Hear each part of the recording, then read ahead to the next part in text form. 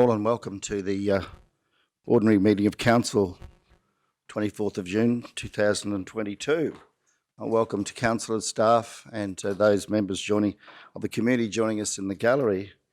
Declare the meeting open and first of all are there any requests for leave of absence or any apologies? I don't believe so. No, so we'll proceed, and I'd like to welcome Pastor Andrew to come forward to the lectern and provide us with, very importantly, the prayers to open today's meeting. Thank you, Pastor Andrew. Thank you. I've got two duties to do today before I fly to Cairns, and everyone goes, oh, right, okay. One is to join you in opening council with prayer, and the other is to open up our church to a delegation from the Kiribati ambassador who's in Kingaroy today. There's a well-trod story that pastors love to tell of a fellow who was in his hometown when he hears that there's a great flood about to occur. And along comes a police car as the man is in his front yard. And he says, come on, get in the police car, there's a flood coming down the river. Oh no, he said, I heard about this and I'm going to pray. I'm going to ask God to save me. I'm looking for a miracle. All right, said the policeman, and off he goes. A few hours later, the man's up on his front porch and an SES boat comes down the street. He says, come on, get in the boat. The flood is getting bigger. You come in and be rescued. No, he says, I have faith. I'm praying to God for a great rescue. All right, says the SES, and off he goes. Many hours later, just before nightfall, a helicopter comes in close to his roof and says, fella, this flood's going to go over your roof. He says, don't worry, go away, because I prayed to God for a miracle. I have faith that God will rescue me. And sure enough, as the helicopter disappears, the man disappears under the water, and he's standing at the pearly gates complaining to St. Peter. I said, I was a man of faith. I was a man of the church. I believe in miracles. And I prayed to God for a great rescue, a miracle. And St. Peter roared at him and said, what are you talking about, fella? God sent you a policeman, an SES boat, and a helicopter. Why are you here? Yeah. The interesting part about it is, yes, though I've seen great miracles in the past, I've seen people dying of terminal cancer who have had their lives restored by great miracles. But more often than not, God provides to us his means of restoration and good in the world through providence or ordinary means, everyday miracles. He provides for us policemen, firemen, ambulances, and council people.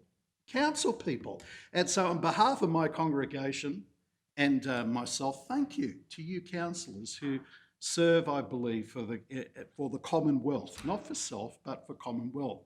And that is part of God's great providence. In the Judeo-Christian tradition, we have good rules of law, largely good rules of law in our society. No Christian will be forced to kill off their elderly or whatever. We may have changes of law in Australia, but no one will be forced to do something against their conscience. We live in a good country. We ought to remind people of that. We live in a very good and fortunate country, even where we're able to say no to things that we don't agree with due to conscience. So I'm going to read very briefly from Romans 13 and what Paul had to say, remembering that Paul knew that Emperor Nero wanted his head for being a Christian, because Paul would not bow down and call Nero a god.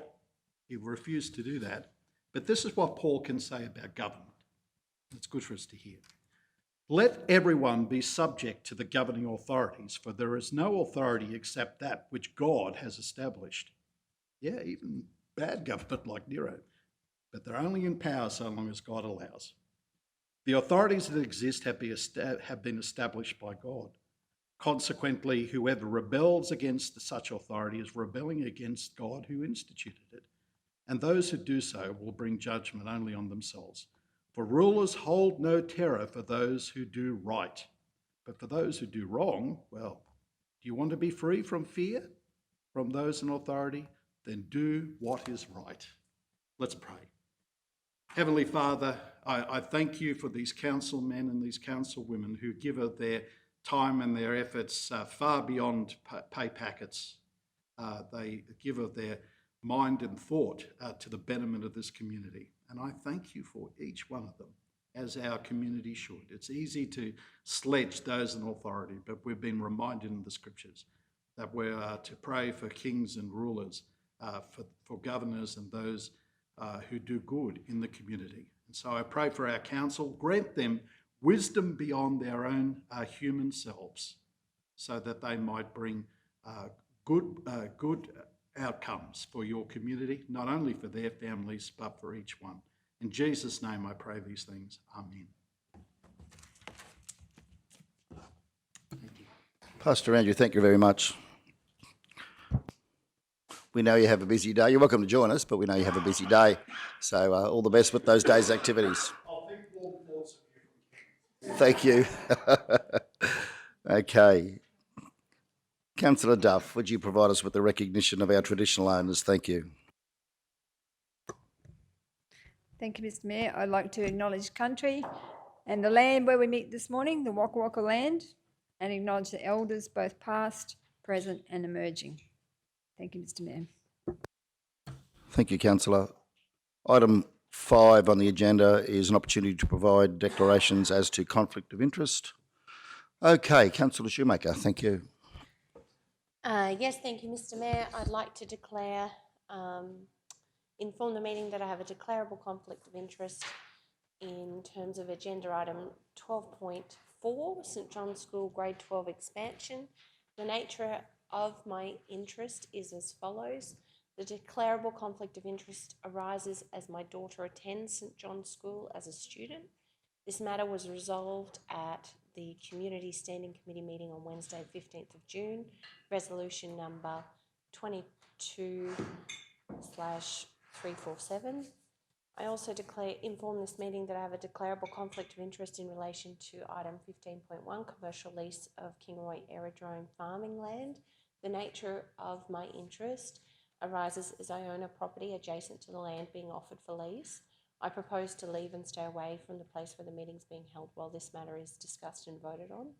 I'd also like to add to that, I have a conflict of interest in relation to item 11.9, Transport Infrastructure Development Scheme, Local Roads of Regional Significance nominations.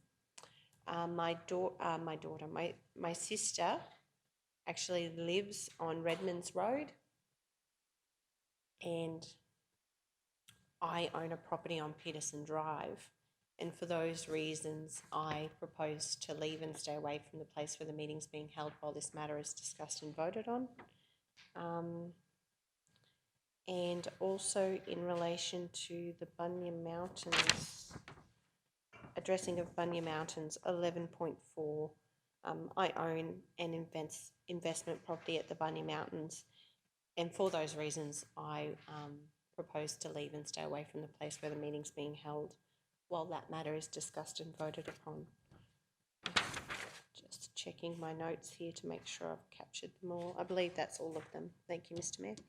Thank you, Councillor. Councillor Erkins.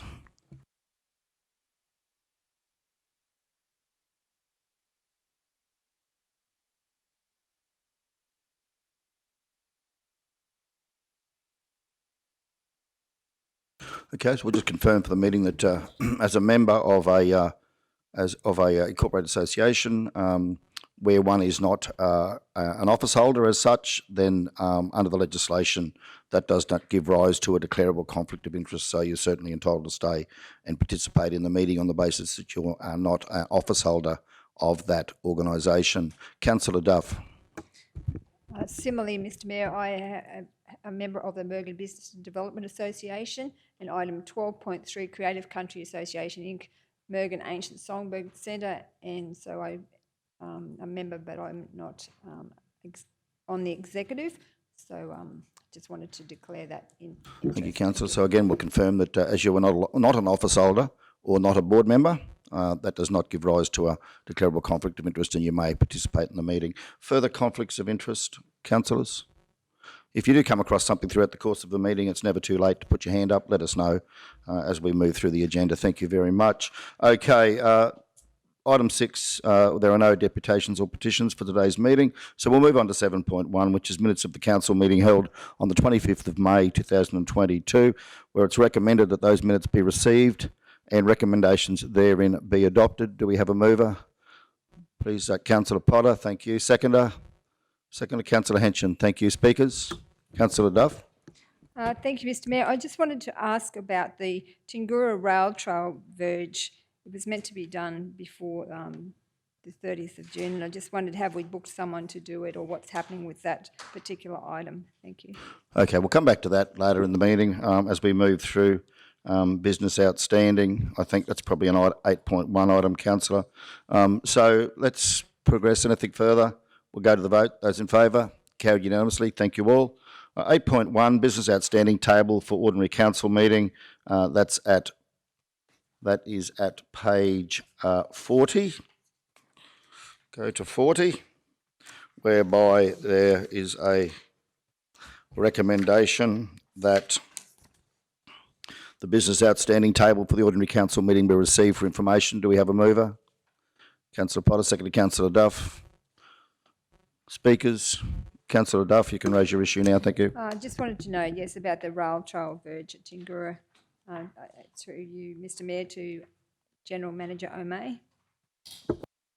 Thank you. General Manager, thank you. Yeah, through you, Mr Mayor. I'll have to follow that up. I'm not aware of what progress the guys have made on that, so I can try and make some inquiries now and come back to Councillor Duff later in the meeting, hopefully. Yeah, perhaps if you could send out an email to the councillors, that'd be much appreciated. I think the resolution was that work be completed this financial year as part of the 21-22 OPEX budget. So we'll appreciate an update. Thank you. Anything further? Any further speakers? Okay. Yes, Mr Mayor. Councillor Duff. I just wanted to ask about what's happening with the mowers to the community groups on page 59. I know we went out to expressions of interest. I'm just wondering what's happened with that. To you, General Manager Jarvis, O'May. thank you. Thank you. Through you, Mr Mayor. Those mowers, we've acknowledged all of the applications we've had, Council. We've sent letters acknowledging any expressions of interest to the community groups, and we've also, as per the resolution, was that I believe October would be the earliest that we would be putting anything up, because we were looking for the exchange when the new mowers arrive, so we could then funnel it through. All the requests then would go through the community grants program for assessment. So yes, that's where we are at the moment, but we're still waiting for the new ones for Nanango to come, so then we can pool them all together, then we distribute them through the process. Thank you, General Manager. Councillor Duff. Thank you. That's good information. I just wanted to also find out about, on page 73, the piggery application. It was, the end result was that it lay on the table. I'm just wondering where that's at with that piggery application. General Manager O'May. Yeah, through you, Mr Mayor. So we've actually got some legal advice that we in relation to that matter, which I don't think we could discuss in a public meeting. So if you wanted to discuss that, I'd suggest that we needed to close the meeting. Yep, thanks. So, Councillor, I suggest that we perhaps, if you could provide a briefing report back to the councillors in a confidential email as a question on notice at this point in time. Thank you, General Manager. Councillor Duff, we're still with you. Thank you. Thank you, Mr Mayor.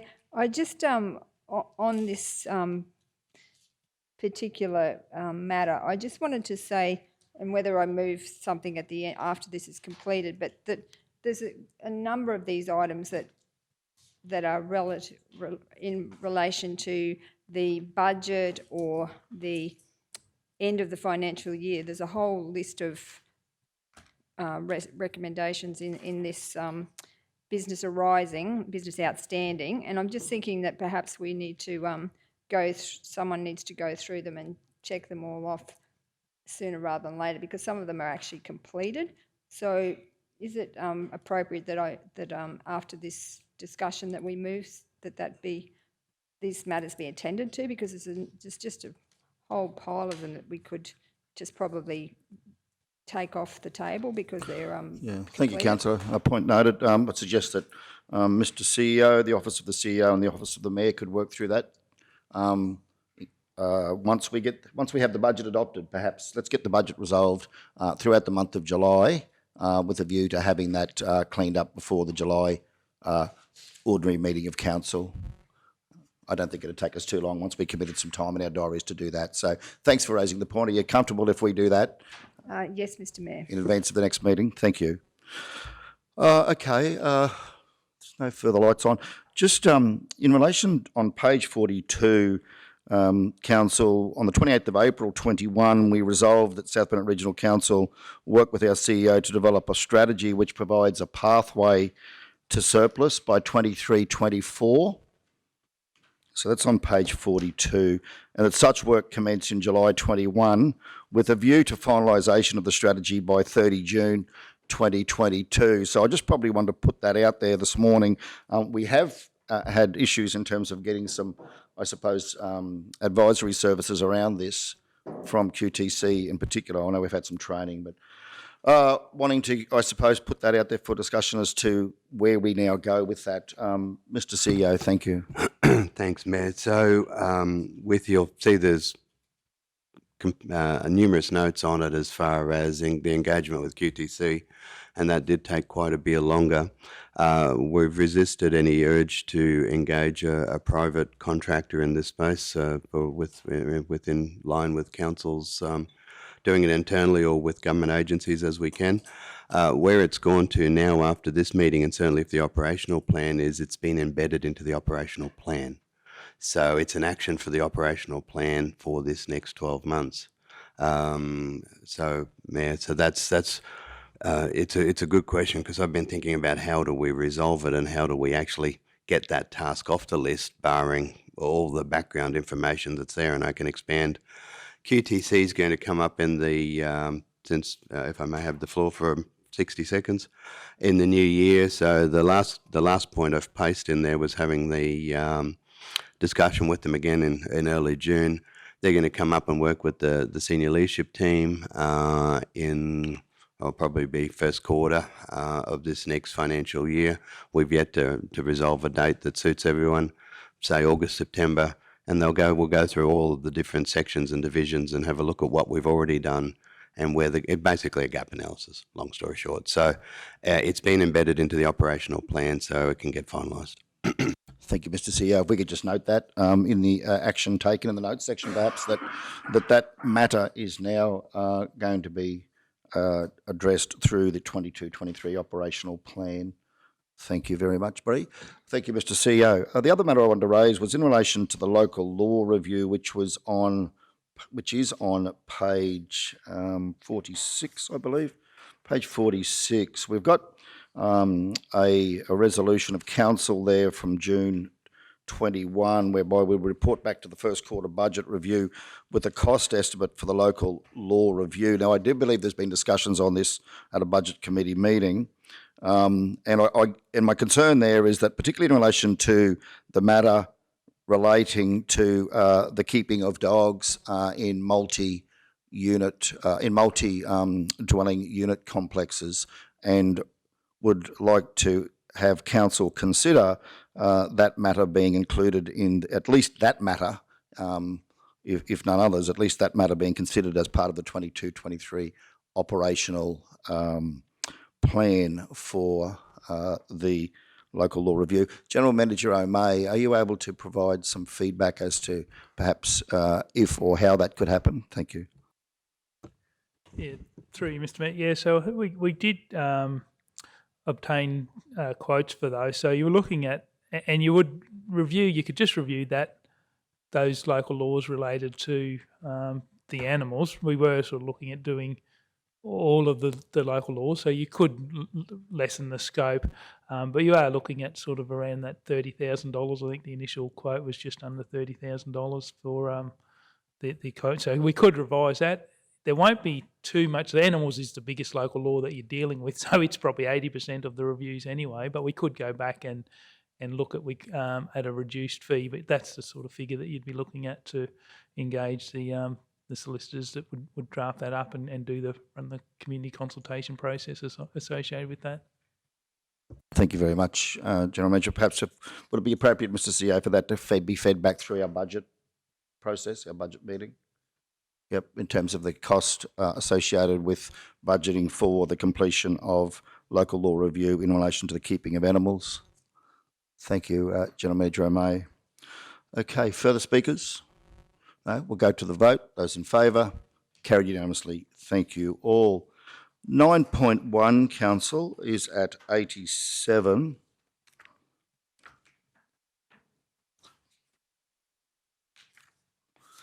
Okay. 87, and I'd, with the leave of Council, like to present the following mayoral minute. And then I'll be looking to move that be received.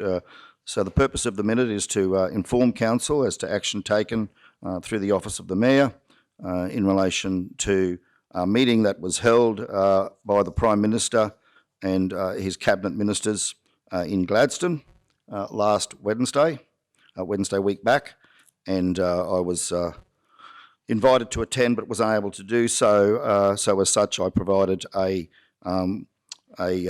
document. I furnished a document to the Mayor of the Gladstone Regional Council in response to his invitation, and I'd like to now present that as a mayoral minute for the information of Council and the community.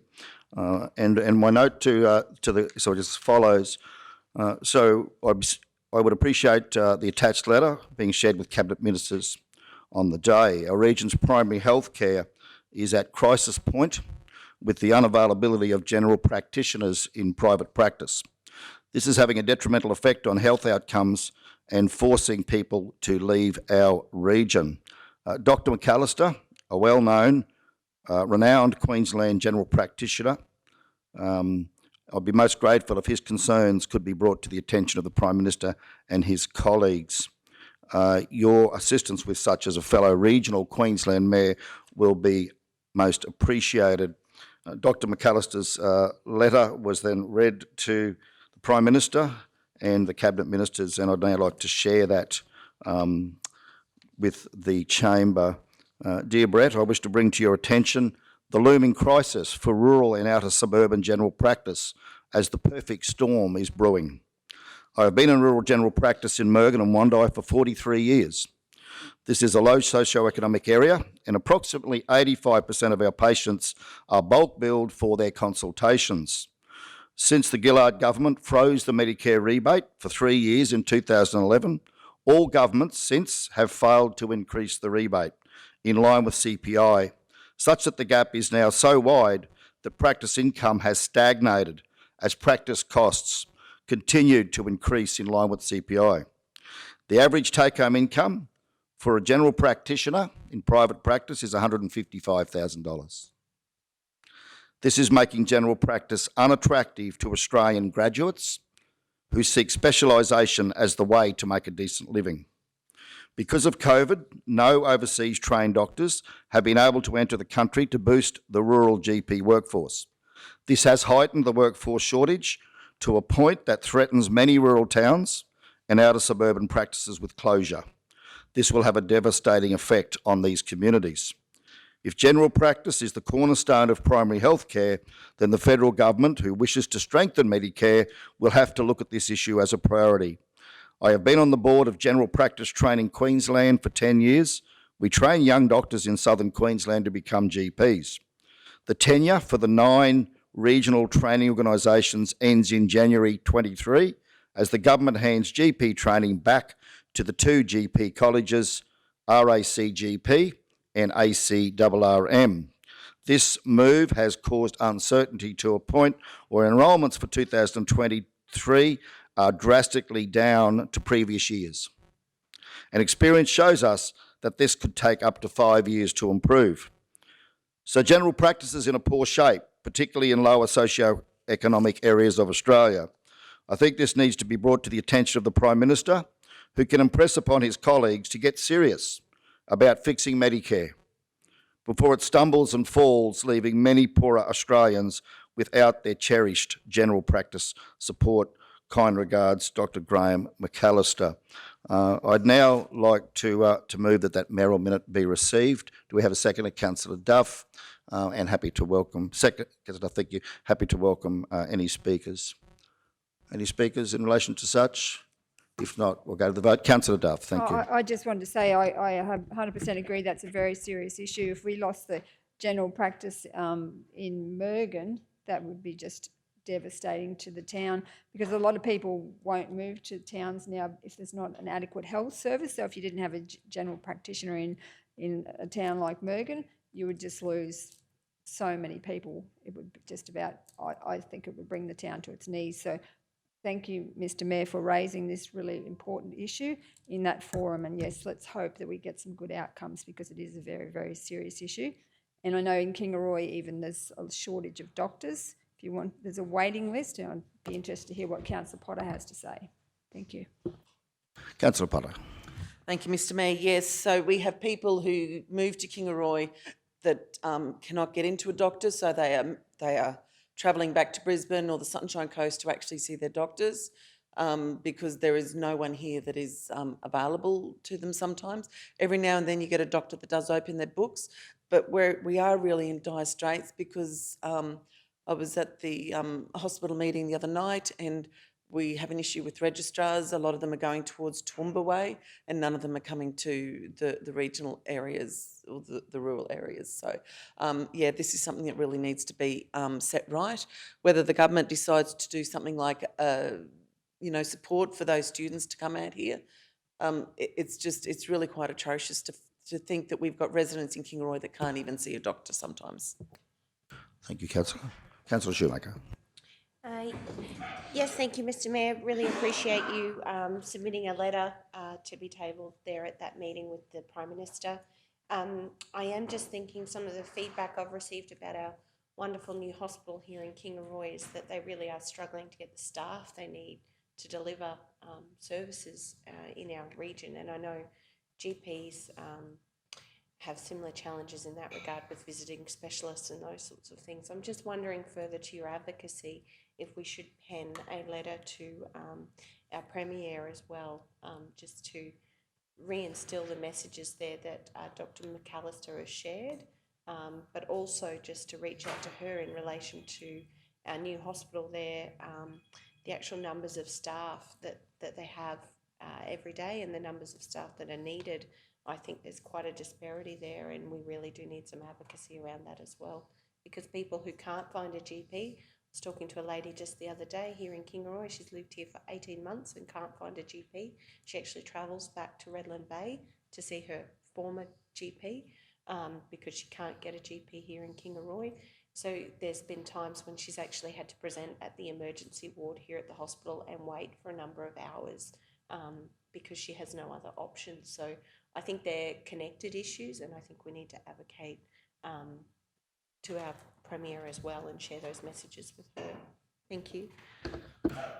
Councillor Potter, the consultative committee that meets, is this matter being has this matter been raised and addressed at the consultative committee at the Kingaroy Hospital? Thank you, Mr. Mayor. They've just changed. They've actually just put some funding towards getting the even registrars up here and that for interviews, because it used to be done via Teams. So now they're actually putting money towards getting them to drive up here so they can pay them for accommodation, so they can actually see the area as opposed to just doing it. So that's one thing that they've decided that is worth putting money towards, and I think that's a brilliant, because let's face it, we do live in a beautiful area, and once they come here and see the area, they might, if we can change their mind, I think that's worth it. So they're putting money towards them that way.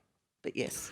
I just think perhaps following up Councillor Shoemaker's comments, would you be so kind as to raise the issue again at the consultative committee meeting on behalf of council, and perhaps seek the advice of the committee as to what course of action they would see as appropriate for council to take in raising these matters with the Queensland Government, and then bring a report back to a future standing committee meeting so that we could then make representation to the Queensland Government as to what are the issues and what are the needs for our local hospitals. Thank you. Yes, I will do that, Mr. Mayor. Thank you, Councillor. Further speakers? Okay, councillor Atkins. Thank you, through you, Mr. Mayor. One of the issues that I think private practice also find is the lack of accommodation to attract doctors is also causing an issue. Thank you. Yeah, thank you. And I imagine that that's a matter that the consultative committee would also raise and address, Councillor Potter, as part of their deliberations. Thank you. Okay, if there's no further speakers, so we'll go to the vote on this one. Those in favour? Carried unanimously. Thank you all. Just a query. Have you any objections if we include the content of that letter that's been tabled in the minute? No, that's fine. Thank you, Mr. CEO. I'm sure Dr. McAllister is comfortable having that shared publicly. Thank you. Okay, we'll move on to item 10.1, Acting Chief Executive Officer, which is at 88, whereby the recommendation is that South Burnett Regional Council approves the Chief Executive Officer leave from 18 July to 29 July 2022 and appoints the General Manager Finance and Corporate as Acting Chief Executive Officer. Do we have a mover? Councillor Duff, seconded Councillor Shoemaker. Speakers? Anything to clarify, Mr. CEO? I think you're taking a well-earned break. No, thanks, Mayor. Just utilising my annual leave. So thank you. Thank you, Mr. CEO. So if there's no speakers, we'll go to the vote, shall we? Those in favour? Carried unanimously. Thank you all. Okay, 10.2, meeting dates for the ordinary meetings of councils, standing committee, general meetings and budget meeting. That is at page 89, whereby the committee has recommended to council that council adopt the times, dates and locations for ordinary meetings of council's standing committees, general meetings as follows in the table presented on pages 89, 90, 89 and 90.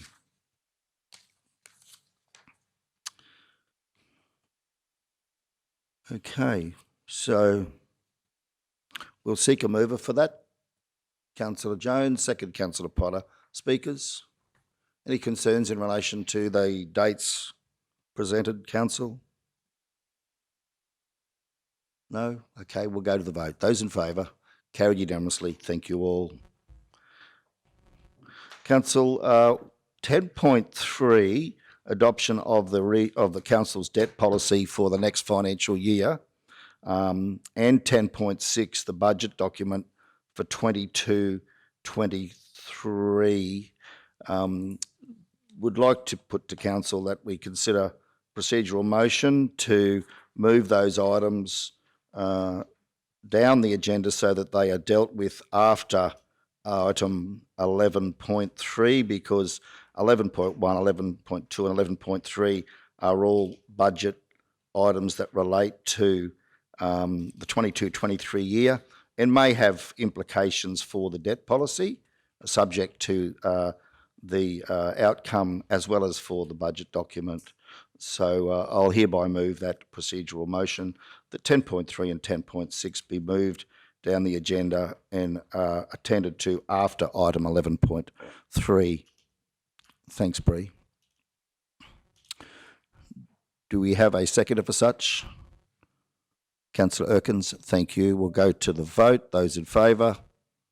Councillor Erkins, Duff, Jones, Potter and Henson. Those against? Councillor Shoemaker, thank you. That procedural motion has been carried.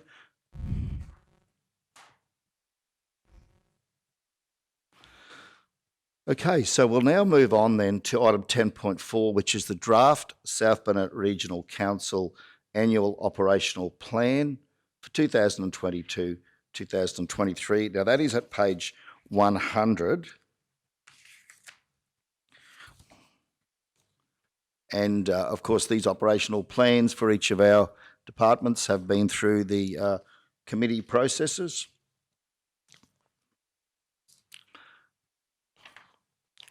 And so we have a recommendation that the South Burnett Regional Council Annual Operational Plan 2022-2023 be adopted. So we'll get that up on the floor. Moved by Councillor Potter, seconder, Councillor Duff. Thank you. Okay, speakers, Councillor Potter first. Thank you. Yeah, thank you, Mr Mayor. Look, this is a really good operational plan, and dare I say thank you very much to the council for supporting the Arts, Culture and Heritage Strategic Plan, which is in the operational plan, and also the Youth Council. But there's a few other things in there, like being shovel ready and suicide prevention. So I just thank the council for such a wonderful, and I thank the staff for the work they've done with this operational plan. Thank you. Thank you, Councillor. Further speakers? Yep. Oh, Councillor Schumacher, thank you. Yes, thank you, Mr Mayor. I think the operational plan is really ambitious. I think there's some really fabulous projects in here, some core projects that we really do need to focus our attention on strategically. And I also think there are some really ambitious projects in here as well, which are exciting for the delivery of our community, so the services we provide to our community. I just had a question for CEO Mark, just in relation to, once we bed this down, I know we get the quarterly updates and reviews with detail. I guess I'm interested more in terms of tracking, evaluation. What is your plan in terms of the framework for knowing that we've won with this operational plan, that we're on track, that we have set reasonable and realistic expectations of our staff, and that we're actually delivering those outcomes? Thank you, Mr. CEO. Through you, Mr. Mayor. Thank you for the question, and it's a good question because that's one of the areas that, if I was going to say organisationally, we've struggled with. We do some really good things, but we're so busy doing them that we run past the finish line without knowing we've finished the race, if I can be a little bit flippant. Once, if council is accepting of this format and endorse it, so this year, last year, if councils recall, we adopted this with the budget meeting, so we're getting in a little bit early. One of the first jobs with it is that success framework that would go with it, so the next reporting line. The other thing, I'm kind of a little bit excited. I personally believe it's a much better format to what we've used in the past, and certainly directing effort to items that matter rather than just filling in a box to have something to say, which can happen with the previous format, and certainly acknowledging the good work that's in the previous format as well. But when we went through, we're doing the fourth quarter review at the moment, going through the previous operational plan and looking at the things, there's so very few that we can actually write that wonderful word complete against. And there's a number of these, as even if we break them up into components, into financial years, it's no different to a capital project where it's going to take 2 years to do. What's the target to be finished this financial year? What's the target to be finished next financial year? So you've got two distinct pieces you can say you've ticked off. So we'll be sitting down with the senior leadership team after this and going through it.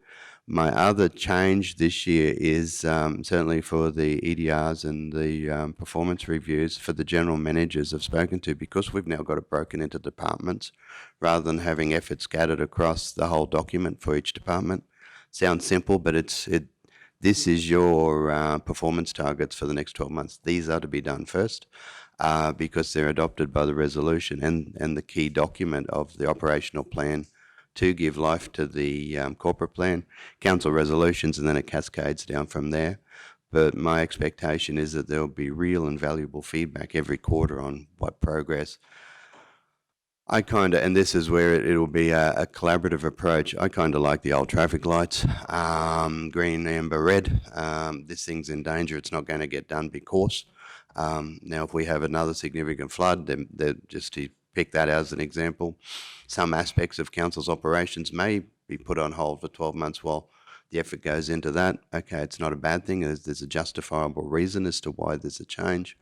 But yeah, so whether to something as simple as the traffic lights or a percentage target against 25%, 50% completed each quarter, yeah, that I want to sit down with the staff that are going to be delivering each of the sections and actually have that collaborative approach as to how we report back and then come back and say this is the success framework for the document. Thank you, Mr. CEO. Councillor Schumacher, will stay with you. Thank you. Yes, thank you for the additional information. I think that piece will be really important in terms of genuinely tracking how we're going, what's been delivered. And I look forward to what you bring back, CEO Mark, with your senior leadership team in that regard, in terms of, how we'll know we've won. Thank you. Thank you, Councillor. Councillor Duff. Through you, Mr Mayor, just on the page 145, just the finalisation of a major amendment of Council's planning scheme. It says the 30th of June 2023. I was led to believe we were finishing that by Christmas, like December. So I'm just concerned that some of the different developers are waiting on that planning scheme update and amendments and the new planning scheme. And I just wanted to see if that timeline was still the end of December, or is it now the 30th of June? General Manager May, thank you. Through you, Mr Mayor. Yeah, so the 30th of June figure is probably more an arbitrary figure put into the plan. We haven't revised we're trying to get the planning scheme through as early as we can. So yeah, we would expect it to be completed by December rather than 30 June. But I think, obviously when we've put it in, we've just put the 12 months as that finish date. It will depend on the responses, as we said in the workshop last week, the responses times from the government. But we'd expect that to be wrapped up by the December date, end of December. Yes, thank you. We'll stay with you, Councillor Duff. That's very good. I'm pleased to hear that. Thank you. General Manager O'May, just while we're on this line of conversation in relation to the planning scheme, where are we at with our response from the state government in terms of enabling us to then move to the next stage? So through you, Mr Mayor, so we did receive the response from the state government on our initial approach, and essentially it said that they were reserving the rights till they got the detailed. So now through the workshop we went through, we've put the options papers together. We've got the amendments that we can send through. So the initial approach, it was more an upfront approach to the state, seeing if there was any policy positions that they wanted us to make sure we included in the amendment. So we were trying to preempt some of that, but they actually really came back and said no, they wouldn't comment until they saw the proposed amendments. So so we're just moving on. We're not being delayed by waiting for them. So we did continue to draft the amendments. That's all been completed now. I think we had the workshop with councils last week that the guys are just getting that feedback that they received last week. So that'll be drafted up and ready to go off to the state, I think, in the coming weeks. And will that need to be adopted by council prior to being submitted to the state through resolution?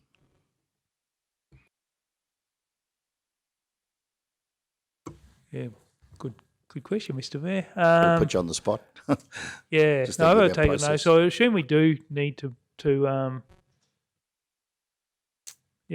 just not sure if it has to go to there, but it will have to come back for final adoption. But before it goes to the state, we did workshop through with council. Leave I that did have one to with take you it on with Mr notice. CEO just to consider in terms of the required process. I guess some of the thing, and I guess noting that is in the 22-23 operational plan, and I know there is some community interest in the planning scheme around this work that is and will continue to be done. General Manager, would you mind just for the benefit of the community sharing with us what the objectives are of the planning scheme and the outcomes that we're looking for? Because I think there's a perception out in the community that individual, perhaps landholders, developers, could be using this as an opportunity to have their specific cases addressed. And I know we've received representation from a few different parties around the region saying, well, can you look at this situation and pick this up as part of the planning scheme? I want to be able to just perhaps clarify that for the community. Is this a broader, big picture or thing, or is it something where we can drill down into specific parts of the region in relation to zonings, for example? Just would like to clarify that if you could. Thank you. Yeah, through you, Mr. Mayor, yeah, so there are a number of stages. So probably the initial stage that we've gone through in drafting the amendments to put through to the state, we probably are looking at certainly those administrative amendments and errors and things that we've picked up. We're certainly looking at levels of assessment where we believe we can make the planning scheme more user-friendly and I suppose open up the opportunities for development so people are clear what they can do with their property, so they're not sort of seen to be so caught up in the red tape. But as far as the individual, so we have actually been receiving submissions, and this is prior to the formal request for submission. So at this stage, we're looking at those higher level strategies that what the planning scheme's trying to achieve in incentivising the development, making it easier. Not probably trying to drill down into individual lot size specific matters. There will be an opportunity when this planning scheme goes out for public consultation for any individual to put their submissions in, and that process will certainly be open to the public. Those submissions will be open to the public, so it won't be just that individual person who's say got a development idea for their block of land. That needs to be available to the wider community to actually have comments on the impacts or that may have. So at this stage, we're probably looking at those overarching themes and strategies rather than looking at the individual blocks, because that really needs to be done through that formal consultation process. We're obliged to consider and answer those, but so yeah, some of those issues we do encourage people. Some matters that people have raised maybe a really good idea and it fits in with the strategic intent that we are looking for. So they'll be incorporated into the amendments that we're proposing. But it's certainly the opportunity is not lost for anyone because we've still got to go through that public process. And I'd imagine we'd be corresponding with those parties who've made representation to council in response to the planning scheme process. Yeah, through you, Mr. That's correct. And certainly, as part of that formal process, when we get through that, it's a legislative requirement that we do consider all of those and respond accordingly. But those ones that have already done, we will certainly be keeping in contact with them. So where we're looking at perhaps a part of the region that was looking perhaps, and there's a collective representation by a group of ratepayers to have that rezoned. Again, that's a matter specifically beyond really the scope of the planning scheme. That's a much more detailed matter that would require an application process. Oh no, we could consider that as they're looking at rezoning. So I think again it'll be through that formal representation stage. Again, we'd need to just consider that in line with the whole scheme, what the intent of the scheme or other zoning, the availability of currently zoned land, whether it is appropriate. So yeah, it could be considered as part of the amendments. Thank you, gentlemen. Probably just to clarify, we've got the State Planning Act where the state government has overriding legislation. One of the issues is with prime agricultural land, and if we're looking, say, we've got a number of parties that want to see a particular area able to be, say, divided up in, for example, say to 5 acre blocks, 2 hectare blocks, as against the current limit that's set by the State Planning Act. For things like, for example, boutique wineries or vineyards or something of that nature, is there capacity within the state planning legislation to be able to seek leave from the minister to do that? Through you. Yeah, so that's really the purpose of that, where we send the amendments to the state so they have the review against the state planning policies. If we're trying to propose something that is completely against the state planning policy, then that's where we would expect that they would reject that, and we wouldn't be able to proceed with the amendment, or we'd be required to remove those things. So there are some of that protection of good quality agricultural land is a specific state planning policy that we wouldn't want to be splitting those up into acre lifestyle blocks. But if there is a justification for continued agricultural use, whether it be via smaller lot sizes or specific areas, then that's where we'd be considering. But yeah, if it's against the state planning policy, we've got to be careful, because we will just bog the time. We will just stretch out the time frame for probably an answer of no in the end. So we do stay in contact with the officers around those sort of matters. But I guess your answer is there is scope to put that case forward to the state government for those smaller agricultural enterprises that may involve, for example, boutique wineries. Yeah, thank you. Okay. All right. Is anything further from other councillors in relation to the operational plan? No. General Manager May, just going back to the matter I raised previously about the local laws in relation to the keeping of animals, and a process here, Mr. CEO, if council was to adopt a budget which incorporated funding for that, is it possible that we could then come back at a later point in time and include that as an amendment to the operational plan? You certainly can. We can amend the operational plan during the year, and we can tie it in either with first quarter review or a specific resolution, Mayor. Just wanted to clarify. Thank you, Mr. CEO. Okay, we have the motion there. Are there any further speakers? No. Councillor Potter, anything for finalisation to conclude the debate? If not, we'll go to the vote. Those in favour? Carried unanimously. Thank you all. Okay. 10.5, monthly financial information, is at page 147.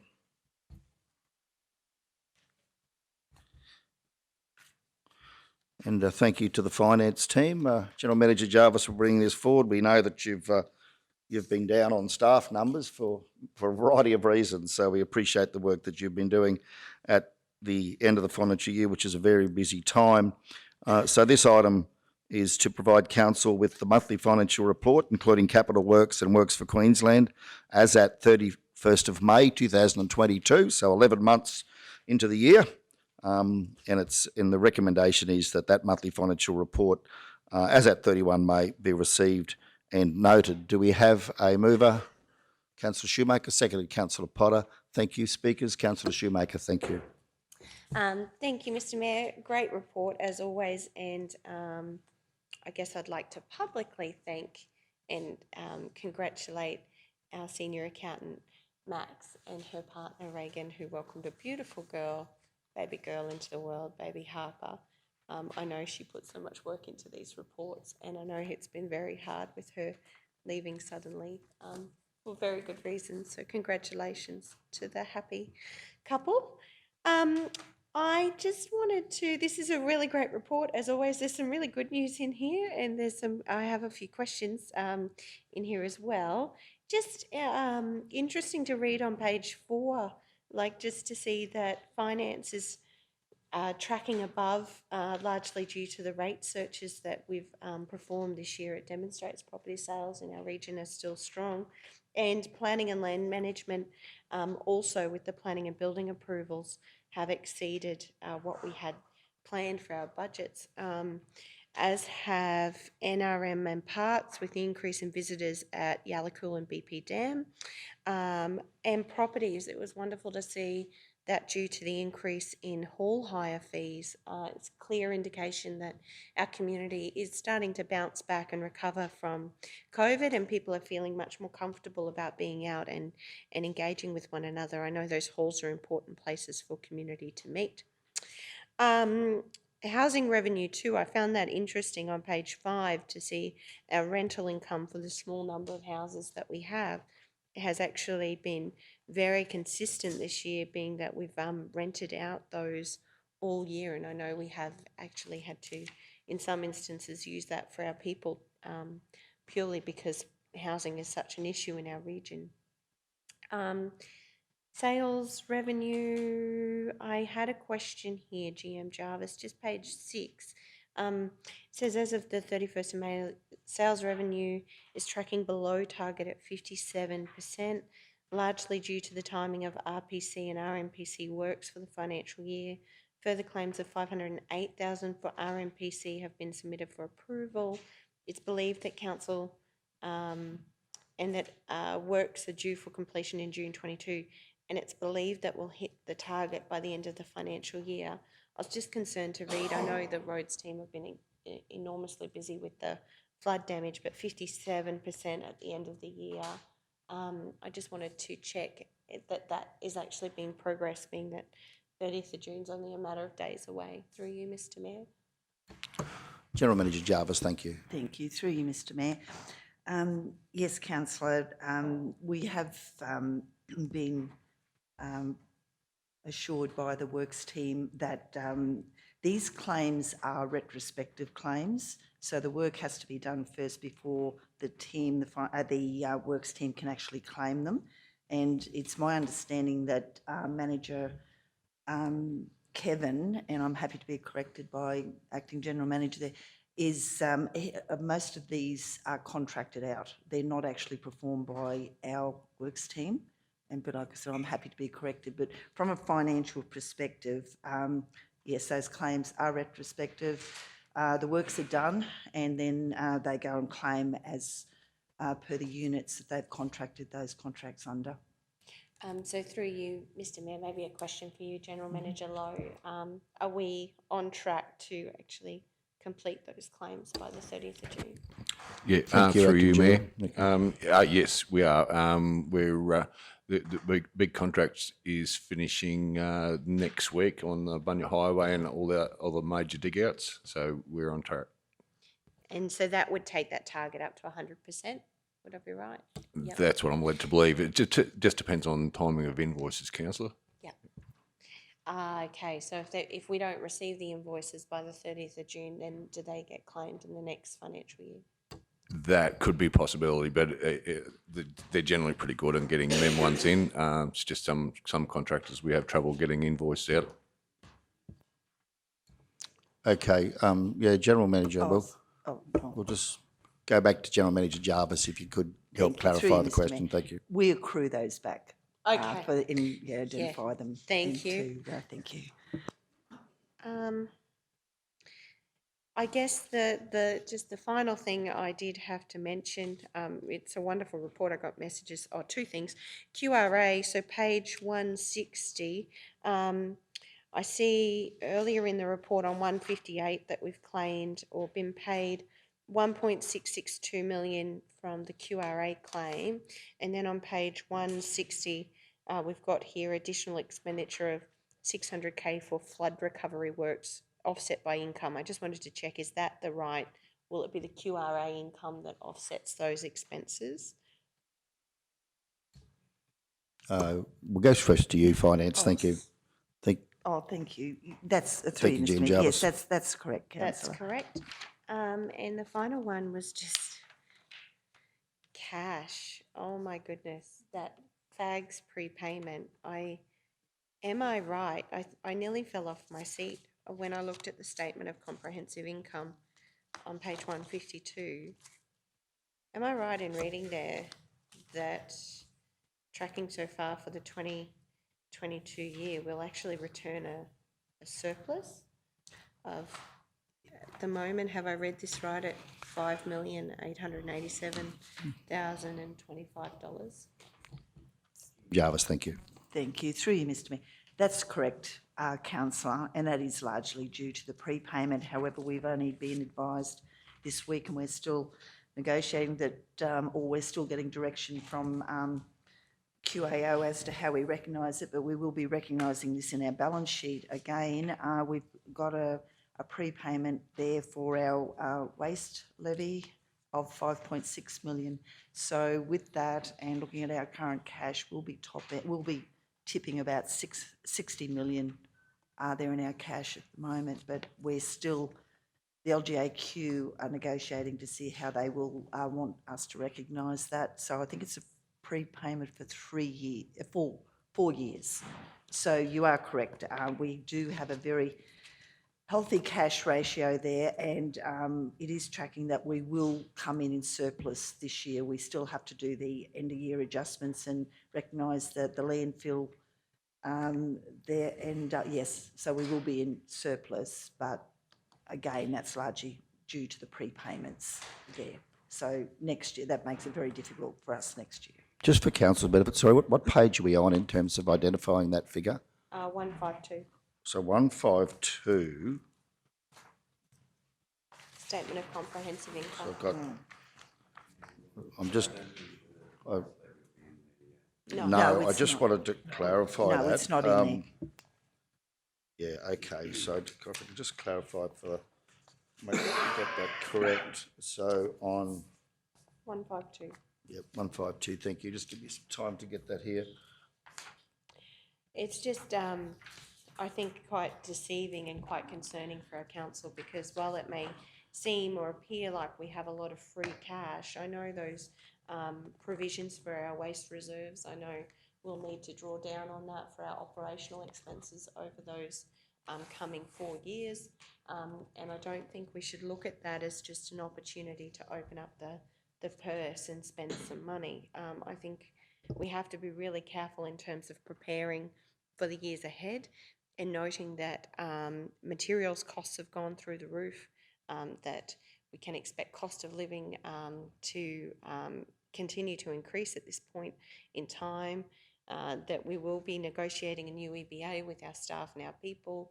I think we really have to be mindful of that cash balance, and I know I'd hate to see, I know in previous councils, for instance, with Gympie, they had a very lovely cash balance too, and then they spent it all, and then they spent it on things that they had to actually maintain, and they didn't have the operational income to actually maintain the things that they had actually spent all that cash on, and ended up in significant financial distress.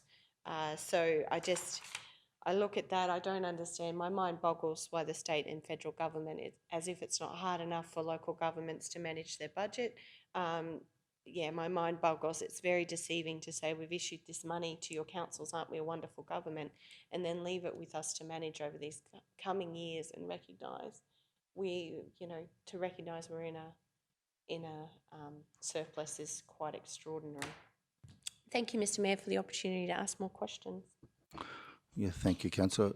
General Manager, just on that page 152, and perhaps Finance Manager, if you've got that there in front of you. The first column that we can see on the screen shows on page 152 there, Bree, if we could get that up on the screen. So that's a statement of comprehensive income, which shows council's income and expenditure for the year. So the first column, 2022, to which Councillor Shoemaker was referring, is as at the 31st of May. So what we can see there is that, and one has to compare that against what our budget is, which is in the amended budget column, which is second from the right. So first column, 2022, what we can see is that council's rates, collection of rates, levies and charges is at 100%, where we've collected 51,354,000 approximately of rates, levies and charges. The next line is general fees and charges, which is for a range of services, 5.3 million. Rental income, 492,000. Interest on money that we have deposited with Queensland Treasury, 520,000. Sales revenue, 1.8 million. Other income, 1.7 million. And grants, subsidies, contributions and donations of 13.6 million. So included in that 13.6 million is a $2.5 million prepayment from the federal government for the federal assistance grants, which increases our position, improves our position by $2.5 million. The confusing part about that, of course, is that money is not for this financial year, it's for next financial year or future financial years, but we have to account for it in this year's budget. So it does distort our financial position.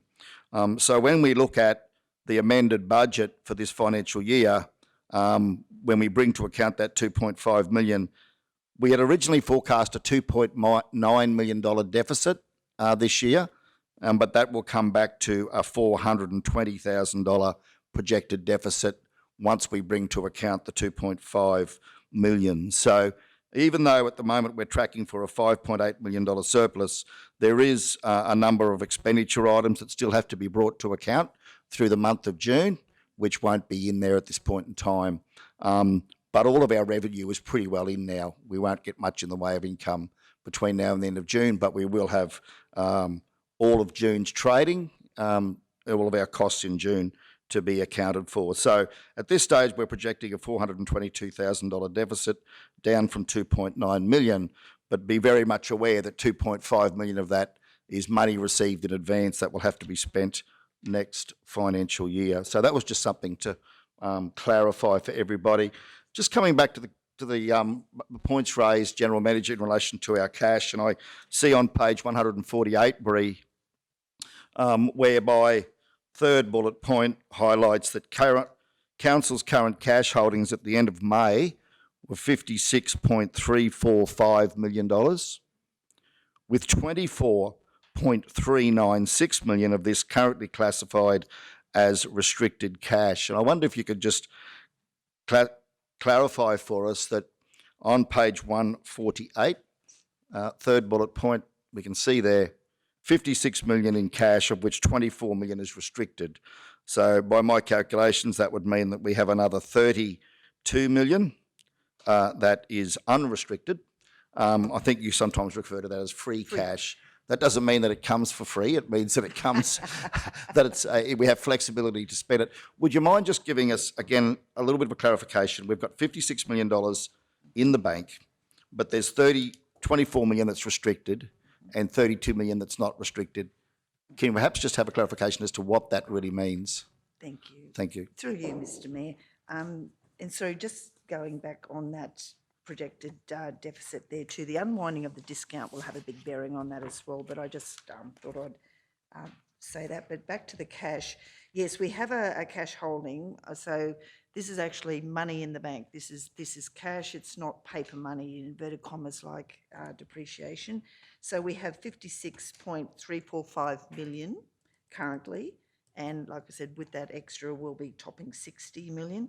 Out of that, the 24.396 million is restricted. Now that's for the requirement under the Act, where we have the 3 months there operationally, where we have to keep our organisation running to identify any financial shocks or that. So, and also some restricted, we haven't done the math on the actual restricted, but anyway, for the rest of the projects there that we have, which is included in the free cash of 31.949 million. So that's what you're saying, Mr Mayor, is that it's 32 million free cash.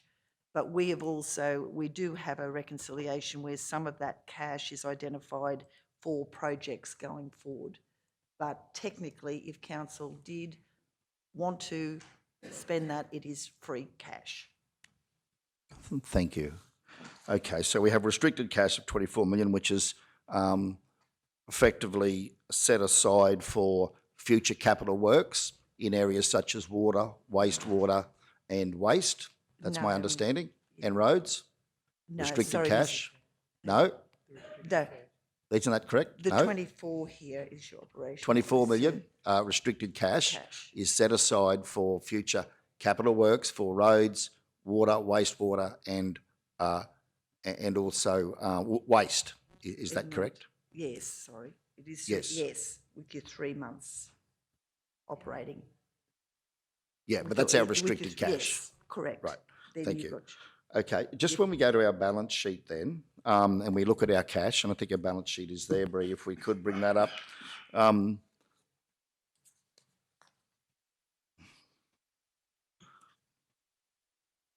Up, keep going. Yep, we'll find our balance sheet shortly.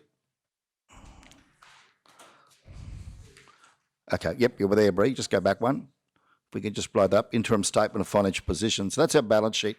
And so in terms of, to put that in context, in terms of our liabilities, while we have 56 million in cash, we have another 6.2 million to collect in outstanding debtors, trade and other receivables.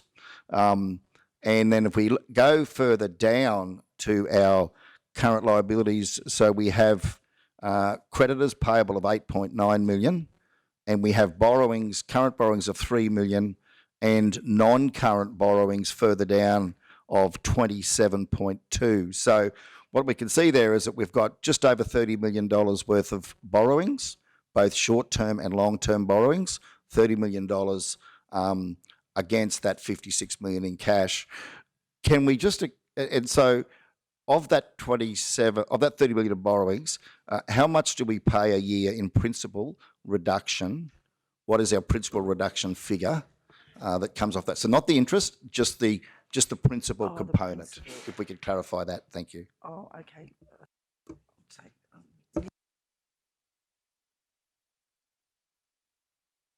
It's only principal. Yes. Through you, Mr. Mayor, that 3 million is the principal. We pay 3 million, approximately 3 million off the principal, not the interest. I've just been advised. So we pay approximately $3 million per annum off our debts with QTC. Correct. So that 30 million will come back.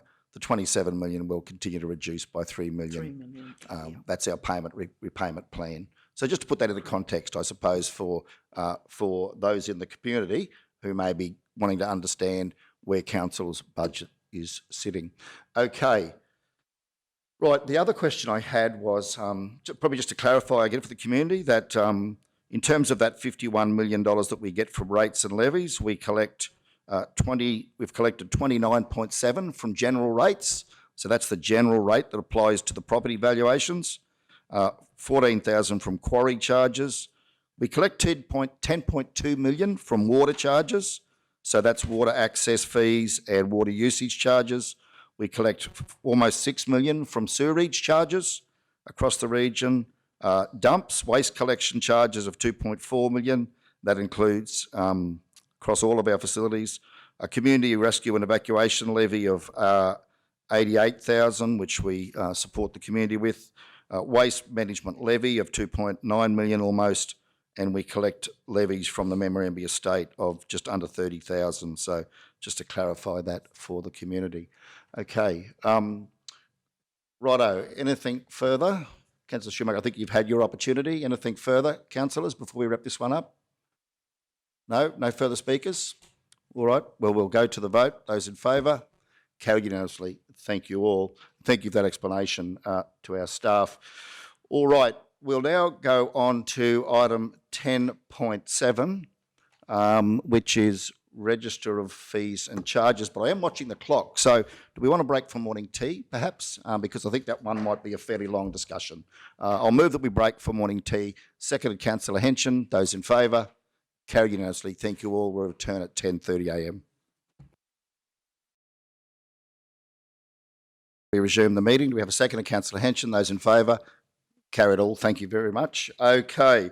Now we are, Council, to item 10.7 on the agenda, but it also, over the page on 13.5, we have a dog registration fees matter, which the two go hand in hand. So I'd now like to move a procedural motion that we escalate 13.5 and deal with such as the next matter on the agenda for the purpose of then enabling us to adopt the Register of Fees and Charges as the following item. Do we have a seconder?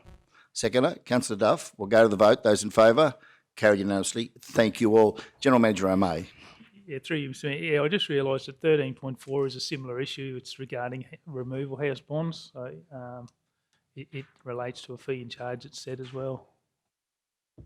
Further move that item 13.4 is escalated and dealt with in advance of 10.7. Do we have a seconder? Councillor Potter. Those in favour? Carried unanimously. Thank you all. So that being the case, we'll now go to item 13.5 as the next item on the agenda, and that is at 291, whereby we do have a recommendation from committee.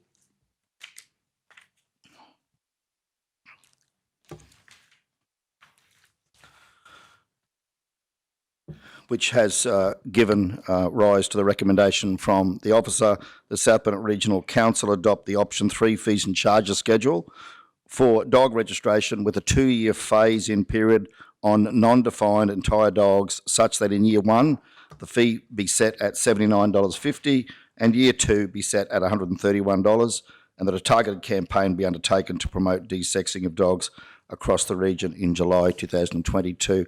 Councillor Erkins, you have your light on.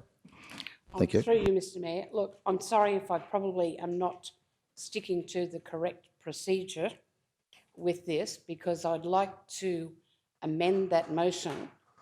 So, Councillor, this correct procedure is that this is not a motion, it's a recommendation. So you're entitled to move a motion in relation to this matter, should you see fit, and then that'll go to the floor as to whether or not that gets put up. Okay. I would like to move a motion that the dog registration for entire dogs on non-defined areas is set at $50, period. That it doesn't go up. Okay, we'll just wait for Bree to get that there. So we have a proposed motion now moved by Councillor Erkins. Do we have a seconder for such? Councillor Duff. Councillor Erkins, please speak to your motion. Thank you. Thank you. When we had discussion on this previously, I have since had a lot of feedback from my community, especially people in Division 1, and they would find that a great hardship to have it taken up to $130 to $79.50 and then $131. That's just really dragging that out. I think that we are once again targeting the more vulnerable in our community, people who live on small acreage, and I don't want to confuse people who are on rural residential or non-defined with rural producers. I'm not talking about that, but however, if you are a rural producer, you're able to register your dog for $9 as a working dog, but many people who have dogs on non-defined areas, their dogs are actually there for a reason besides being a companion dog. I don't think that to differentiate between people on larger rural blocks where compared to rural residential, I think dogs are an issue. Whether they are on rural, they can be an issue whether they're a rural dog or whether they're on rural residential. You have responsible dog owners and you have irresponsible dog owners. And I think to punish everybody with that extra charge and to assume that everybody is an irresponsible dog owner if they have an entire dog is wrong. So that's why I would like to... Oh, sorry, I'd just like to add, we talk here about inflation, and in council, we talk about how inflation is affecting everyone with rising costs. That also goes to, again, as I said, our most vulnerable in the community. They are going to be the ones who are really going to suffer, and to increase that dog fee by that much. At $50, you're still increasing it by a fair section. Thank you. Thank you, Councillor. Further speakers? Councillor Jones. Yeah, thanks, Mr Mayor. Just a quick question through you to the councillor. Can you or someone define or explain to me non-defined areas, and then I'll have some more questions. So what are we referring to as non-defined? Thank you, General Manager O'May. Yeah, through you, Mr Mayor. So the defined area is essentially the urban areas across the regions. There's a definition and a maps in our local laws. What this year we were trying to do, and so non-defined is outside of that. This category that we're talking about is establishing a new category, which is that the rural residential, the small allotments that fringe the urban area. So that's the category that we're moving from the non-defined to essentially a new category, which is the non-defined rural residential. So it was bringing those ones in line with the urban or the defined areas, but over a 2-year period. So essentially, the ones that Councillor Erkins is talking about is the rural residential adjoining the urban areas. Councillor Jones. Yeah, thank you for that explanation. Through you, Mr Mayor, I move this this to be brought up to the 131, and I appreciate Councillor Erkins' comments, but this is certainly in, and I'm only speaking for myself, this is not targeting in, or even any therefore trying to target vulnerable people on 5 acre allotments. We also have vulnerable people in our township, in our urban areas. I believe that an entire dog, whether it be in town, in urban areas or on rural residential, can cause the same potential hazard and risk to any other people. We're talking 5 acre blocks that are enormous amount, and unfortunately this decision affects probably Division 1 and Division 2 mostly because of the amount of 5 acre blocks that are in our divisions. So I'm going to cop some flack too, but I believe, and I've always said, is being fair and consistent across the region. So I have a lot of complaints brought to me about dogs, entire dogs on 5 acre blocks causing death to livestock, sheep, ponies, calves, all that sort of stuff. So they still, in my area, create the same potential hazard as an entire dog in town or anything like that. If you've got neighbours on 800 square metre blocks, I can't, other than the area of the land, but the potential is still there. So entire dogs, we go down this path again of having D-sex and all that, and it's $300 and all that sort of stuff. And I've done a quick mathematical thing. If a dog lives for 10 or 12 years, the amount of money that you save on your registration for that 10 years certainly covers more than what your dog de-sexing would cost and all that sort of stuff. So I'm still supportive. I won't support Councillor Erkin's recommendation there. I'll support the other one, and they're the grounds that I'm doing it. I believe that the potential is there, still in the rural residential, the same as what it is that we're charging urban people $131. So I can't see the justification in not having rural residential charge the same. Further speakers, and Councillor Erkins, you'll have the right of reply at the end. Thank you. Councillor Duff. Thank you, Mr Mayor. Through you, Mr Mayor. Just your light. Thanks, Councillor Erkins. Your light. Thank you. I'd like Councillor to Duff. support Councillor Erkins.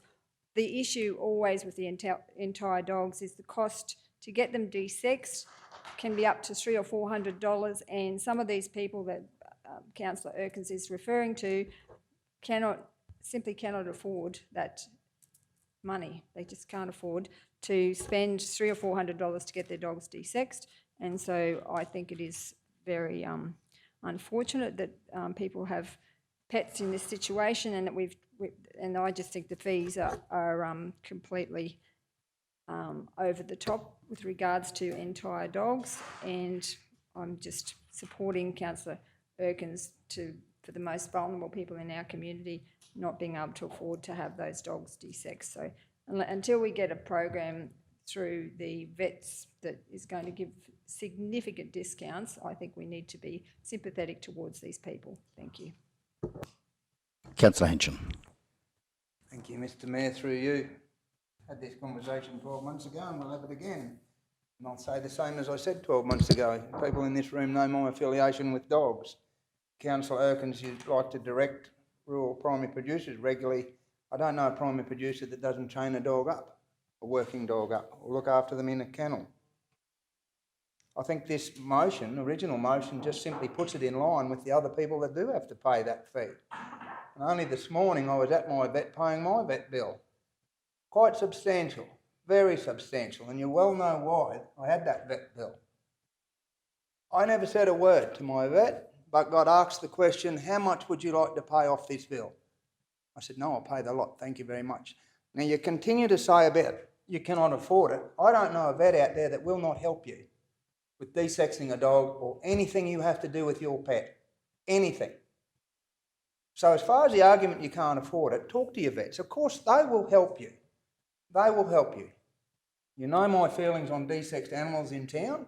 They become a beautiful pet. It is just putting them in line with the people that might be through the fence. Those people through the fence from rural residential will have to pay that fee. So imagine how they feel when they see people out the back on 5 acres getting some sort of compassion. So no, I can't support your motion, Councillor Erkins, and we've talked about this 12 months ago and we're here back again on a different stage, but no, I'm fully supportive of the original motion. Thank you, Mr Mayor. Councillor Potter. Thank you, Mr Mayor. I think we always talk about being fair and consistent. This is not fair and consistent, what has been put forward to us. And I always bring everyone's mind back to Operation Wanted.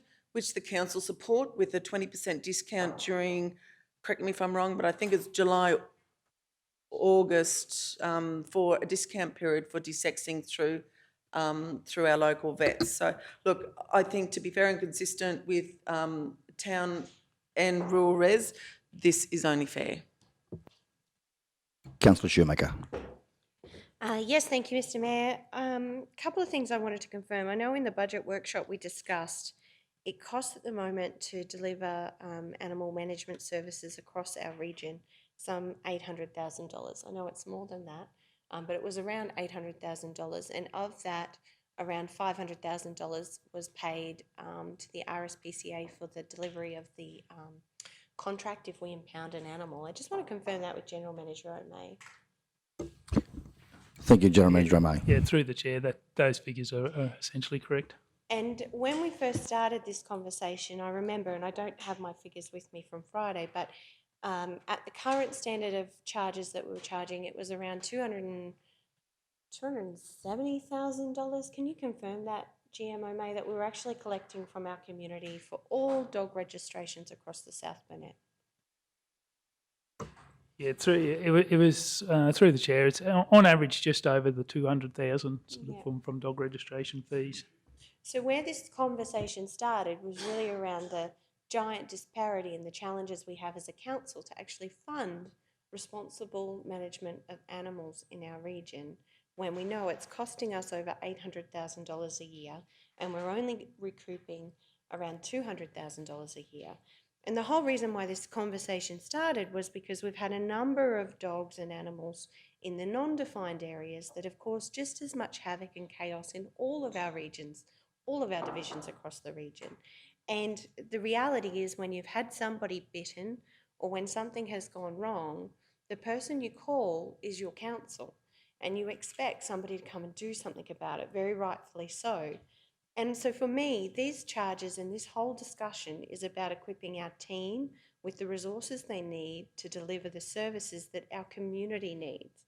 And so I'm a little bit concerned about this motion because we haven't even referenced the option 3 fees and charges, which was around the whole 2-year phase in of non-defined and entire dogs. And so I'm worried if we adopt this, we're still not adopting the actual fees and charges schedule for dog registrations across the region. We are just picking out one particular section of our community. I do absolutely agree that we should offer a 50% rebate for the first year because I think that gives people time to prepare, and I hope in that time to really consider taking their dogs and their animals to the vet and getting them desexed. If they have no reason to have an entire dog, if they're not a professional breeder or competing in a show, we've seen enormous rising in complaints and issues in those areas because there's no regulatory framework around having an entire dog in a defined area. And so the fee, I hope, would be an incentive for more people to do the right thing, to be responsible pet owners and actually have their animals desexed. I think us as a council, we have to show leadership. We have to set a system and a framework that keeps our community safe, that manages this service and manages it not at a cost to council or cost of other services, because the reality is that $800,000 cost is real money. The reality is that we are not recouping $800,000, and I know we'll never be able to, but the challenge here for us is that is essentially taking from other services across our council, and that means that we're cutting or we're having to reduce service delivery in other areas to meet this shortfall. So I think we have to do the right thing by our community, and certainly that's the reason why I feel the discussion that we had on Friday, the real analysis of the fees and the process that we went through, process that the option that Mayor Otto had suggested with option 3, I think was a very sound, responsible option, and I'm fully supportive of the officer's recommendation. And for the reasons that it does not include option 3 fees and charges and it's singling out one area, I will not support this motion. General Manager May. Through the chair, just for clarity, so this resolution was just specifically around those. So we have in the fees and charges that is coming up at the other item, we have actually included the outcomes of this motion in the fees and charges. So we have separated them out, just given that this was council's direction. So all of the fees and charges are included, but based on this rationale. So yes, I agree. It's probably messy not having the option listed in there. In the next item, it reflects the intent of this motion as we understand it. Which was the committee recommendation you're referring to. General Manager O'May, just having heard the discussion here now, there's this figure of $800,000 that it costs us to manage dogs across the region.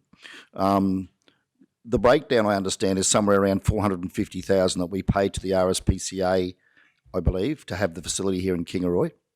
And on top of that, there's another $250,000 plus in operational costs. How do we know how many dogs we actually impound, or how many animals we have impounded per annum through the RSPCA facility? Is the first element to my question, and the second element is, what is the service under the contract, under the arrangements we have with the RSPCA? What are the services that they provide to our council for the fee that is paid? A brief overview of the services paid. So number of animals impounded and brief overview of services provided. Thank you. Yeah, through you, Mr. Mayor. So, without having the figures in front of me, but it's essentially, I think it's somewhere around that 450 to 500 animals impounded per year. I have got them somewhere, just not at the tip of my fingers. But the services they provide, so they have full service. So if we impound an animal, it's taken to the RSPCA. They look after it during the period, so it's all. There's no additional cost that councils pay. They do the administration around that. They do the release fee. They feed, water, exercise the animals while they're there, and then they retain. Generally, that if the animals aren't picked up by the owners, then they will generally do the rehousing of those animals through the RSPCA networks. So is it incorrect to say then that if we're doing 450 to 500 animals, it's costing us somewhere close to $1,000 per impoundment, $1,000 per animal impoundment to have that service provided? Yeah, through you, Mr. Mayor, that's correct. It's actually over $1,000. We did actually do those figures last week. I just haven't got them with me, but somewhere in that $1,200 an animal. Based on that. So every time that we impound an animal that we catch out in the street or whatever it might be, that's costing the ratepayer $1,200 for us to have that dog impounded and taken care of at RSPCA. Yeah, through you, Mr. Mayor. Yeah, it is a fixed price contract. So essentially, it does relate to the number of animals that are impounded. So if we impounded 1,000 dogs, then it would be 500 if we impound 5. So, but it is fixed here, so it doesn't. We don't pay per dog, but it's just a fixed contract. I but must essentially, clarify. you are right. Correct. Yes, sir. I must clarify. It's a fixed cost, so it doesn't matter whether we impound 10 dogs or 10,000 dogs. It's the same fixed cost under that arrangement. Just wanted to clarify that. Thank you. Okay. Yeah. So in terms of, I guess I'm keen to hear. There's a finance argument that says, we only raise about, I think it was 257,000 was presented at the committee meeting in revenue from dog registration fees, but we know the cost is over 800,000. I'm going to wrap up the debate now and go back to Councillor Erkins for right of reply. And I suppose my question from a finance point of view, Councillor Erkins, would be, in light of the fact that we're costing us 800,000, but we're only raising 250 odd, what would be your point argument to say, well, let's keep this at a lower level? I'm keen to hear that. Over to you for right of reply, then we'll conclude the debate and go to the vote. Thank you. Thank you, Mr. Mayor. I would be interested to know how many of the dogs impounded actually are from a defined area and how many of the dogs impounded are from an undefined area, which is out of town. I know as an administrator of a local Facebook page where dogs are quite often advertised when they're found or they're wandering, or someone says, I've got a dog in my yard, this is a dog, that is more likely to be a dog in a town area that happens. As to saying that the cost, there seems to be some impression that by charging a higher cost for a dog that's an entire animal means that it automatically becomes a more responsible dog owner. Well, I dispute that. A responsible dog owner does not necessarily mean that someone who can afford to pay the extra registration for their dog, or for someone who can afford to take their dog to the vet. You know, that doesn't necessarily mean a responsible dog owner. It means a dog owner who can afford to pay the cost. Also, as to paying off a vet's bill, I'm quite aware that you can pay off a vet bill. However, I'm talking about a lot of people who are struggling, really, really struggling, and they cannot. The thought of taking their dog to the vet, I mean, I know people who dispose of their own animal, and not because they don't love their own animal, but because they honestly cannot afford to do it. So to be putting that extra charge on these people, I don't believe it's going to get you more income. I think it's going to get you more unregistered dogs. To try and to make that to have compliance on that is going to cost you more money than getting them. And also, a lot of people keep their dogs entire for different reasons to be breeding with them, and they also live on smaller acreage, and they also have their dogs in kennels and not running loose. The people that are irresponsible dog owners, by charging them more money to register their dog, is not going to make them more responsible, and it's not going to be making them looking after their animal anymore. They're more likely to not register their dogs. The people that register their dogs are more likely people who are responsible and are trying to do the right thing. I go back to the fact that at $50, I still think that's nearly double. They were paying $28 to just shove it up from $28 to $79 with a view to the next year it's going to be $131, is not looking after your community. I believe that while we are here as councillors, I believe that we should be here with compassion and with understanding for our community. And I don't know that raising it to that price is going to show compassion for our community. It's not going to fix the dog problem. All it's going to do is make people hide their dogs. Thank you. That concludes the debate. We'll now go to the vote. Those in favour? Councillor Erkins, Duff and Otto. Those against? Councillor Shoemaker, Jones, Potter and Henson. The motion has been defeated. We'll now go back to the recommendation and I'm happy to call for motions from the floor. Councillor Shoemaker. Thank you, Mr Mayor. I'd like to move that South Burnett Regional Council adopt option 3 fees and charges schedule for dog registration with a 2-year phase-in period on non-defined entire dogs, such that in year 1 the fee to be set at $79.50, and year 2, just where year 2 is, your cursor there, Bree, the fee to be discussed or to be reviewed, sorry, Bree, as part of the budget deliberations, and then remove to be set at 131, and that a targeted campaign be undertaken to promote desexing of dogs across the region. Can we just put from July 2022 onwards? Thank you, Mr Mayor. I'd like to move that motion. Do we have a seconder? Councillor Potter, thank you. Councillor Shoemaker to speak to your motion, thank you. Yes, thank you, Mr Mayor. I've listened to Councillor Erkins and she's made some very good points, and she's absolutely right in terms of compassion and understanding. As the Minister this morning said to us, you don't do a role like this one for self, you do it for commonwealth and common good, and certainly his words ring true. You know, it's hard to make decisions like this one. We know that there are many good arguments either side. I really do believe that. I think both sides of the argument are fair and reasonable when it comes to setting of any fee and charge, and it's a painstaking job I think we do as councillors to consider the fees and to consider our community and to consider how we can get the best outcome. And I guess we hold all of those things in tension, because the reality is we still need to deliver the service. We need to make enough funds from it that when somebody's in trouble, I have the confidence as a ratepayer, as a resident, and certainly as a councillor, that somebody's going to turn up at your door and be able to help you in that instance.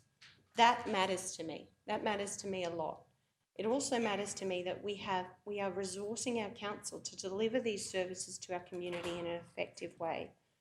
I think the $79.50 is a fair fee. It's half the current fee of an entire dog, and that fee is not increasing. It's holding at that level for the year.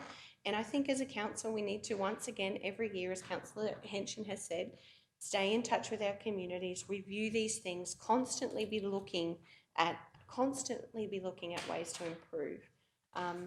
I'm supportive of this motion. We did extensive work on this last Friday, and I do feel that this is a good step forward in increasing the defined area so that we're sharing the costs of the management of this system across the entire region, across those who have dogs in those defined and non-defined areas. Sorry. I'm hearing what you're saying in relation to that fixed price contract, and I understand why council would make a fixed price contract like that, because I guess it's very difficult to determine how many dogs or animals might come through. I think there is some work to be done in this area, and I think it's important that we stay focused on the big picture here, which is protecting and serving our community. I think this is a good start, but I by no means do I think we're finished here and we put this and forget about it. Thank you, Mr. Mayor. Thank you, Councillor. Mr. CEO, just clarify that statement in relation to the cost, if you could. Thank you. Which, Yes, so just to clarify for everybody, so in a defined area, an entire dog is $131, and the motion here is that in a non-defined area, being rural residential, it would be $79.50 for the next 12 months. Yeah, so it's not half. It's a little bit more than half, but it is a lesser amount.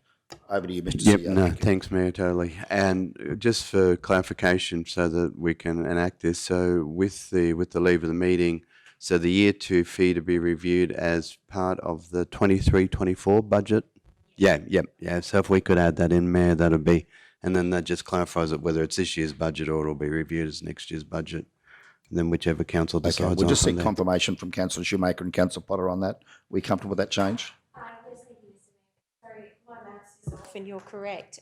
So I would like to propose, with the leave of Councillor Potter, that we do make that year 1 half of the fee, which would be $65.50. Sorry, we've been doing so many numbers.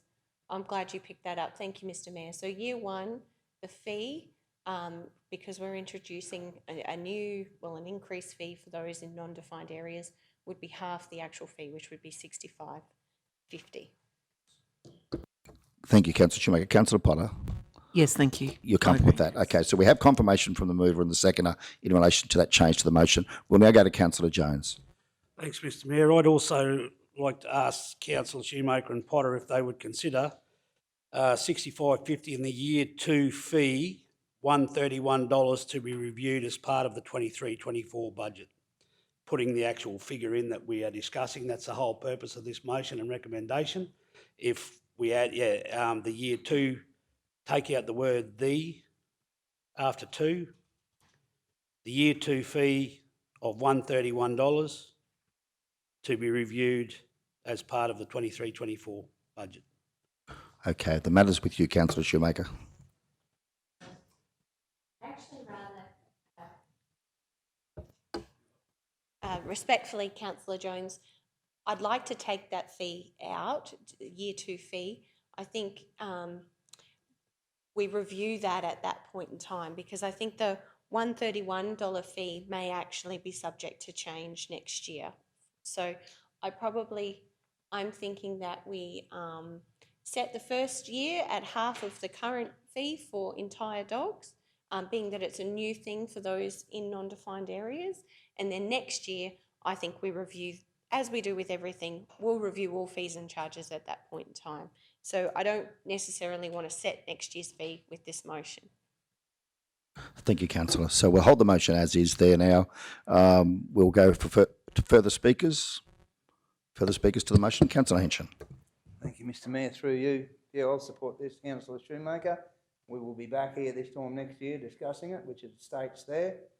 Also make the comment that, you know, it's trying to make people responsible for their animals, and if you love, and I've said this before, if you love your animals enough, you will do this. Councillor Eckins. Thank you. Through you, Mr Mayor. I appreciate the bringing the fee down to $65, but I just want to clarify that that is actually still a fair increase on the $28 that people were paying if they're on acres. And I also want to repeat that being able to afford to pay a registration of your dog has nothing to do with whether you care for your dog or whether you're an animal lover or whatever. And I find that quite offensive that it's suggested that if you can't afford it, that you don't care for your animal.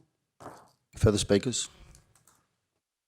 No? Okay. Well, we have the motion from Councillor Shoemaker. Right of reply, Councillor Shoemaker, and then we'll wrap up the debate and go to the vote. Thank you. Anything further? No? Okay. So that concludes the debate. We'll go to the vote. Those in favour? Councillor Shoemaker, Jones, Potter and Henson. Those against? Councillor Erkins, Duff and Otto. The motion has been carried, 4 votes to 3. Thank you all. Okay, so we'll now move on, Council, to the item that we did have there, 13.4, applying for bonds for the relocation of homes. Now, that's at page 290.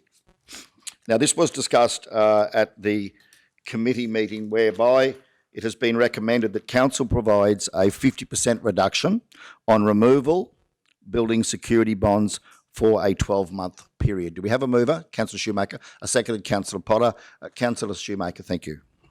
Yes, thank you, Mr Mayor. I am fully supportive of this recommendation as it stands, and do think this is one where I do look forward to this next 12 months and where we will be able to next year actually review the success of this and whether it needs further consideration into the future. I think, as we all know, housing is a serious issue across all regional areas of Australia, but particularly in our region. We're at a decade low in terms of housing availability.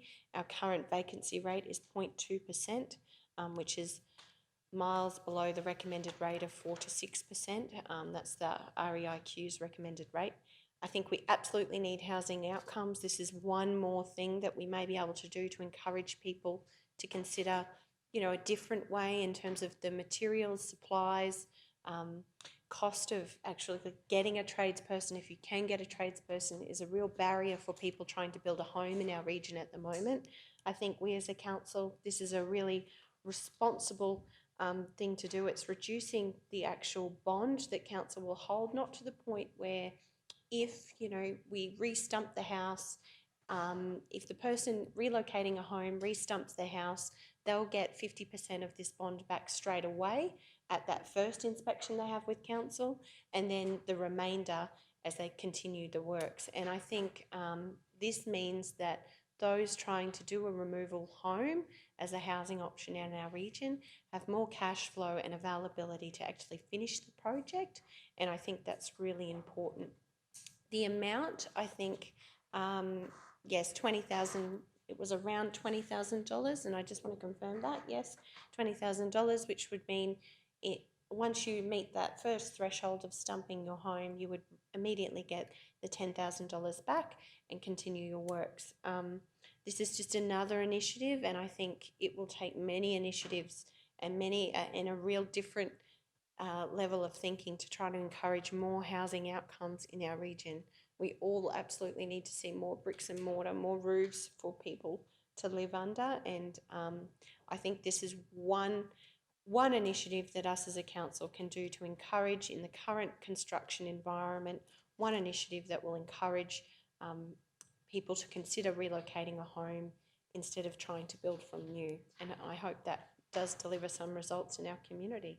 Thank you, Mr. Mayor. Okay, thank you, councillor. So we have a, just to speak further, we have a current financial year, the bond for a relocatable home is $40,000, and then that is repaid $20,000, receiving those stage one completion works, and then the final $20,000 at final completion. The proposal here is to reduce that from $40,000 to $20,000, and then the repayments would be $10,000 and $10,000. So that clarifies the numbers around this. Do we have any further speakers on the matter? Okay, right. Well, we'll if there's nothing further, Councillor Shoemaker, we'll go to the vote. Those in favour, carried unanimously. Thank you all. Okay, the other item we had in relation to, I think, the budget, General Manager O'May, was in relation to Boondooma Dam and the bunkhouse.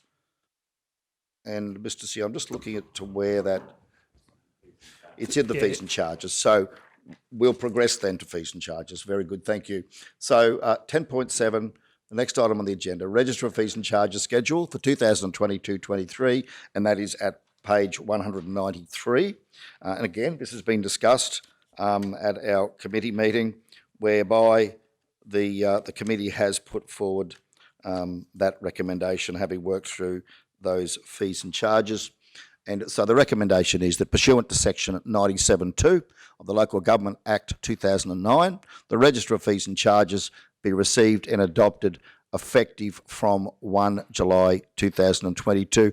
Mr. CEO, as amended, in light of today's early decision,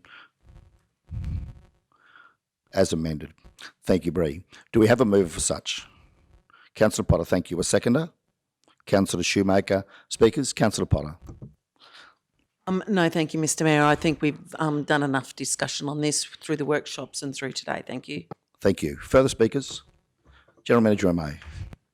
Yeah, through you, Mr. Mayor. So, just might have provided some commentary or around this one. So, the dog registration fees, so they were included as per previous budget discussion, so we will need to update them, as you've said, as amended there.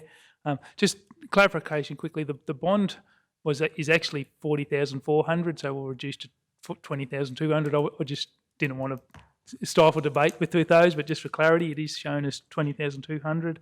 And we will clarify in the fees and charges just commentary around that is a 50% reduction.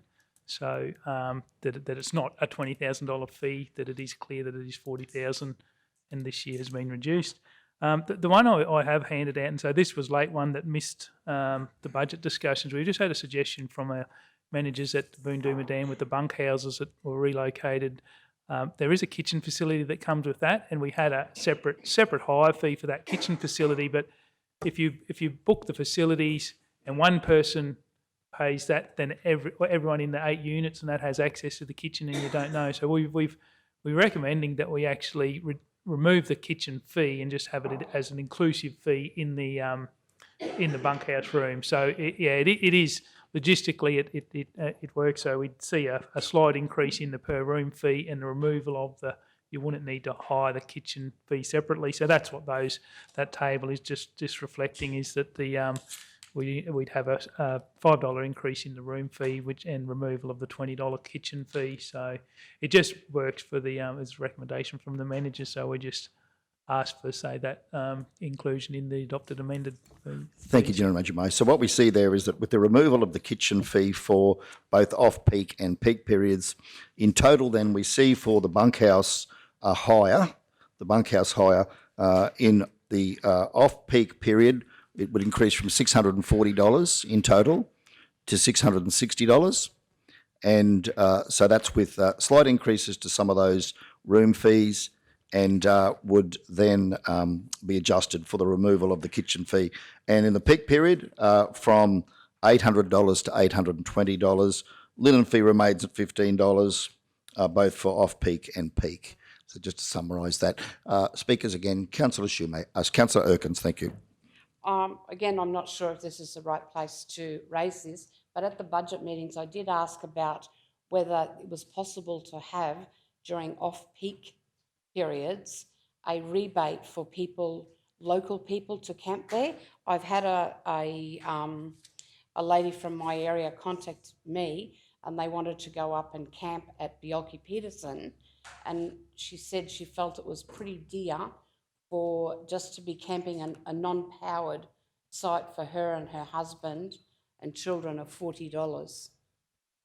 So she said they were actually self-contained, and she thought that was pretty dear. So I just wondered whether it was possible during off-peak periods. And as I said, I'm not sure if this is the right place to raise it, but for some of these discussions, I wasn't a part of them.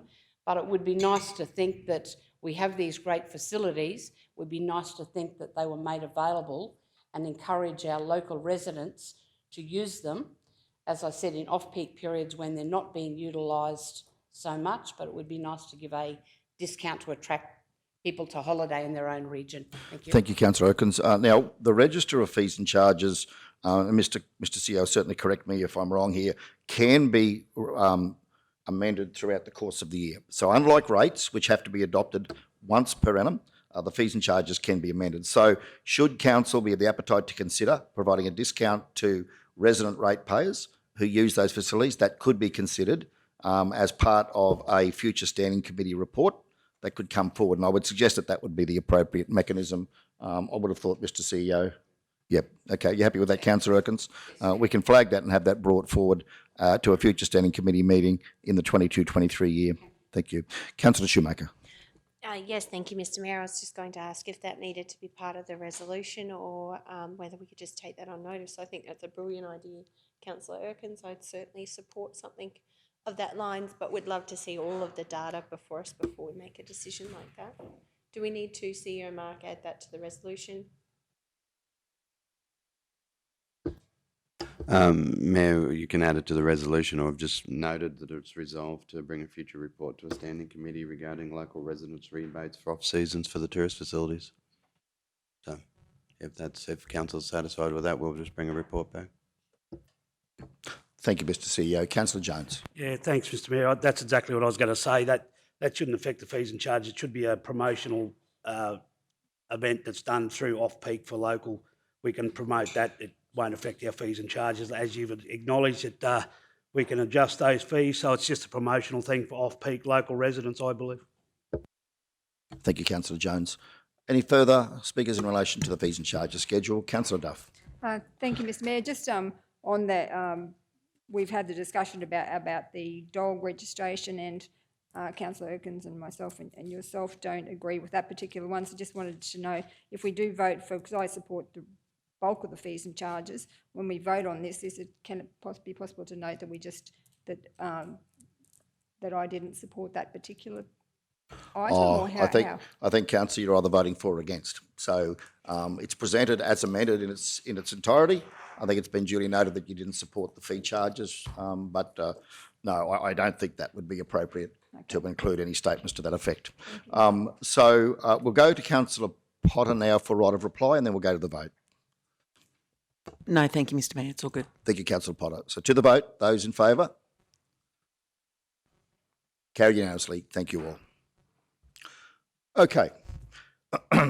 Next item on the agenda is 10.8, debtor write-offs for the 21-22 year is at 252, whereby we have a report, Council, in relation to the debtors that will need to be, that are being proposed to be written off in the current year.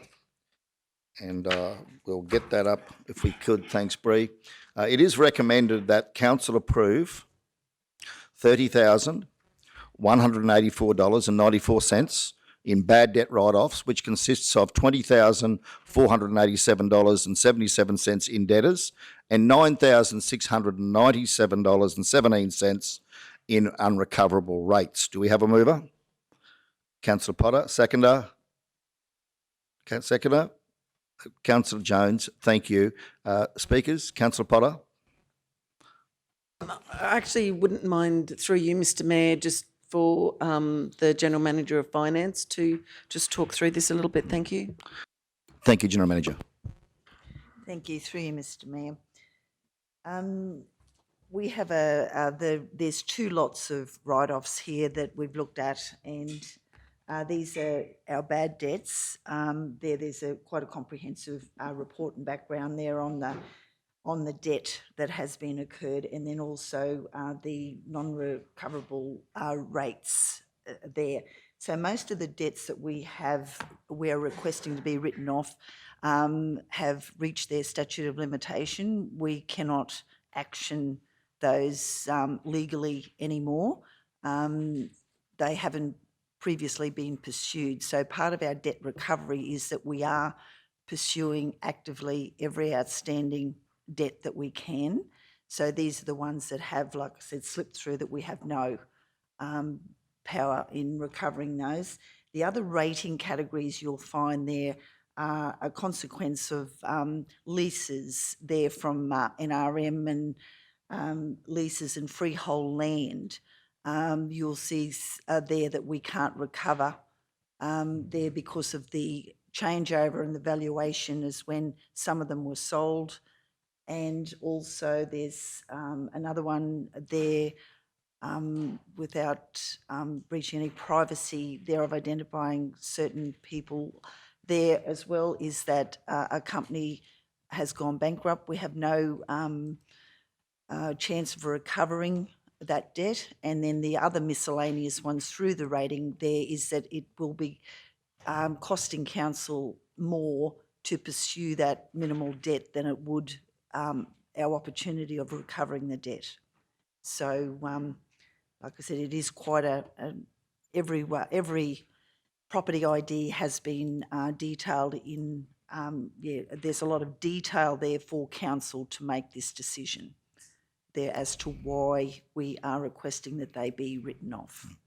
Thank you, General Manager. And of course, just to reiterate, General Manager has referenced there are some, we do have some properties here that whereby the property holders were leasing the property through the State Department of Natural Resources. We then endeavoured to recover the rates, but in the time it's taken to do that, their leases have expired. So we now have no capacity to recover those rates because those leases with DNR have expired. So we can't, for example, where we'd normally sell the property and recover the rates on behalf of the community, in this case, we don't have that option available to us. Thank you, General Manager. Okay. Further speakers? Further questions? Okay. Councillor Potter, happy to go to the vote? Those in favour? Carried unanimously. Thank you all.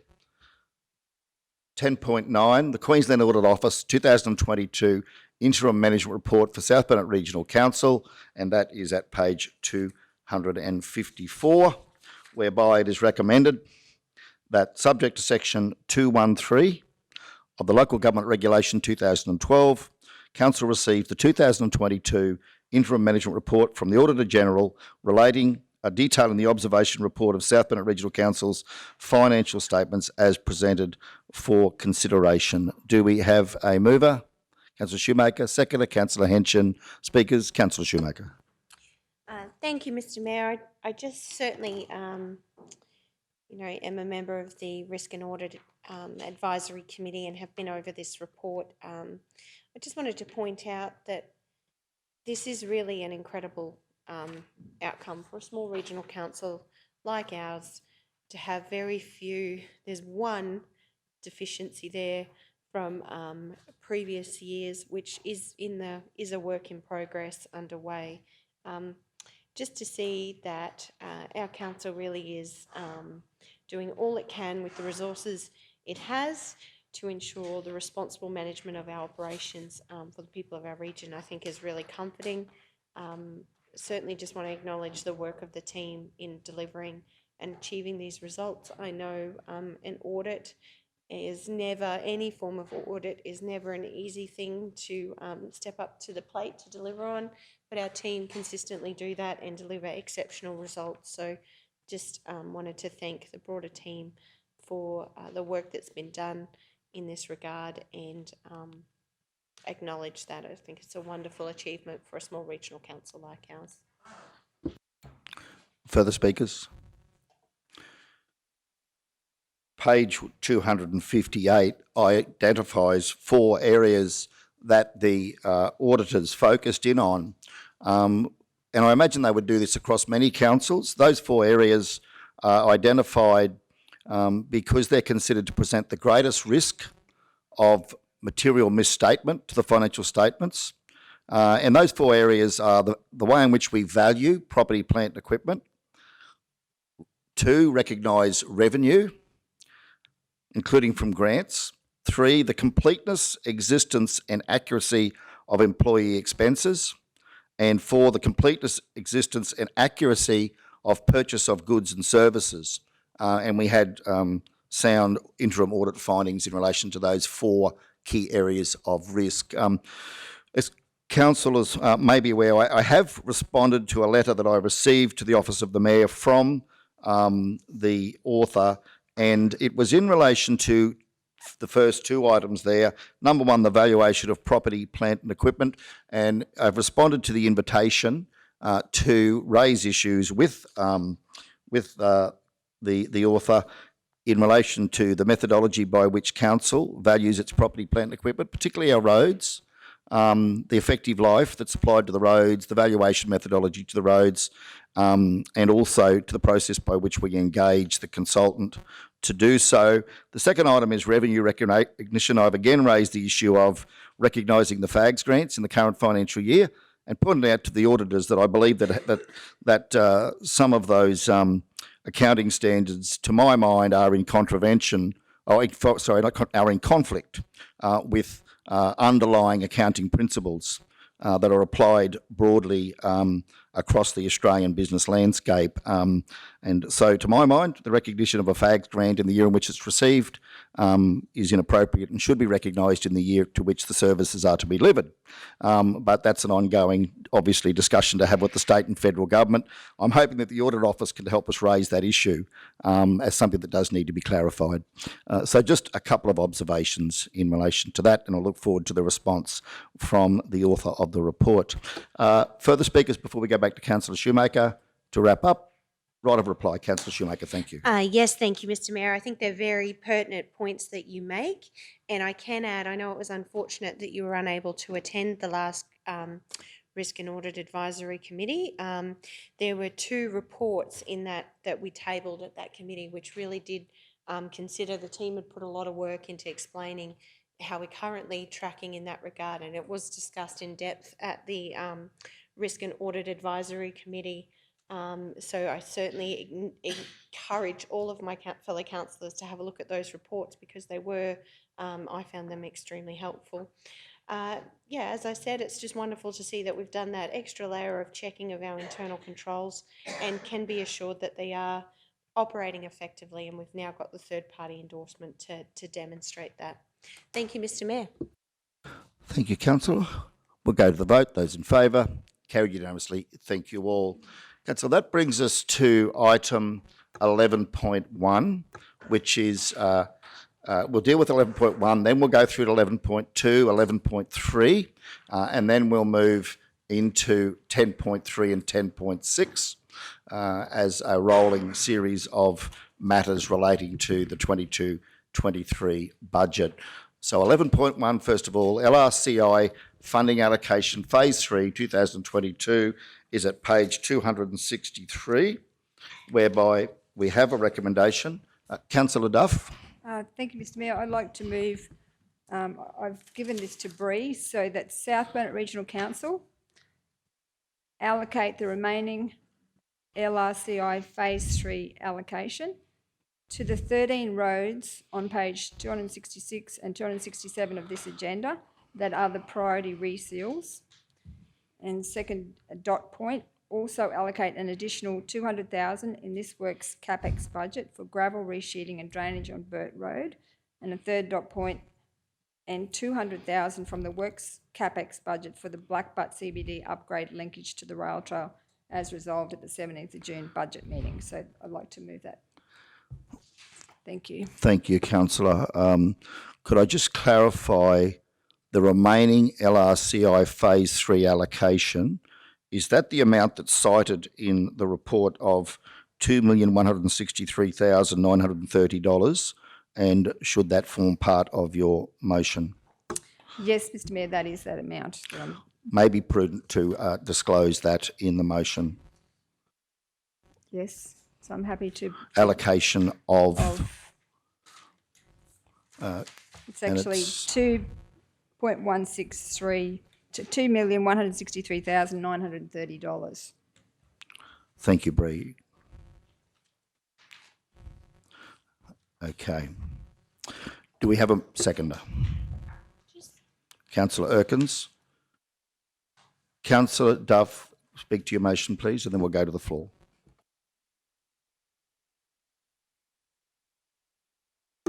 Thank you, Mr. Mayor. The reason why I'm really keen to go down this path rather than spending a significant amount of money upgrading Burt Road from a gravel road to a bitumen road is that I think that we need to get our reseals in order before we do any more upgrades. I think as we did the road tour, councillors would have noticed the condition of our bitumen roads, and so the amount of potholes, the amount of damage on our bitumen roads, in one report we were given an indication that we're some $12 million behind in our bitumen reseals. So I think that it's prudent and for this council to look after the roads that we already have and upgrade them to reseal. We only had to go along the Tingura-Chelmsford Road, where at the beginning of the road we need to reseal it. That's where it comes from, the Tingura onto the Tinny-Chelmsford Road. That allocation there is in the budget to be resealed. And then further down where we didn't do our reseal and should have done it, it's going to cost us some $2 million now because that's where it joins the Wandai-Proston Road. So that to me is evidence that unless we keep on top of our reseals, we're going to be in a world of hurt as we move forward. So I'm really keen to spend the money on these reseals as opposed to upgrading one dirt road to bitumen for 1 kilometre, which will help about 4 residents, as was identified.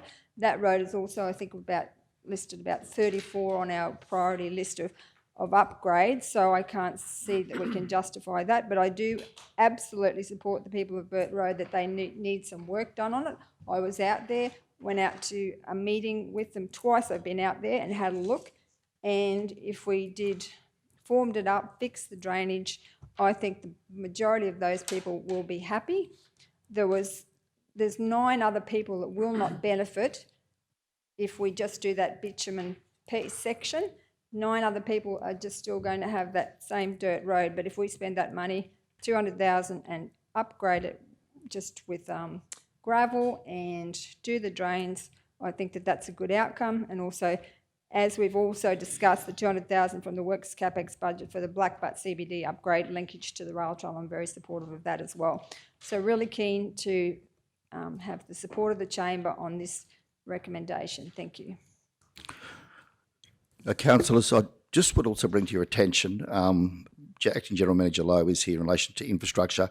The $200,000 for the Burt Road gravel resheeting and drainage, that was discussed at the committee meeting, budget committee meeting, and General Manager did clarify that will not include drainage works on the single lane section or any widening of the pavement on the single lane section of Burt Road, which is the second stage of that section, because to do so, the lay of the land there with the embankments is such that it would be particularly expensive to widen that single lane section and to include new drainage. So just wanted to clarify that.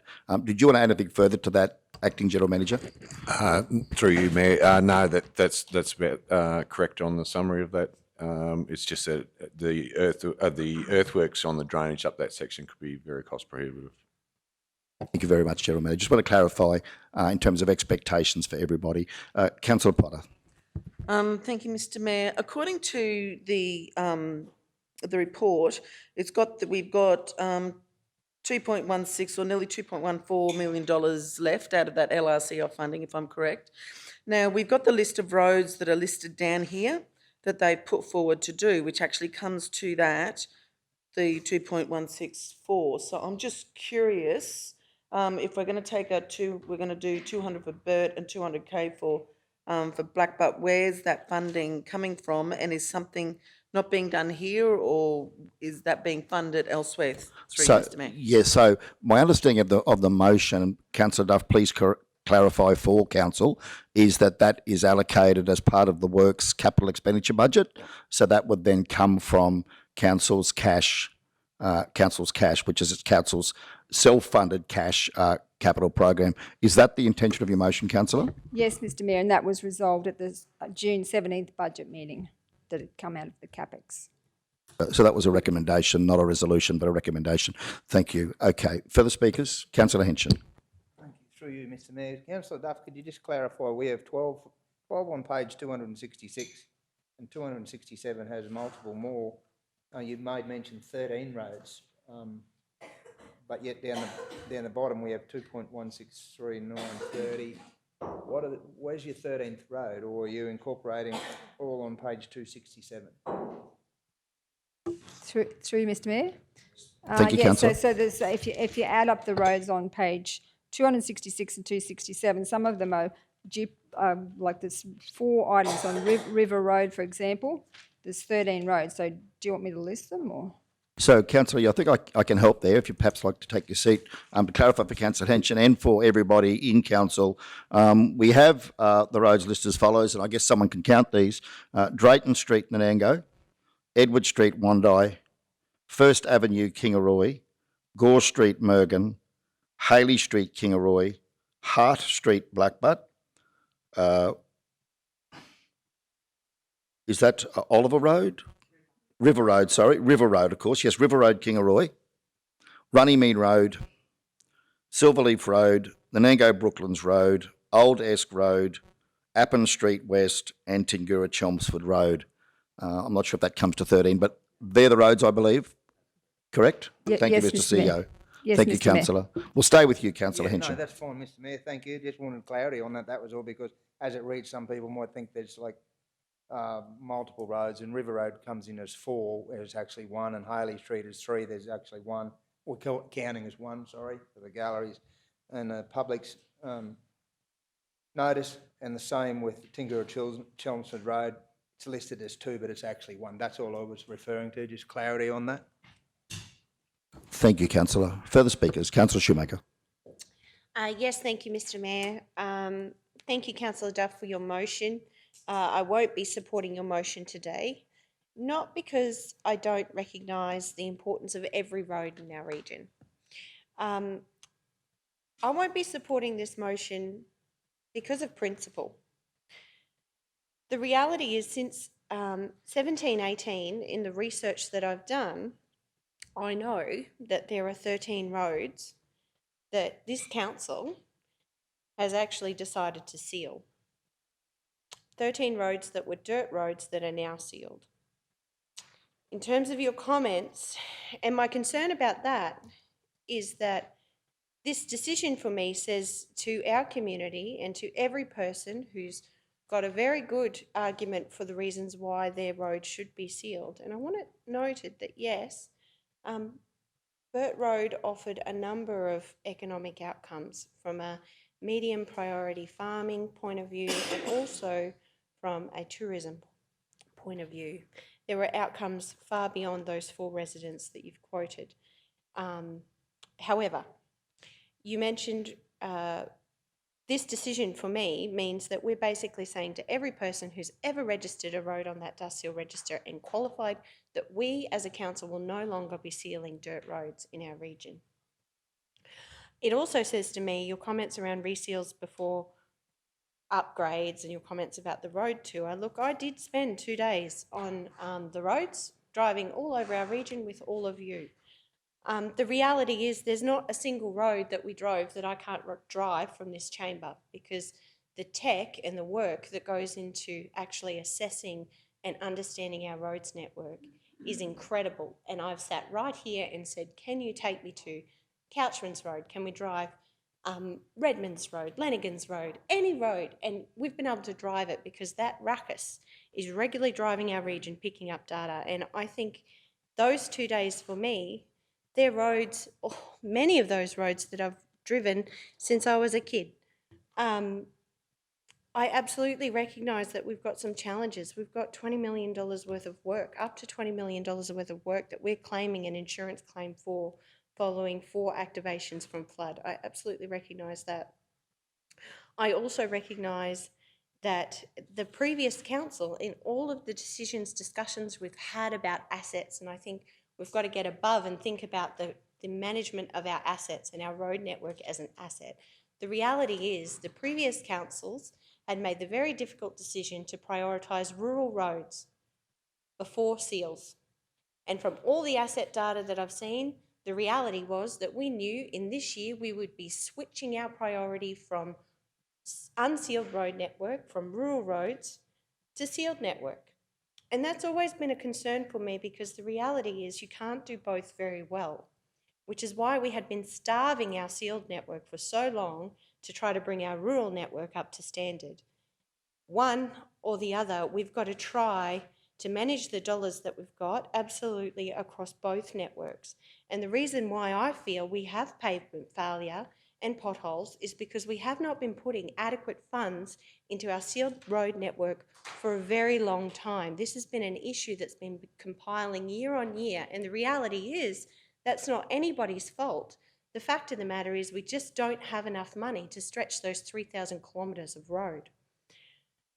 I won't be supporting this decision this morning because I feel the way we've managed the situation with the Burt Road residents is appalling. I feel they've been marginalised. I feel some of the comments I've seen on Facebook about the people in that area are uncalled for and unfair. I feel that as a community and as community representatives, we stand with every resident who has a requirement and a need to have a safe road, and we work with them to achieve that. We've had so many meetings with those people, and if we had have just said in the beginning, council will never be able to seal this road, maybe we wouldn't have the disharmony and the division in our community that currently exists, because the reality is we were never upfront. We never said that in the first meeting. We consistently said we're going to consider it as part of LRCI. And then when we consider it as part of LRCI, we say, no, we've changed our mind. We're not going to do it. And that for me, that's why I'm not going to support this. I think we've actually let our community on. And in many ways, I think we've let them down, because we've caused so much disharmony and friction about roads. And the reality is our job as leaders is to provide a safe road network for everybody and to invest the dollars wisely. And when I look at the fact that you have, as a council, sealed 13 roads since 2017-18, 13 roads that were once dirt roads are now sealed, for many of the reasons why we were looking at sealing Burt Road, I just think this is contradictory. This decision is completely contradictory to all of the decisions the previous councils have made. And the reality around our sealed network is that, yes, we have starved it from dollars. It's no wonder why it's suffering. But our team has done the very best they can with the funds that they have, and I stand with them in building strategies to take this region forward. I do not want to see our community divided anymore. I'm tired of it. I think we need to work better as a team. We need to be open and honest with our community. And in situations like this, I just feel like we've let the people of Burt Road down. Thank you, Councillor. Councillor Erkins. Thank you, Mr Mayor. Coming late onto the Burt Road situation, I can tell you I was pretty stunned to see that it was ranked as 34th on the list of roads that needed to be done. So I actually find it hard to understand why those people were ever promised that they were going to be bitumened. As to it being a road that has tourism potential and benefits with the bed and breakfast, there are a lot of other properties that are on dirt roads that offer the same benefit to our community, and they are not bitumened, and they are not on the horizon for being bitumened. The trip that we went to go and look at the roads, I understand that you can sit here and have a look at what the roads are like. However, I don't think you gain the same experience as bumping over a road when you're actually sitting in the car. In my impression of that trip was that we were all able to go and have a look at what roads were like in other divisions, so that we understood when Councillor Henshin told us about the condition of roads in his division, that me being from a completely different area had some understanding of the distances that he travelled and the distances of the roads there. And I understand that, but I also see the condition of those bitumen roads. And if we leave them without reseals, in my opinion, they will be much, much worse than the dirt roads that you can go and grade and fix up. If the bitumen's not done on them, they are going to deteriorate to a state where they won't be fixable.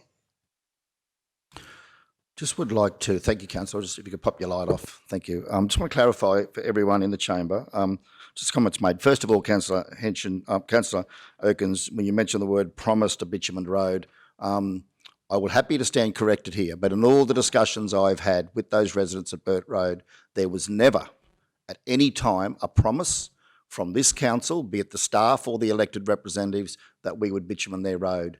I have attended both meetings on site. I attended the first one with Councillor Duff, and it was made very clear that we would take the information back to council and have it presented. We received their petition, we received their letters of support, they've all been shared with the councillors, but I don't believe that our CEO and his staff or the councillors have ever said that we would promise to do the bitumen road.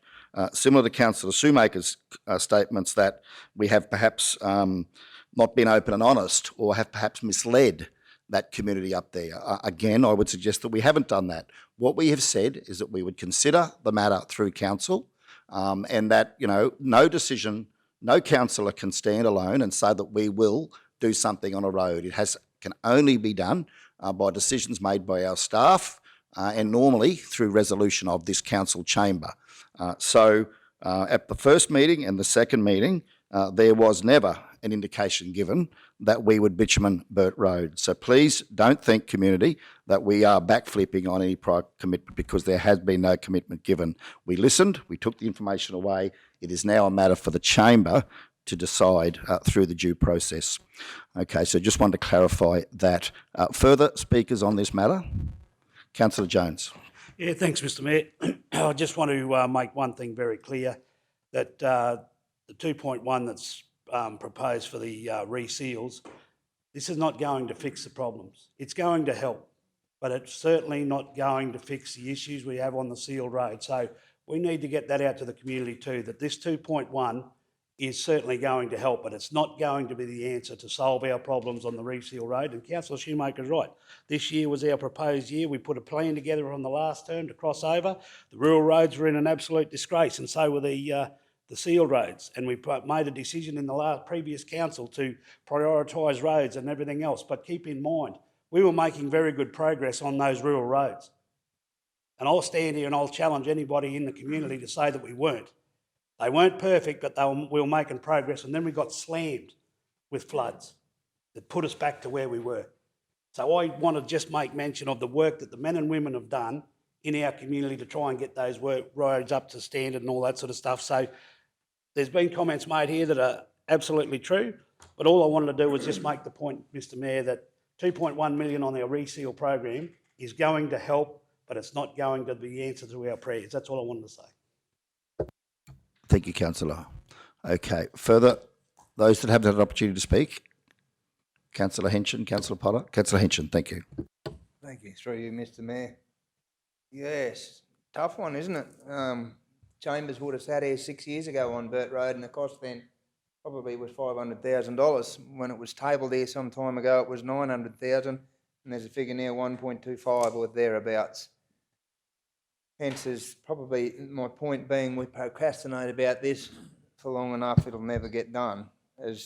And I totally agree with Councillor Duff. There's 13 roads here, and how great would it be to be able to do some work on them? And as Councillor Jones has alluded to, it will certainly help and it would be a great start, but we're not going to fix them all in 3,000 odd kilometres of sealed and unsealed road network. Man, haven't we got some work in front of us. And certainly in the last 6 months with unprecedented weather, and it sounds like an excuse, but it's not. We've been back to roads 2 and 3 and 4 times. It's been absolutely smashed. I don't think I've seen a weather event like this for the past 40 years. I'm loving it. There's nothing like rain. I love rain, but it comes at a cost. So yeah, I just probably appreciate your motion, Councillor Duff, and And when we look at that, and as Councillor Shoemaker has alluded to, we can sit in here and watch on that screen, but there's nothing like going out, and I certainly appreciated the company out there on the bus trip, even though I was the bus driver, and I apologise if you thought I was hitting every bump, but let me tell you, buses aren't that comfortable in the one we were in, but appreciated what we did and what we tried to achieve. As much as it was, there was created a lot of division. We can't go down every road. We drive. We know very well the conditions of them. I know I stated to Manager Kevin Searle in relation to a road, there's no need to go down that one. It's stuffed, put it bluntly. And to date, that's been fixed. There's been a grader down there. I received 2 phone calls in the last couple of days, again thanking both management and the staff for being able to put a grader down that road. So that's a little bit of progress, and we don't get too many compliments, but pass that on to the staff. Greatly appreciated. But yeah, tough one. This is a seriously tough one, and I certainly appreciate Councillor Duff and these 13 roads. I feel for the Burt Road residents. I think $200,000, if we've got to do that up there, will be a move in the right direction, and perhaps move on with these 13 roads. If that's the case, maybe Burt Road comes up to number 20 on the list. But they'll be knocking the door down to get in that queue, that's for sure. Thanks, Mr Mayor. Councillor Potter. Thank you, Mr Mayor. Look, I think this is actually quite a good one. Thank you, Councillor Duff, for bringing it forward. And I do think that I'm hoping that the 200,000 for Burt Road will be enough to do that extra drainage works and everything like that on that first 1.4 section, yeah, before it gets to that other narrow area. So keep fingers crossed that that's going to be enough for that. And hopefully that might even solve some of those issues on Burt Road that they're having. With regards to the CBD, the Blackbutt linkage and the rail trailhead, we've talked about this before, and I think we're doing the CBD up in Blackbutt, and it's a great idea to actually finish that work and get it done, completed, and up to a really good standard, because Blackbutt themselves, the community, is doing a lot of work in that space as well, with the Avocado Festival and working on the big avocado and things like that. So I think for that community, that's fantastic. And dare I say, there's some roads on there that I am very, very much looking forward to being done. One of those, quite a few of those 13 roads. So I look forward to that finished. Thank you, Mr Mayor. Thank you, Councillor. Councillor Duff, right of reply, and then we'll go to the vote. Thank you, Mr Mayor. I think I have the support of the chamber. The trip around was very good to see the state of the roads. As Councillor Shoemaker said, we have dropped right behind with our reseals, and everyone's agreed with that, and this is our chance to catch up and try and, I know, and I agree with Councillor Jones, or Deputy Mayor Jones, it's certainly not going to be, it's not going to completely fix the problem, but it's certainly a way forward. And I think that these decisions are big decisions for us, and if we start to spend more money on our reseals, I think we're going to have a lot less potholes and a lot happier ratepayers. And again, support the Burt Road people. I stand with the Burt Road people. I went out there twice, and I'm quite sure, and I'm hoping, as Councillor Potter said, that the 200,000 will go a long way to fixing their issues with regards to what they pointed out was drainage and the poor gravel that's causing so much dust. And just really keen to support the Blackbutt CBD upgrade linkage to the rail trail. Thank you, Mr Mayor. Thank you, Councillor. Mr CEO. Mr Mayor, just before we go to the vote, my apologies for ill health last week. I missed the debate on that, and certainly not prosecuting an argument for or against this, but we have to submit this application to the Commonwealth by 30th of June, so it'll be full on the moment this is passed. The 400,000 that's coming out of capital, I'll jump except if it's passed as is, the 2.16, the application will have to balance when we submit it to the Commonwealth. So the 200,000, so it's just clarification for submission, the $200,000 projects are coming out of LRCI, and the 13 roads is the 2.1 million less the 400,000. So, Mr. CEO, sorry, no. Yeah, no, just so I can get the application correct. Yes, so That's the all, third, Mayor. my understanding is from the intent of the motion is the 2.163 is the 13 roads, and that the 400,000 is coming out of council funds. Thank you. So we submit it, so the Commonwealth will come straight back to us if it doesn't balance. Yes, correct. So if adopted, we will be able to proceed with submitting this to the government. clarification? Yeah, Mr.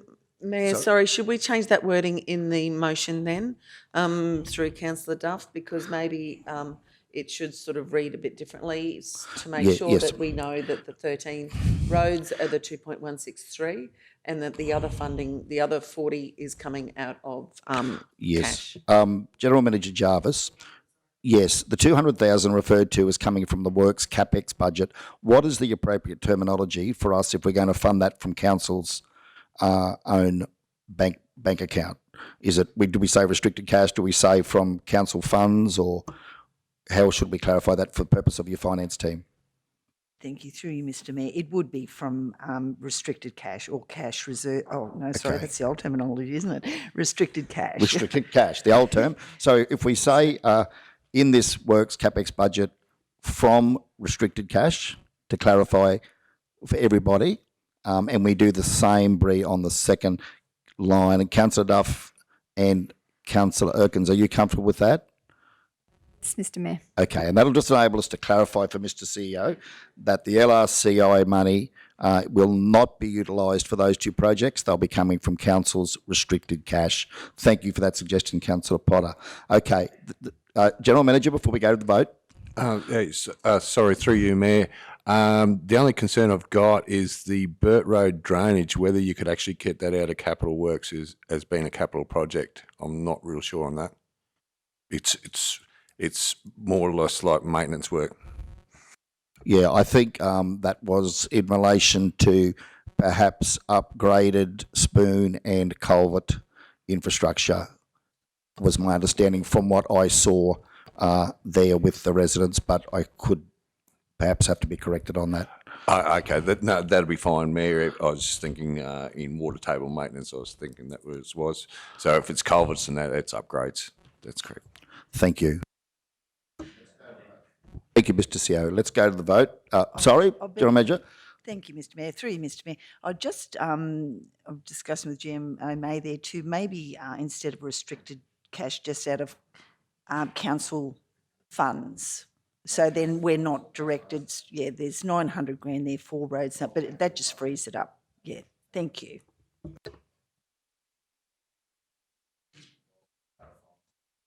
Thank you very much. Okay. I'm not going to allow any more debate on this, but we're going to go to the vote. Only quickly, Mr. Mayor, thank you through you. We've just put two figures there, $200,000. Can I just direct the question to Manager Lowe?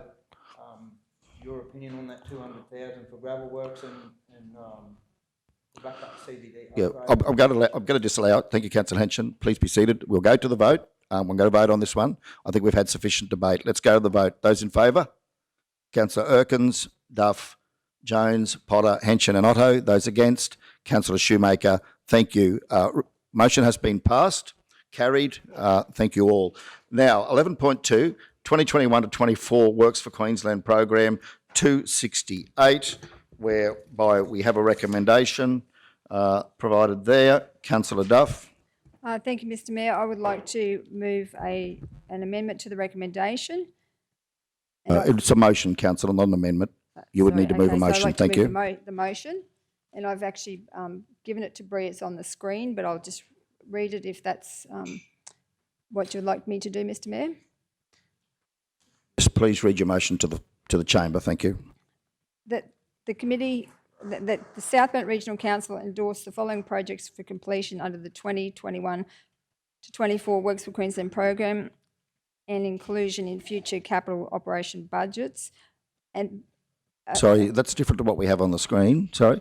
Oh, no, hang on. I'm Sorry, just no, here we doing the go. top part. I was just putting the top We'll part go in. back to the top. Okay, Yeah, my the apologies. top part in, and that we change. I was just going to read the top part that I didn't give to Bree, and that I could just. Let's go from the beginning, and if we could just take that slowly so we can ensure we've got it presented correctly. Thank you. Well, the top part is all.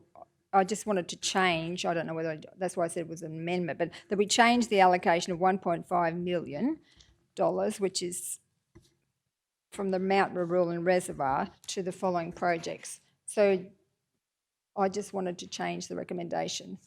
Yep. So you simply read your motion, Councillor. Thank you. Okay. Yeah, actually set aside the recommendation and read your motion.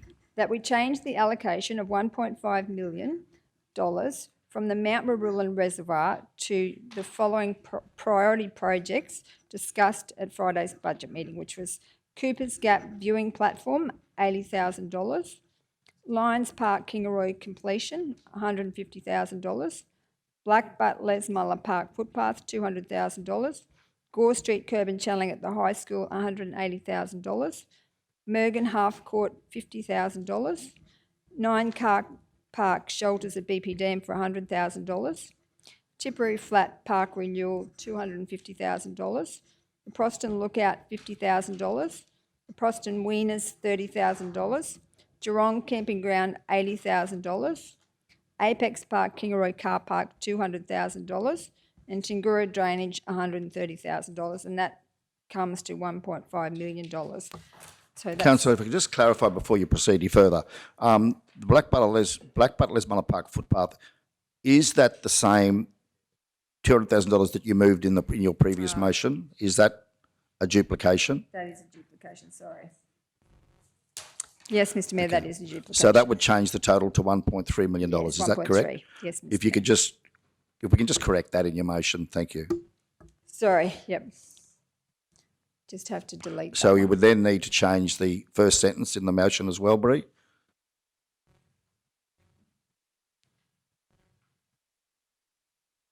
Okay, and we'll then obviously need to address, should this be adopted, we need to address the $200,000, we'll need to address as part of this the $200,000 shortfall in the overall budget of $5.63 million. Okay, so you're going to move that $1.3 million for Works for Queensland is allocated to those projects, councillor? That's your intention? Yes, Mr Mayor. Okay, thank you. Do we have a seconder? Councillor Erkins. Councillor, speak to your motion. Thank you. Then we'll go to the floor. Thank you, Mr Mayor. I'm, as I raised in the committee meeting, I'm really concerned that we would spend $1.5 million of the Works for Queensland money on one project, which I believe could come out of the water budget. I think that the idea of the Works for Queensland money is to actually spread it across our whole region. All these little projects would make such a difference that our communities pay a lot of rates, and this would just be such a great windfall for them for all the areas across our region, and the councillors all listed these projects as priorities. And unless we use this money, which is over these next few years, we're not going to get any more Works for Queensland money for the next 2 or 3 years. This is our opportunity to do these projects. I know that Councillor Shoemaker has said that we could get them through grants, but how hard is that going to be? It's getting harder and harder to get funding from different sources, and this is our opportunity to support all of the small communities and do these priority projects as the councillors listed at last Friday's budget meeting. So just really keen to still do the Kingaroy, the reservoir at Marulan, but certainly not just out of that one bucket of money that it's my belief was meant to be for right across our region. Thank you, Mr Mayor. Further speakers, Councillor Potter. Yeah, thank you, Mr Mayor. Look, the other day we were in here discussing wants versus needs. Water is a need, it's not a want. Of course we want water, but it's a need, it's a necessity for a community to grow, to expand, and to become more than what it actually is.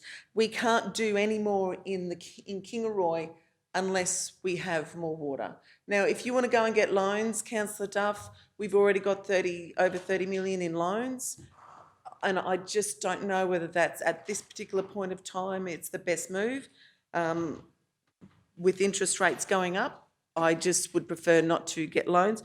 We've got the money there, we need to use it. As I said, these other things would be great to have, but they're wants, they're not needs. And as I said, we were in here discussing wants and needs the other day, and, you know, we've all been told that we can't have certain things because they're a want, but water is a need.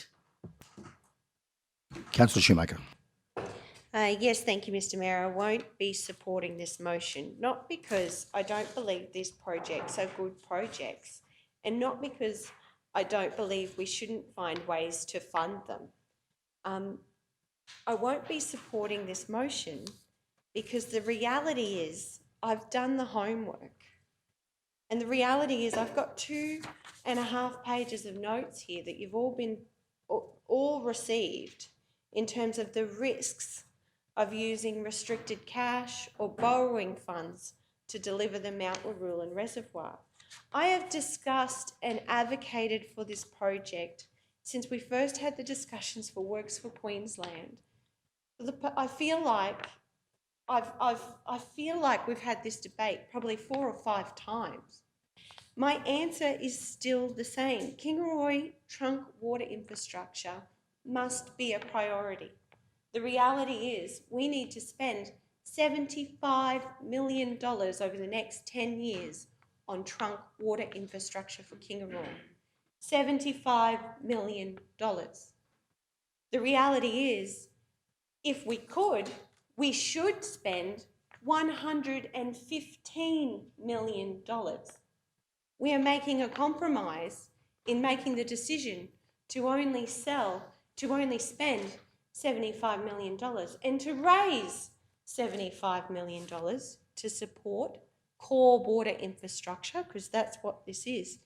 At the moment, our ratepayers are looking at a 6% rates increase year on year for the next 10 years. That's 60% rate increase on your water access charges. If you move this today, if you make this decision, what you're actually setting the ratepayers of the region up for is increases of up to 7 to 8% over the next 10 years. Could be potentially 80%. This is only a very small project in the scheme of things. It's a small saving on the money that we're going to have to spend. The reality is we do have $33 million worth of borrowings. It will take, in 10 years' time, we will still have $11.8 million worth of borrowings. I'm concerned about this motion. I absolutely believe these projects are priority. I absolutely want to see them done. And when I mention using grant funding, I absolutely stand by that. We have a grants officer coming on board, funded by the bushfire grant. That grants officer, we have a community capacity building officer coming on board. Those 2 roles will be able to work directly with our community and to put funding applications together for projects like these, which, might I add, other communities are getting excellent results. What we need to do as a council is get better at applying for those funds. I absolutely cannot support this. I would be so disappointed if we did, because the reality is, Councillor Duff, with your comments that this needs to be spread across the region, the reality is it is. We're talking about a $5.63 million allocation. We're putting 1.5 to core water infrastructure, and there is, in fact, here on the spreadsheet before us, $4.13 million, which will be spent on projects just like these across the South Burnett region. This is a need. This must be a priority, and as a council, we must make decisions that are financially sustainable. This project is a priority. The reality is you are impinging on Kingaroy's ability to grow because we do not have the water infrastructure to support it. The reality is, if your house caught on fire tonight, there may or may not be enough water in certain parts of the network to put that fire out.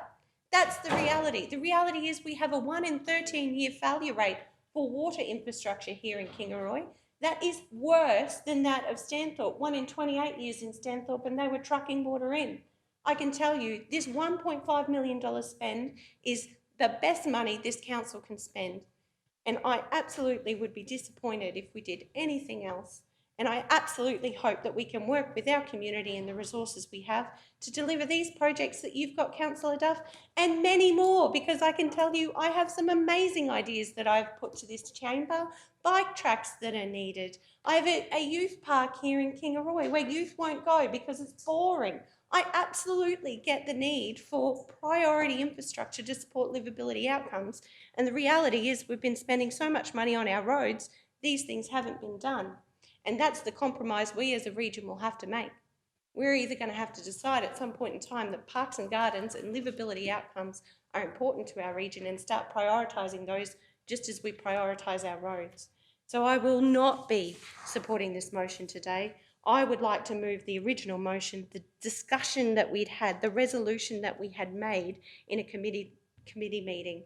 And I will not be supporting this, and I urge my colleagues not to do this because this is a very poor decision.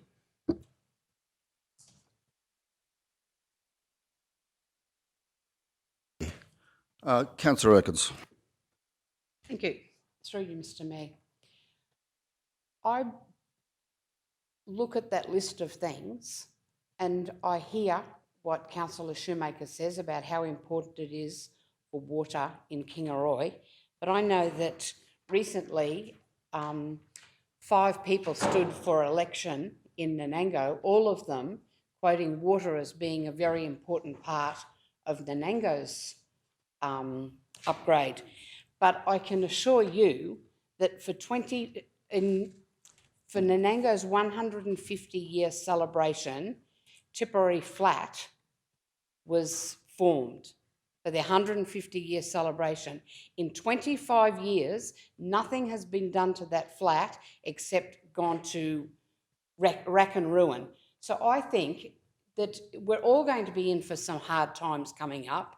And to say that you want to see Kingaroy grow, everyone wants to see their region grow. I want to see Nanango grow, but I also want to see lots of other things that are there that encourage people and to do things for the people who are currently here and are currently paying their rates and have been here for a long time paying their rates. That's who I want to look after. I understand the need to do something for the water, but I think the grants, you're talking about grants, I think you should be looking at grants to do your water.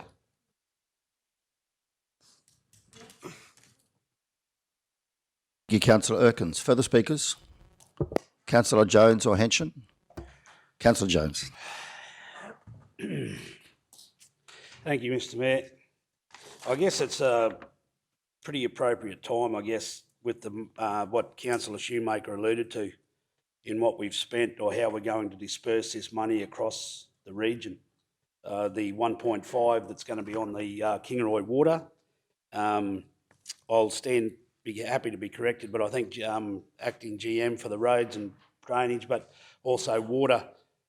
If there was something to happen, like that 1.5 million is going to be sitting there. If there was something to happen, like a disaster that happened in Nanango with our sewerage lines and all that we had to respond and all that, have we got any, if we take this away, is there any safety net that we can just get to straight away in case that's needed? Is that an option there for that money as well? Through you, Mayor. Thank you, Acting General Manager. Yeah, through you, Mayor. Probably not well put, that question. I was going to say, so you're talking about our restricted cash reserves? Yeah. Could I just ask Finance to answer that one? I'm not sure. Can I help? Can I help? I'm happy to help as the finance portfolio holder.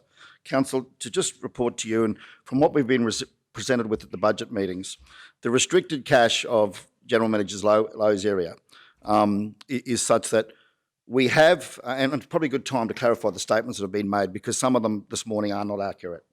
Number one, the wastewater, the water budget, capital budget for the next 10 years is $65 million, okay? So it's $65 million. The wastewater, which is sewerage, is $16 million. So that's an $80.1 million investment over the next 10 years. If we roll that out, my understanding is, please, Manager Finance, that we were projecting in terms of our revenue a 3% increase each year on water access and a 6% increase on water levy or vice versa. Okay, so a 6% increase on the levy and 3% increase on, 6% increase on access and 3% on levy, yeah? Manager, I'm directing it to Manager Finance. Thank you, Councillor. Manager Finance, could you please clarify in the forward projections, because this is going to be part of answering Councillor Jones's question. What are our forward projection, our revenue assumptions around those forward projections on water access and water levy?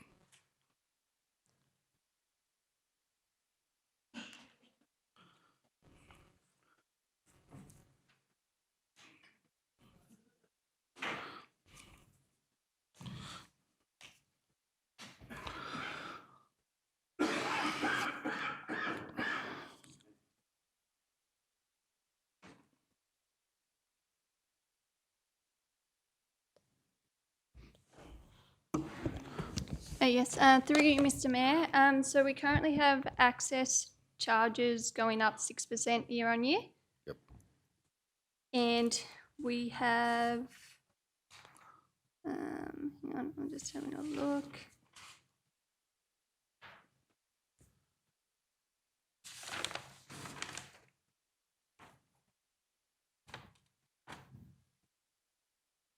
I think, and then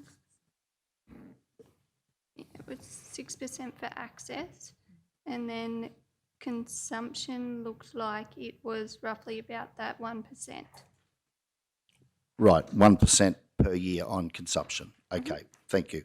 So Councillor Jones, based on those revenue assumptions, when we bring together waste, water and wastewater, which we've all understood has to come together as one business unit, should we roll out that $80 million investment over the next 10 years, the following cash balances will be available at the end of each year. So this will be the excess that's left over after we spend the $80 million. At the end of the current year, just 6.2 million. This is water and wastewater combined. Next year, 5.9 million. 23-24, 8.5 million. 24-25, 10.5 million. 25-26, 12.9 million. 26-27, 11.7 million. 27-28, 11.1 million. 28-29, 11.7 million. 29-30, 11.7 million, 30-31, 12.5 million, and by 31-32 we'll have 17.1 million. So to answer your question, just to help you there from a finance portfolio point of view, the lowest we would have in terms of leftover cash after we did all of our capital works as a reserve to fall back for emergency works would be, the lowest figure is in the current year at 5.062 million, next year 5.9 million, and then it just trends up from there. Now they're the exact figures that I have that were presented to our budget committee meeting, and I can provide those should you wish to see them from the water and wastewater restricted cash. I can assure you, 100% guarantee you that those figures are correct. They've come directly from finance to our budget committee meetings. So our operational arm of water, wastewater and all that sort of stuff would have, you're saying on that, at the end of this year, $5 million available to it if there was an emergency? We'll have $5 million left in restricted cash at the 30th of June this year under our current forecasts if we deliver on our full capital program for water and wastewater. That's correct. And it trends up from there. Am I right in saying that $5 million is restricted for future upgrades, like to cover the expenditure of the $65 million proposed over the next 10? Yes, it is. But even after we do that, balance then goes to almost 8 million. So even after we've done 80 million, we're still going to have all that those excess funds built up in our bank account. I believe, to get to the 31, 32, 33 year of looking at the Mergen wastewater plant, which we believe could be around that $20 million figure. That's my understanding, General Manager. Yeah, absolutely correct, Mayor. That's the long-term plan. So we switch over to the sewage asset renewals after the 10 years. Yes. So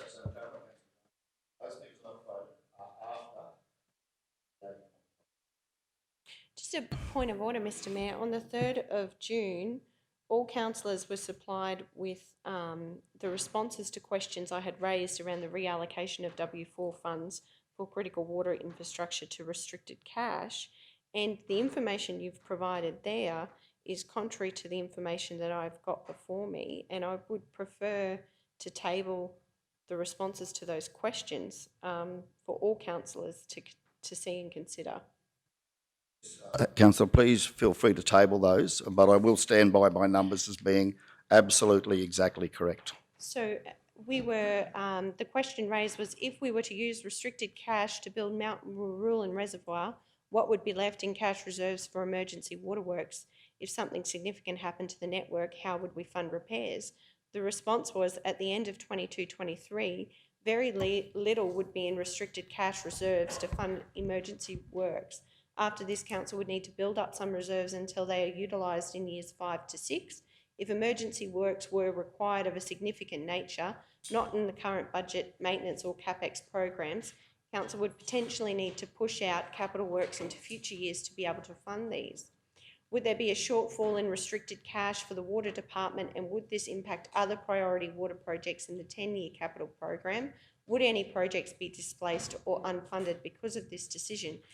Current modelling suggests that the 22-23 year would be tight with cash if the $2,800,000 were to be funded from restricted cash. Water cash reserves would then have a shortfall in years 6 to 10 based on current information plugged into the models. Council has projects out in years 5 to 6 which are new in nature, and therefore council would need to either borrow in these outer years, increase the rates, or find grant funding to assist with covering the costs of some of those projects. What rates have we modelled for water access and usage to cover the cost of water infrastructure for the next 10 years? What percentage increase in water rates can residents expect if we fund this project from restricted cash? What would the shortfall be, and what projects would we have to fund with rate rises or borrowings instead? Current water models are based on 6% increases in access and consumption charges and a 1% on high volume users.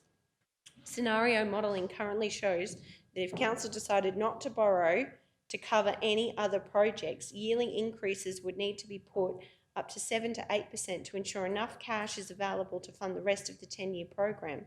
Based on the current modelling on the 6%, the shortfalls for outer years are approximately, so 2021, I've got the models here, principal borrowings, net cash inflow from financing activities would be minus $658,243. Cash and cash equivalents at the end of the year would be 3.1, but in 22-23 it goes $694,199 in net cash inflow, and cash and cash equivalents at the end of the period would be $71,589.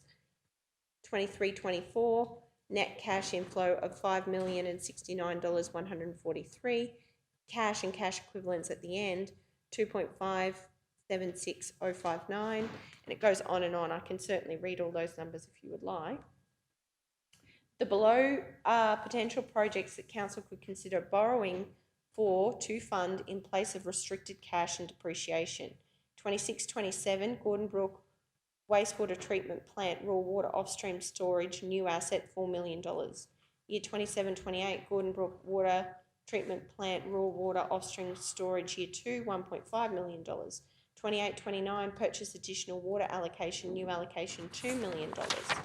Any new borrowings will have an impact on interest expense in the income statement and will need to have the principal payment funded as well. For context, the above potential borrowings would have a debt service payment each year split between interest and principal of the following. $4 million in borrowings would be a DSP of approximately $335,000 per year based on 5.5% interest rate. $1.5 million in borrowings would have a DSP of approximately $125,000 per year based on 5.5% interest rate. $2 million in borrowings would have a DSP of approximately $170,000 per year based on a 5.5% interest rate. When will we need to borrow to make up for the use of restricted cash in 2023 for the Mount Maroolin Reservoir, and how much would we need to borrow? With information we currently know, this would be around 26-27, 27-28. What would council's borrowings be at the end of the term with Gordon Brook Upgrades project, and whatever works will not be funded by restricted cash because of this decision? Based on the borrowings of $11.8 million, council's borrowings at the end of year 10 of the current project would land at approximately $9.5 million. A majority of council's current borrowings are paid out between 22-23 and 30-31. Council decided to borrow to fund some of new projects identified. The borrowings could range at the end of year 10 between 12.5 and 15.4 million. What is council's capacity to repay the proposed borrowings? What amount would we qualify to QTC to borrow? What would QTC lend us Would QTC lend us the funds if we depleted our cash reserves? QTC have advised that they look at following parameters as part of their analysis of council's ability to pay. The 10-year financial forecast tool includes a number of metrics that QTC reviews when assessing borrowing applications. While QTC reviews all metrics, we focus closely on the following fiscal flexibility indicators and liquidity indicators. Their benchmarks are below. EBITDA interest cover, minimum 4 times. EBITDA debt service cover, minimum 2 times. Debt to EBITDA leverage, maximum 3 times. Cash cover ratio, 3 to 6 months. Depending on what scenario council decided to model, we can populate the 10-year financial forecast tool and determine whether, based on current predictions, council would still meet all of the metrics above. Councillor, I'm going to just intervene there if we could. Thanks, Chair. I think we've probably taken up enough time, but thank you for sharing that. The situation we are in now, I'm happy to go to finance, but, I have read these figures thoroughly and I've trusted you understand I'm very well qualified in the area of finance. The forward cash flows are such that our forward capital program does include 65 million in water and 16 million in wastewater. That's the forward 10-year program. Now, after delivering that, we will continue to build cash reserves in water and wastewater. The cash reserves on the 10-year forecast, and this is if we don't borrow. If we don't borrow, the 10-year forecasts are on water and wastewater combined, $6 million, $6.06 million in the current year. Next year, 5.9 million. The year after that, 8.5 million, 10.5, 12.9, 11.7, 11.1, 11.7, 11.7, 12.5, and 17.1. That will be a balance of cash that we will accrue in the water and wastewater restricted cash fund over and above all the capital works that needs to be done. It is based on the assumption that we've been given in relation to revenue of the 6 and the 1%.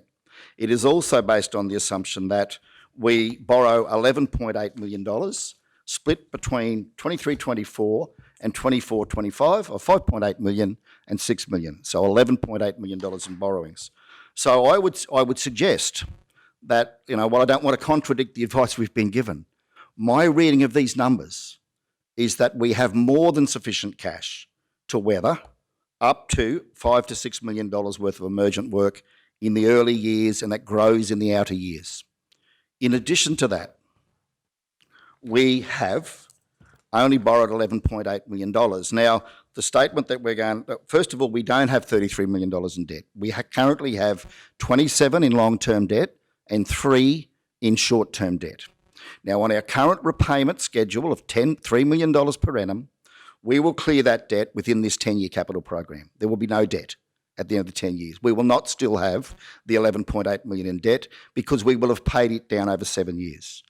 So that 7 years will be 7.7 million, which will then result in us only having debt. At the end of the 10-year capital program, we will have $17 million in the bank after delivering $80 million worth of works, and we will have debt, if we don't borrow any more money except the 11.8, we will have debt of $4.4 million, having cleared all existing debt and having paid down 7 years' worth of the $11.8 million.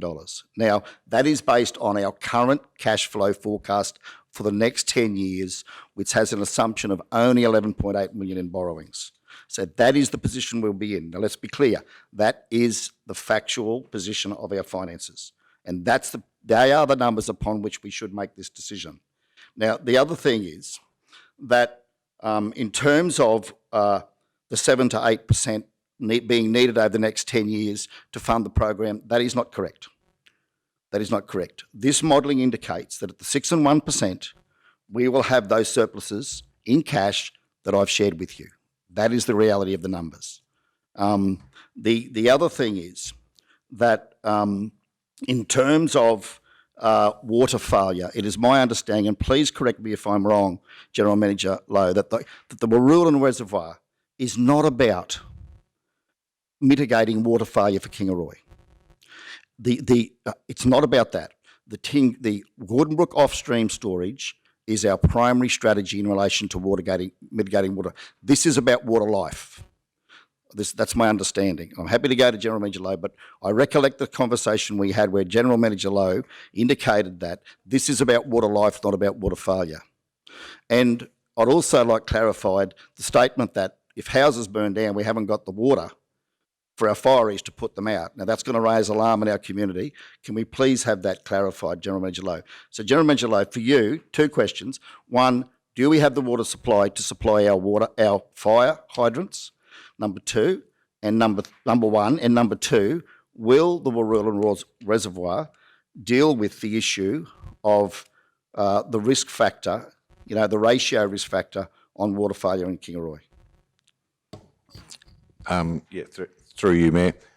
So in respect of the firefighting ability, we have got that ability, but in this perfect storm, we had high demands and there was a breakdown in the pipeline from Gordonbrook, for example, then we could be in that situation. So we actually don't have our desired storage capacity. So you're partly correct, Mayor, in that the Warrulan expansion is to do with water age. It's also to do with water security, as that's the feed to be able to satisfy our network demands in town. So it's not as cut and dry as just it is or it isn't. It's a combination of many issues. What was the last part of it? Thank you, General Manager. So, look, I'm hoping that answers your question, General Manager Jones, that we have $6 million is about the lowest we'll get our cash balance to. Whether that would be enough to cover any emergency that might happen, I'm not sure, but the $6 million is the amount that's left over as a minimum. And that would be in the next 2 years. After that, it tracks up from there. But we'll go back to you now, Councillor Jones. Thank you. Yeah, well, that was a bit more long-winded than what I thought an explanation would be. I'm glad I asked the question. But getting back to there, just quickly, the money that we're proposing, we cover Cumbia CBD, Wondai CBD, Mergen, the regional facilities upgrade, PCYC, all that sort of stuff across the region, OPEX maintenance, Monjua Hall, we're going out to aerodrome fencing at Wondai and Kingaroy, Mergen Park amenities upgrades in QE2, Proston Parks, Cumbia, Kingaroy, Wondai, public amenity refurbishments across towns, Kingaroy and Nanango, Banarkin's getting a crack, and Wondai 24-hour camping ground, and that's a fair dispersal across there. The other day we were discussing, and anyway, I'll probably raise some eyebrows in this comment, but we were discussing again this the list that we had in front of us there with the wish list. I think we need to, there's some things there that we could reduce, take out, that we get across. I noticed that Councillor Duff had about 40,000 across there. I've taken out that Blackbutt one. There's a possibility, as you mentioned, where without the extra money in from the FAGS grants and all that sort of stuff, I think it's sitting at about 32 million or something in cash, free cash or something around that figure. So you could put that at 750, 800,000, that list there, and you could possibly take that out of cash and leave the money where it is for the water. That's just an option, something else to be considered. I know it's getting into your cash, but it's money that's been accrued over a long period of time, and these are good examples of why we should be spending money, in the community for people that can benefit from it. So that's just an option, but I won't be supporting this motion as it currently sits, or recommendation. Thank you, Councillor. Councillors haven't had a chance to speak yet. Councillor Potter, have you had a chance to speak? Yeah, You did? Councillor Hedson? Thank you, Mr. Mayor. Yeah, look, we all want and we all need. I've advocated, as you know, in this chamber, the Cooper's Gap viewing platform, the Geelong camping ground and the Tingura drainage, and I'm sure, as Councillor Jones has alluded to, if we have to dip into our cash to get some of these things done, I would be fully supportive of that, because they're done and then we move on. I think the water, as Councillor Shoemaker has alluded to, I know only too well what the value of water is, and Mount Warrulan Reservoir, and there's been some great work done on that through Manager Lowe and his team as to what needs to be done there. And we talk about development. I think that's a no-brainer that we've got to do. We have to keep our water up to speed in our infrastructure. So I'm very confident that this council can work through that list and still deliver those community projects there. Whether we, like I say, whether we dip into our cash, I would be supportive of that. And as Councillor Jones said, we could possibly do that for under $1 million. And I would be very supportive of that, but I can't support this motion as it is when we've got water infrastructure that needs some serious work, and that Warrulan Reservoir. And it's going to be everywhere through our community, through our region, water and infrastructure. And without it, we haven't got anything. So fully support Councillor Shoemaker. Also make note, we did take 500,000, I think, was that correct? $500,000 or $600,000 out of that. Councillor Shoemaker moved that motion at a meeting probably some fortnight ago, I do believe, that we took, it was 2.1 million, I think we took it down to 1.5. 2 million, sorry, be corrected, but we have taken $500,000 out of that. So initially it was there was $2 million for that Warrulan Reservoir, so it's back down to that figure that it is now, and fully supportive of that. And I would like to think this council and this chamber would work towards achieving what's in front of Councillor Duff's in another shape or form with perhaps some cash. Thanks, Mr. Mayor. Thank you. Look, I'm going to think we've got a lot to deal with today. It's a big agenda. Let's move this on. So I'm going to go to Councillor Duff now to right of reply. I've answered some of the questions from a finance portfolio point of view, but in surmising what I have heard around the table, I will be supporting Councillor Duff's motion on the basis that we have, as a financial professional, in my view, we have more than sufficient cash in our water and wastewater reserves, restricted cash, to fund a $2 million reservoir at Mount Warrulan, should it cost that much. That would mean that we wouldn't drop below $4 million in the next 2 years, and we would still escalate up to 15 million by year 10. So my view is, my professional opinion is, and my opinion as a councillor, is that we do have the funds to fund this from water and wastewater, as I have articulated, that we should be using the Works for Queensland money for community projects listed there that we can spread across the region, and we should be using our restricted cash for water infrastructure. There is sufficient cash available. That's my view. I'm now going to go back to Councillor Duff for right of reply, and then we'll go to the vote. Thank you, Mr. Mayor. Yes, so I 100% agree that we should be using the water money for the to pay for the actual Mount Warrulan Reservoir. I believe that the water, it's with the water, it's a business unit, and the people across the region don't all have water. There's only the certain people pay for the water, and that water project should come out of the water budget. I think it's wrong to take it, completely wrong and against the whole principle of the Works for Queensland money.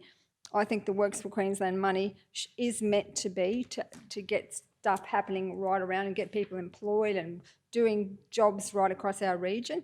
It would be, as Councillor Shoemaker said, we don't do enough with livability in our parks and gardens section. And there's some of these projects here, and I don't believe that they should come out of our capital and take away our cash. I think that this is what the Works for Queensland money is meant for.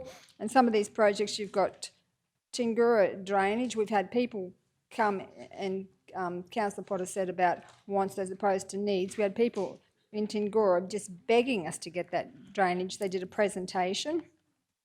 We have the Lions Park, as Councillor Henson said, we should do it once and do it properly. That's a $150,000 project to finish Lions Park in Kingaroy.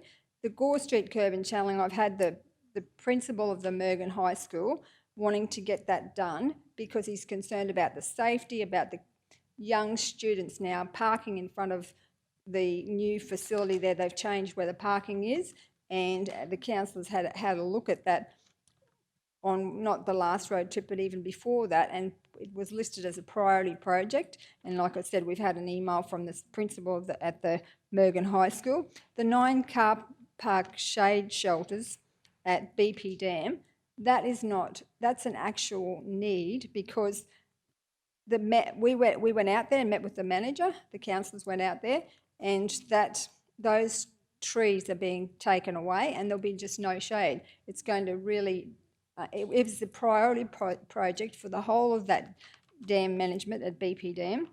So that one, the manager is relying on us providing that in the budget. The Proston is also, Nanango is celebrating 175 years, which is exciting and fantastic, and I think that Tipperary Flats is disgraceful and should be done. And then the Proston is celebrating their 100 years next year, and they only want to finish, and as Councillor Henson has said, do it once, do it properly. They can't even assemble those wieners like there's an artwork there that they haven't got the money in. There's no money in the budget to put the Proston wieners there for their 100-year celebration. Geelong, what do we ever do for Geelong? So in their community plan, which we went out and met with the community, they wanted the camping ground. So I just think that is the idea of the Works for Queensland money. I'm just really, really frustrated that we would consider spending all of that, what should be giving joy to our whole region, on just the Kingaroy Water Project, which I believe can be funded as the Mayor has rightly said, through a different source of funding, which is the actual water funding, which is where it should come from. Thank you. That concludes the debate. We'll now go to the vote. Those in favour? Councillor Erkins, Councillor Duff and Councillor Otto. Those against? Councillor Shoemaker, Councillor Jones, Councillor Potter and Councillor Henson. The motion has been defeated by 4 votes to 3. Councillor Shoemaker. Thank you, Mr. Mayor. I'd like to move the original motion, which is that South Burnett Regional Council endorse the following projects for completion under the 21-24 Works for Queensland program and inclusion in future capital operational budgets as per the attachment in the agenda that we have before us, which does include the $1.5 million spend for Mount Warrulan Reservoir. Do we have a seconder? Councillor Potter, thank you. Councillor Shoemaker, speak. Thank you. Thank you, Mr. Mayor. Councillor Duff, I absolutely don't disagree with a single thing you've said. I absolutely agree that those are all very important projects for our community, and I absolutely want to see them completed and done. And I know that's going to take some time and some planning, because the reality is, if I've learned anything in this term of council, it is that project planning, the work that you put in before you start a project, is more important than the work that you do on the project itself.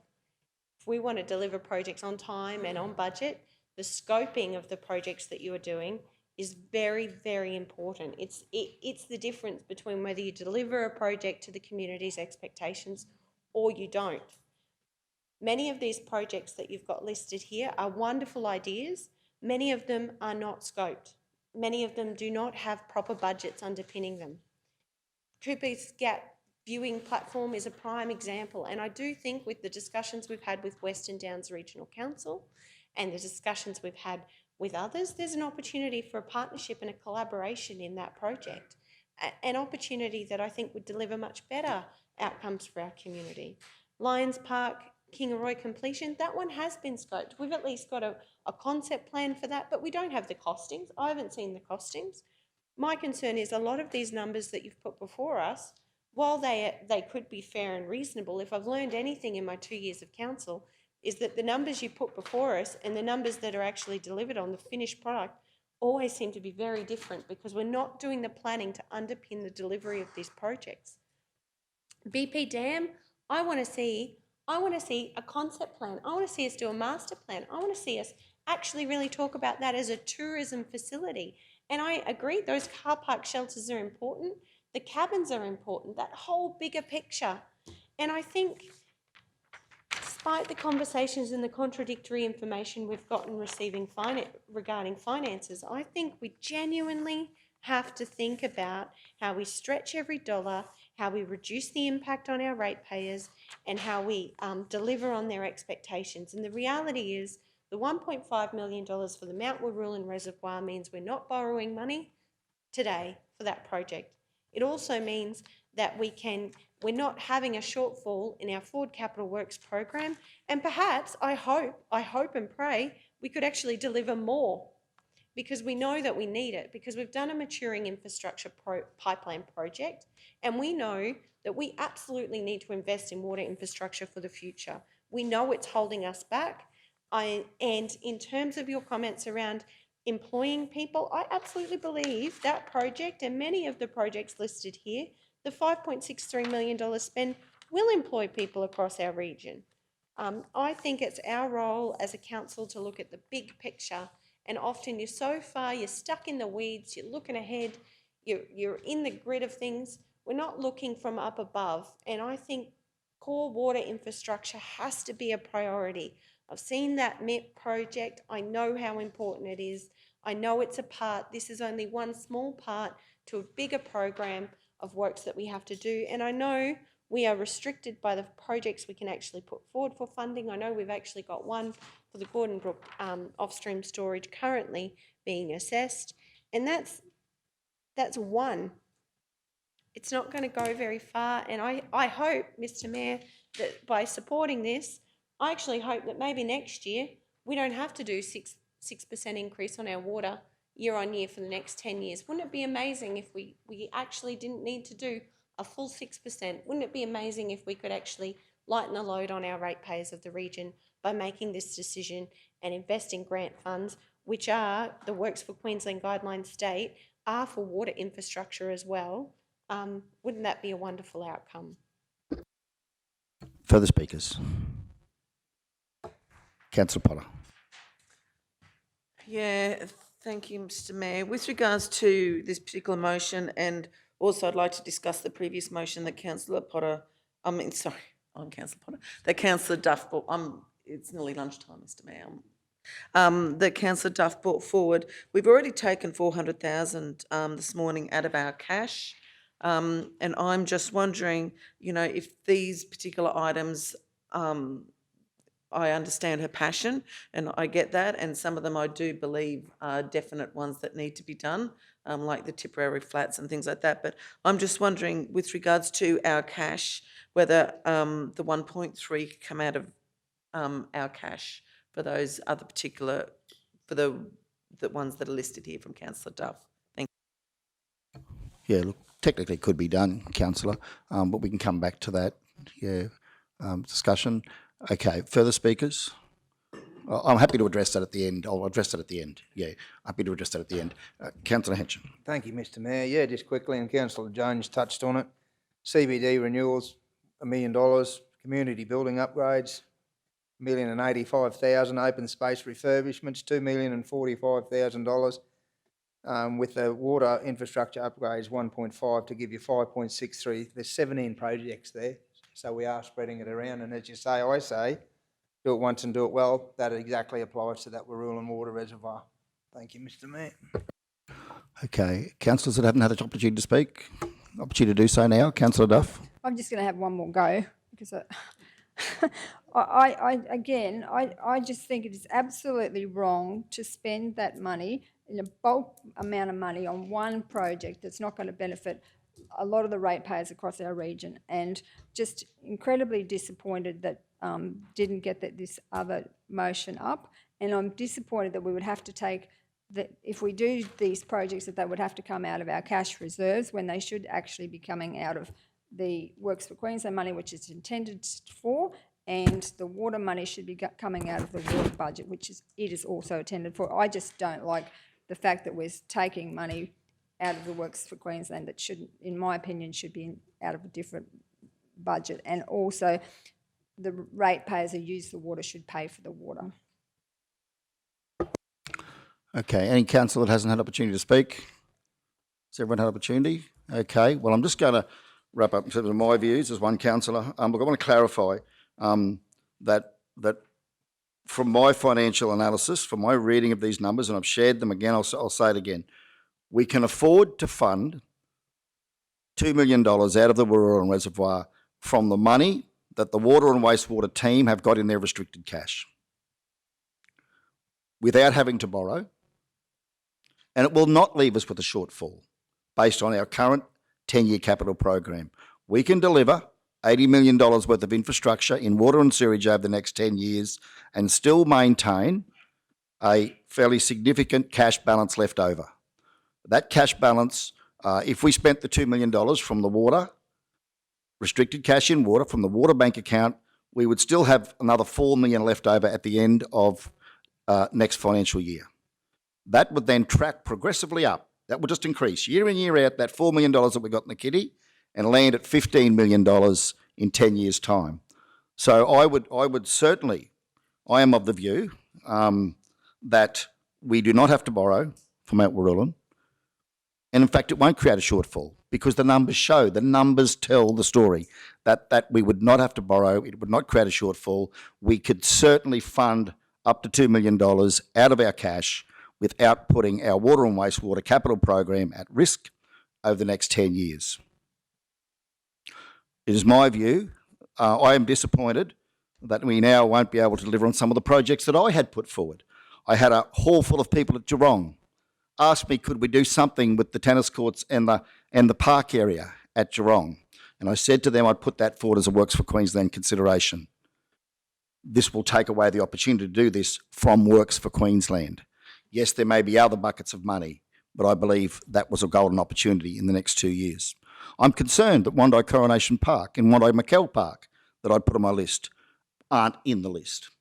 I thought they were great projects in terms of the running festival and the things that are happening around Wondai. So I won't be supporting this because I don't believe it's the appropriate way in which we should be managing our finances as a council. I believe the Water and Wastewater Department have the money in the kitty and that should be paying for the reservoir, and that this grant money, it's an ideal opportunity to spread it across the region on projects that the community feels that they need. We might see them as wants, but the community feels that they need in their townships.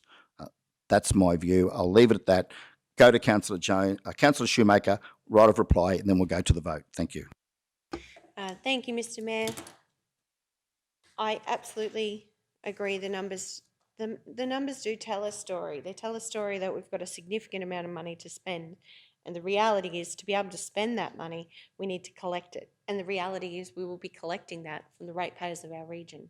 The reality is we are looking down the barrel of a 6% increase year on year on our water infrastructure over the next 10 years. That is a 60% increase ratepayers on your water access charges. I think anything we can do to alleviate or mitigate that in a responsible way should be considered, and I believe this project is a responsible way to mitigate the impact of that cost on the pockets of our ratepayers, because every number quoted here today is ratepayer funds.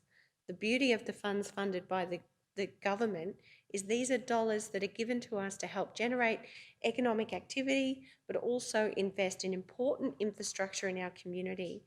I think water infrastructure is very important. I think it's got to be core. I absolutely agree. These are wonderful projects and initiatives, and I know we've seen it in the the Butter Factory Park in Anango, where the community raised an enormous amount of money. And with the support of council, we're able to deliver an incredible park. I drive past that. That's the standard. That's what I hope to see across the region. And I know the community did a lot of heavy lifting with that. Absolutely. I'm not suggesting the community should do all the heavy lifting, but the reality is the modelling for our water here demonstrates that we are asking our community to do all of the heavy lifting, and I think we have to find every possible solution to bring these projects, these water capital projects forward, because the reality is our underspend in trunk water infrastructure is withholding our ability to expand our population here in Kingaroy, and I know that's having a direct impact. It's having an impact on services like our hospital, where people want to come and live, want to come and work here, but can't find a house to live. So I think all of these things, we as councillors have to look at the bigger picture here. This is a big picture problem. It's about sustaining our communities for the future, and a water project like this is a responsible choice, as are all of the projects listed here. I really look forward to seeing these outcomes and continuing to work with our community to deliver these other projects. Thank you, Councillor. That now concludes the debate. We'll go to the vote. Those in favour? Councillor Shoemaker, Councillor Jones, Councillor Potter and Councillor Henshin. Those against? Councillor Erkins, Duff and Otto. Thank you.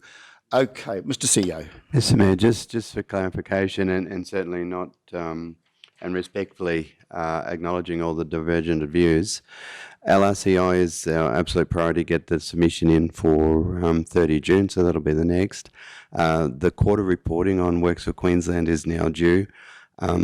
The staff, and it's just for a point of clarification, so out of today's decision, we will proceed with scoping and starting these projects because we have the department chasing us for information. So it's, again, not absolutely respecting the divergent views, but we will start to action these with confidence that these are the projects. Thank you, Mr CEO, and I can certainly say that that matter has now been resolved by Council. In doing so, Council, you have instructed our staff to proceed with scoping and progressing with these projects as presented. So absolutely 100%, Mr CEO, thank you. Okay, I think probably try and deal with 11.3 and then I think we're probably due for a lunch break at 1 o'clock. So 11.3 is options for capital costs associated with improved stormwater drainage in Leopard Court, Kingaroy. That's at page 270, where it's recommended that Council consider option 2 as the preferred option to improve stormwater management in Leopard Court and consider the allocation of $23,000 in the 22-23 budget deliberations for capital works. Do we have a mover? Councillor Shoemaker. A seconder? Councillor Potter, thank you. Speakers, Councillor Shoemaker. I just had a question, Mr. Mayor, in terms of, I was absent for the Infrastructure Committee meeting because I was attending the Bundaberg-Burnett Regional Water Assessment Investment Logic Map workshop on behalf of Council and the region. I just wanted to understand with this discussion, the allocation of 23,000, we've got here that it's part of budget deliberations. Are we actually allocating that, or because we've done our capital works program and my concern is I don't believe this project's actually been captured on that capital works program. Just wanted to check. Yeah. So General Manager Lowe, I haven't been able to see this in the capital works program for 22-23. So Manager, could we stand corrected? It's currently not in the budget. So should this be resolved today, that would be included in your capital works budget, which would then come to the meeting on the 8th of July. Would that be the process, Mr. CEO? Yep. Thank you. Back to you, Councillor Schumer. Yes, no, I'm happy with that. I'd certainly like to see the big picture, but I know this project's very important. We have, I know the removal of the trees has gone a long way, but I absolutely know there are still some significant issues in that area where houses and things have flooded. And yeah, I think it will be an important project for us to consider in the context of things. Thank you, Councillor. Further speakers? We happy to go to the vote? Those in favour? Carried unanimously. Thank you all. I now move that we adjourn the meeting for lunch. Seconder, Councillor Henson. Those in favour? Carried unanimously. Thank you all. We'll resume at 1:30 p.m. Thank you. Now move that we resume the meeting. Do we have a second? Thank you, Councillor Jones. Those in favour? Carried unanimously. Thank you all. Right. Now further to our budget. Councillor Potter, thank you. Yeah, thank you, Mr. Mayor. I'd like to move a motion with, and I've sent a copy of the motion through to Bree. I'd like to move the council start the process of community engagement and consultation for the following projects with a view to getting scoping completed and shovel ready for grants and or funding from cash. McKell Park, Coronation Park, Cooper's Gap viewing platform, Lions Park, Kingaroy, Gore Street, Mergen, Curban Channel and Mergen High School, Mergen basketball half court, the 9-car park shelters at BP Dam, Tipperary Flat renewal, Proston Lookout, Proston Wieners, Durong Camping Ground, Apex Park, Kingaroy and Tingura Drainage. Thank you. Thank you, Councillor. Do we have a seconder? Councillor Henson. Councillor Potter to speak to your motion. Thank you. Yeah, I think after those discussions we've had this morning and the fact that these are community wants, I do believe that if we get the scoping ready, that once we get our community grants officer on board, I do believe that there will be grants out there that we can apply for. But there are certain things in this list here that possibly really need to be done, like certain ones I pick out like Tingura Drainage, Tipperary Flat and also the Gore Street High School curb and channel. Thank you, Mr Mayor. Thank you, councillor. Further speakers? Councillor Henson. Thank you, Mr Mayor, through you. Yeah, look, fully supported, great motion. We had plenty of debate around this, and it wasn't as though that anyone disagreed with it. It was just a simple matter aware and how we fund stuff. As I made mention before, advocated for many of these things on here. Went with Councillor Duff down to the BP Dam. Great project needs doing when those trees get removed there for sure. And I fully support this motion. I think council, as I said previously to the lunch break, that we can work towards achieving these projects and get them scoped, and with the community, I think that's a great outcome all round. Thank you. Further speakers? Councillor Schumacher. Yes, thank you, Mr Mayor. I'm very happy with this list of projects. I would like to see us add the Youth Park Kingaroy on there as a project as well. Councillor Potter and Henson, if you're willing to add that one. I just think in relation to this motion, we do have to bear in mind the importance of a budget allocation for such. So my only thinking is perhaps Councillor Potter, like a report comes back or something of that nature, so that we can actually think about how we might be able to action this, because some projects will require actual planning and development, and that will mean budget to deliver such, and others, you know, can be done in-house. So I guess I'm just thinking about the logistics of it. I don't know whether any of our general managers may have some feedback in that regard. I know General Manager O'May's got an extensive experience with the Works for Queensland projects and things that we've done to date. But yeah, my thinking is, I think this is a great start. We just need to be mindful of how we actually do that scoping piece, and whether we actually need, if there was budget allocation, I know we had talked about putting budget allocation in the 22-23 budget, General Manager O'May. Just probably wanted to talk to you just in relation to how we might progress that. General Manager O'May, in terms of resourcing, scoping and design for Parks and Gardens projects, internal staff / external resources. Thank you.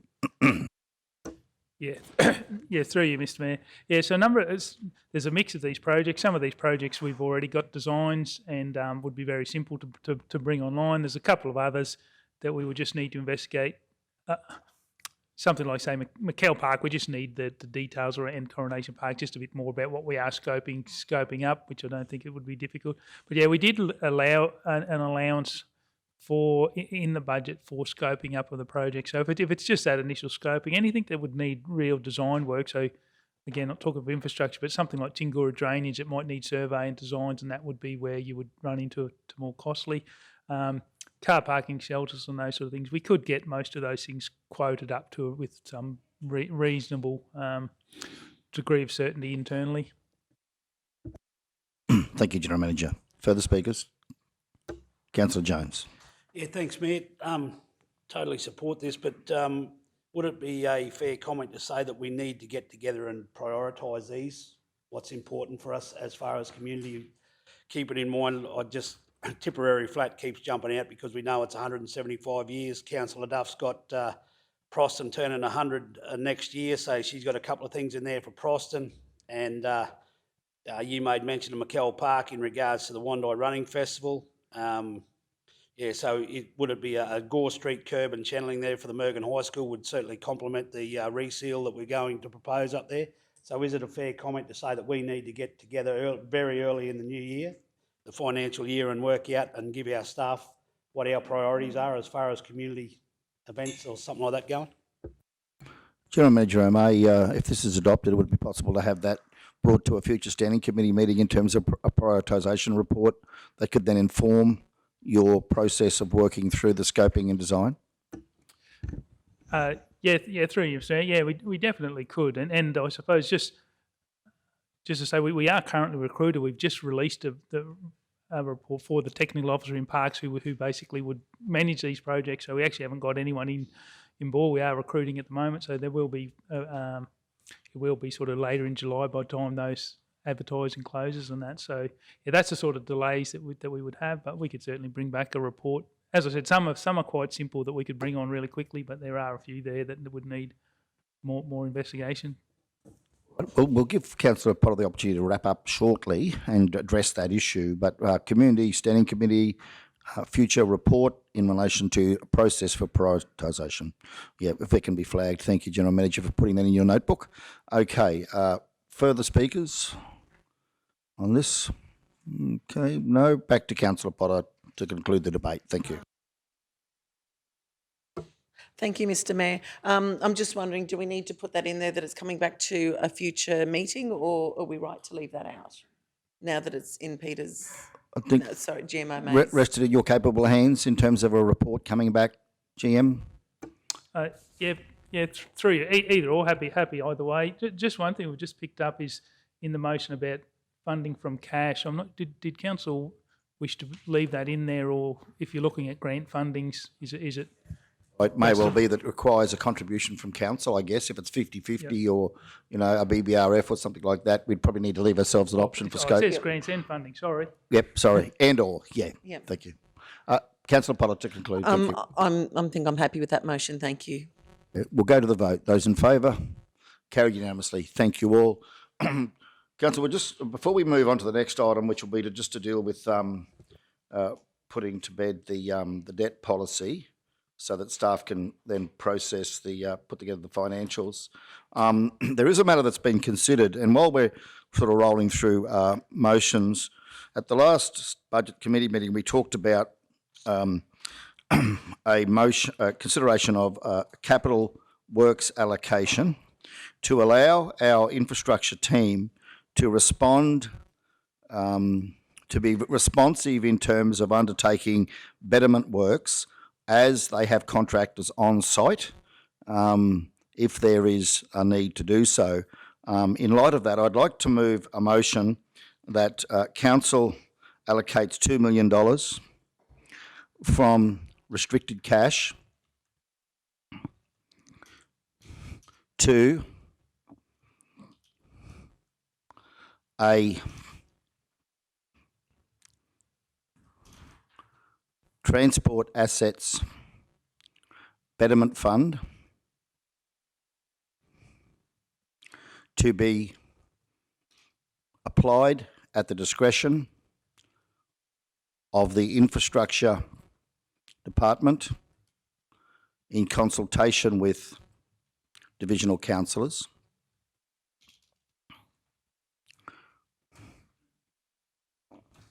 in the 2022-2023 capital budget. And just discretion there, thanks Bree, DISCRET. Yeah, you're right. I think digression may well be a word. Discretion, yeah. So I'd like to now move that motion.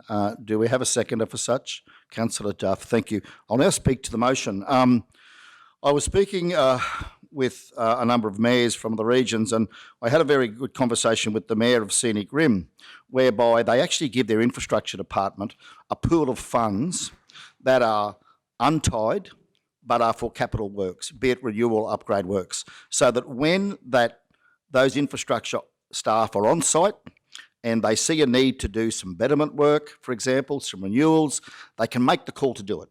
And they know that they've got an allocation of funds, a bucket of money, for want of a better term, that they can use to be able to jump on and get that betterment work while they're on site. I think that's got real value. And on our road trip over the 2 days, we saw where the flood funding will cover certain things, but it's only going to repair what we've got, the original standard that it was at prior to the flood. With this funding, the intention is that would then give our works manager the capacity to be able to say, well, while we're there, if we need to do some betterment works, be it to, fix up the table drains or clean the tail drains, renew the drainage, put in culverts or put in concrete causeways, for example, where before they might have been gravel, that they've got the capacity then to make that decision knowing that they've got this allocation of funding. Now, this is only for 12 months, and I know it only scratches the surface, but I think in response to Councillor Jones' comments this morning, I recommend this to Council as a good place to start. So I'll thereby commend it to the chamber and call for further speakers. Councillor Shoemaker. I just had a couple of questions in relation to cash. I get a bit nervous about cash. So from the report that we've got here today, page 163 is an assessment of our cash at date. It says that council's actual cash and cash equivalents was $56,345,456. And if I look at the restricted cash balance, it was $24,396,377. So that would leave us with, if I've done this right, $31,949 and $949,079. Now I know there are provisions in there for our landfills, and I know we have to have the 3-month buffer of our actual of our cash for our operating. So I think that's what you said, General Manager, was around $24 million. So if I take that off of there, that leaves us with $7,949,079. So I just sort of wanted to understand from that $7 million, I know we'd spent money also this year in additional fleet, if that was coming out of that budget. And then we've also spent another $400,000, if I'm right with the other motion there today. So I guess I'm fully supportive. I agree, Mayor Otto. I think doing the betterment works, and certainly I had thought from the road trip that we had done that the actual funding in terms of drainage, I was actually thinking about putting forward a motion in relation to a specific drainage crew and arming them, because that was clearly an issue that I did see on our road trip. My comments earlier were really about the fact that I thought 2 days working on our systems and things may have been time better spent. But I just wanted to understand from our General Manager of Finance that this cash discussion, if I've done the sums right, we really only have $7 million worth of cash. There's $7.9 million worth of cash.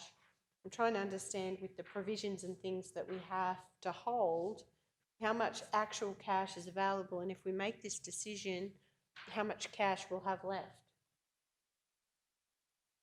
Thank you, General Manager. Thank you. Through you, Mr Mayor. I just don't know the page where I've written that down on Councillor, that page, but you were correct when you said, I think we're taking about $2 million from memory out of our cash for our fleet this year. Yes, the 400 that you've just identified. Out of that remaining, where we have the restricted and what we call the free cash, that's your 3-month equivalent, and it has increased there to about 17 mil that we have to have for that 3-month buffer. So it's that the remainder would be what their total free cash, as in, it's technically free cash, even though that 17 mil is free, but the remainder of that will be for council to expend, yes. Yes, thank you for the clarification. Mr Mayor, I never like to make decisions about cash or money on the fly, and I would like to sit down with the recent cash reconciliation and consider this carefully. So on that grounds, I'd like to propose a procedural motion that we leave the matter lay on the table until an infrastructure standing committee meeting when we can look at all information. Do we have a seconder? Councillor Henson. Okay, we'll go to the vote. Those in favour? Councillor Shoemaker, Councillor Henson. Those against? Procedural motion defeated, 5 votes to 2. Okay. Further speakers? Further speakers? Councillor Duff.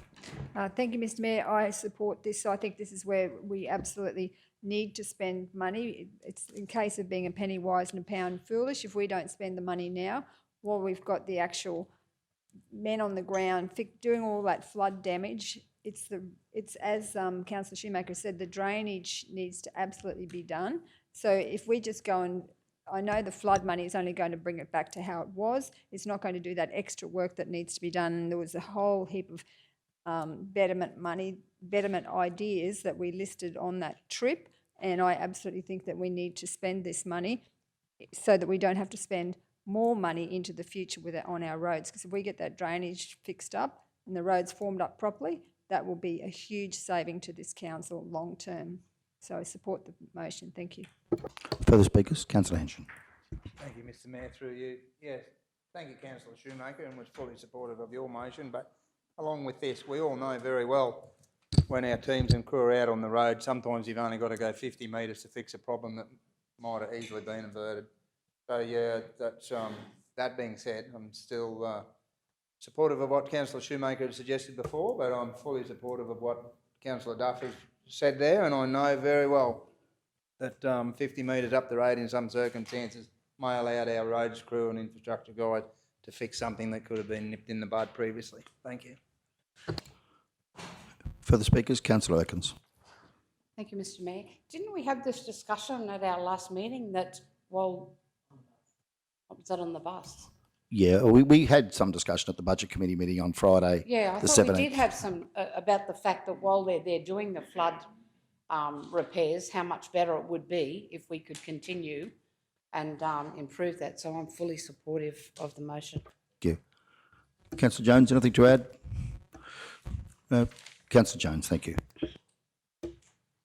As the roads portfolio, you've heard me speak. I told you that, or I've made comment, Mr Mayor, in the chamber here, that we need to spend money, and it's the only way to fix and address our situation. And on our road trip on the first day, we had a brief conversation in the front of the bus. You said that you agreed that we needed to. Anyway, it's money, it's cash. I take on Councillor Shoemaker's point of view, but it's money that I've been certainly advocating for a long period of time, ever since I got into council. So again, not going to fix all the problems, but it'll certainly go a long way to improving the network. Councillor Potter, have you had an opportunity to address the matter? If not, go ahead. Thank you. Thank you, Mr Mayor. Look, when we were on the bus the other day and we were having a few discussions around this money, it was put to us that we should be putting about at least another 10%, I think it was, back into this project, the Betterment project, to help do this extra work that needed to be done. So I'm fully supportive of this. Thank you, Councillor. I don't think I need to do a right of reply, so we'll go straight to the vote. Those in favour? Councillor Erkins, Duff, Jones, Potter, Henson and Otto. Those against? Councillor Shoemaker. Okay, resolution. Motion has been carried 6 votes to 1. Thank you all. So the next one was 10.3, adoption of the Southbound Regional Council Debt Policy 22-23, statutory 010 at 94, whereby we have a recommendation. Just get that page here.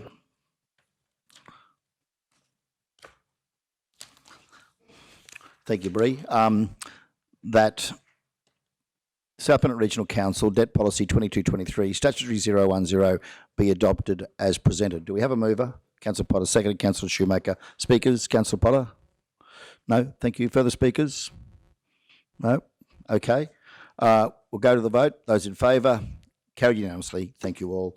Council, we had resolved by procedural motion to move 10.6 to be the next item on the agenda, but in conferring with Mr CEO, we'd like to give our finance staff the opportunity to go away and produce those draft budget documents for us before we actually, so we've got them at hand in front of us before we move to receive them. So I'd like to now move a procedural motion that 10.6 be addressed later in the meeting upon receipt of the draft budget documents. Item 10.6, thanks Bree, be addressed later in the meeting upon receipt of the draft budget documents for 22-23.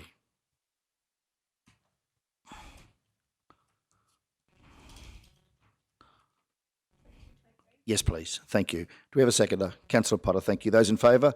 Carried unanimously. Thank you all. That now brings us to, I think we're at 11.4. Mr Mayor? Are we? Sorry. Councillor Duff, sorry. I'd like to move a procedural motion that we discuss item 12.3, Creative Country motion, because I know that we have some Mergen people who've come in the gallery and they're waiting patiently, and I just think out of respect for them, that if we could just bring that one forward. Okay. We have a seconder? Councillor Jones, thank you. Those in favour? Carried unanimously. Thank you all. Okay. 12.3, Creative Country Association Incorporated, Mergen Ancient Sonnenberg Centre. That is at page 283.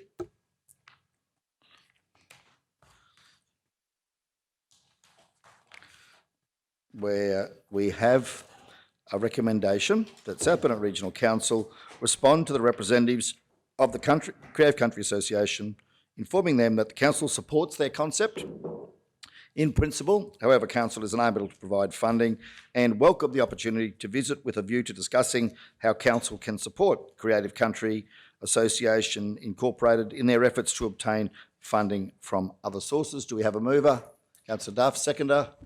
Councillor Jones, thank you. Councillor Duff. So, Mr Mayor, I'd like to put a third dot point, if that's okay, that this be assigned as a high priority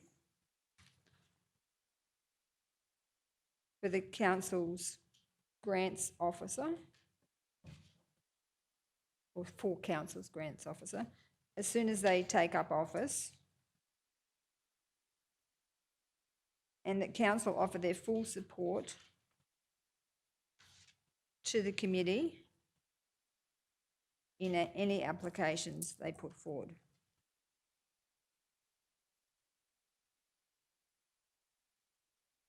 Okay, well, we'll take this as an extension of the original motion with leave support from Councillor Jones. Councillor Jones, your thoughts?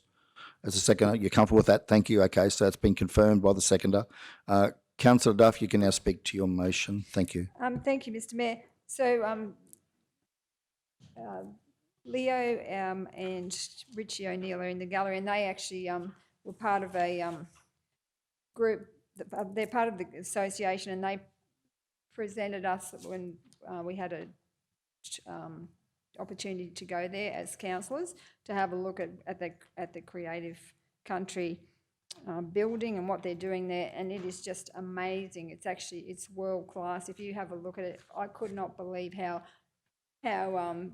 big it is. Actually, when you go inside the art gallery, there's just a massive area for the fossil display, and then there's in the middle is an ancient garden, and then there's also, and I know that Councillor Potter would be just so impressed, there's a whole area for workshops for mental health around art. It's just going to be something just sensational for not only for Mergen but for the whole South Burnett. And I welcome all the other councillors having a look. It's unfortunate that some councillors, well, Councillor Shoemaker was away at a conference and other councillors couldn't make it, but it is absolutely, it would just blow your mind at just how good it is and how big it is. And so just really excited about this project.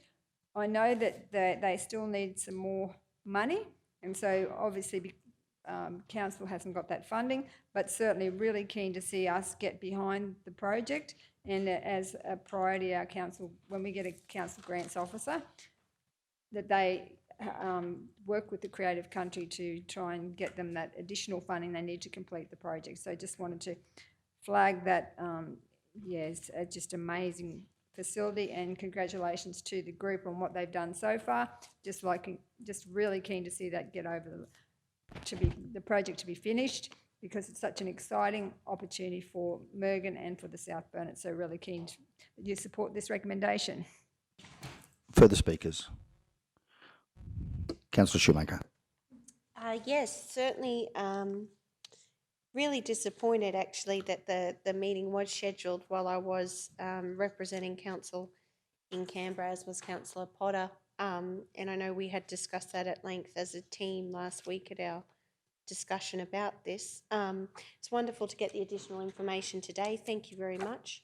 I do agree. I think it's a fantastic project for Mergen and and for the South Burnett, and it's wonderful to hear the vision there, and the collaboration across the community I think will be really important. I'm certainly personally very much looking forward to having a look at the facility.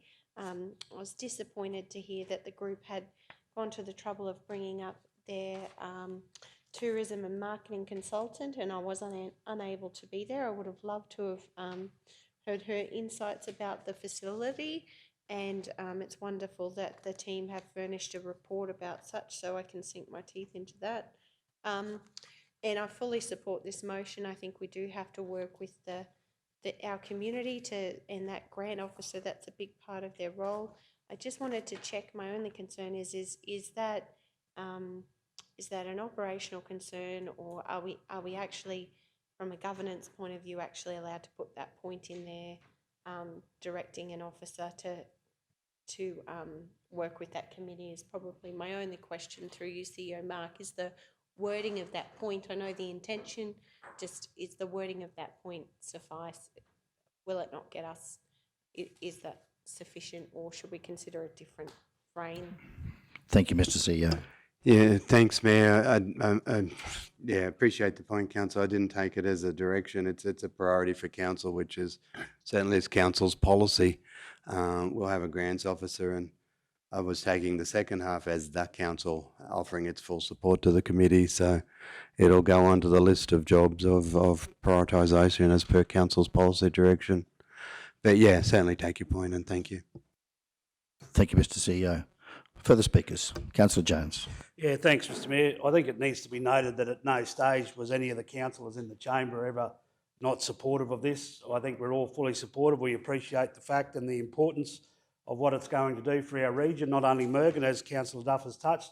It's promising to be a wonderful facility. So I think it needs to be noted that none of the councillors that I've been talking to have ever shown any negativity towards this project, and we've always been fully supportive. So I hope that the two gentlemen that have sat here patiently today understand that. We're fully supportive. It's unfortunate what happened last week with the meeting, and as Councillor Shoemaker touched on, there's different reasons for each person not being there, but it needs to be noted that all councillors, I believe, are fully supportive of your project up there, and we hope to work with you to get the result that you desire. So thank you. Further speakers? No? Councillor Duff, anything to wrap up before we go to the vote? No? Good, thank you. Let's go to the vote. Those in favour? Carried unanimously. Thank you all. Item 11.4, addressing Bunya Mountains, 271. Thank you, Councillor Shoemaker. Okay, we'll go there now.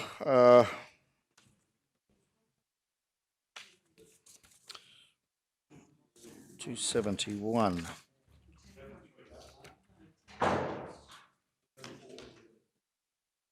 Sorry, 11.4. My apologies. 11.4 at page 271.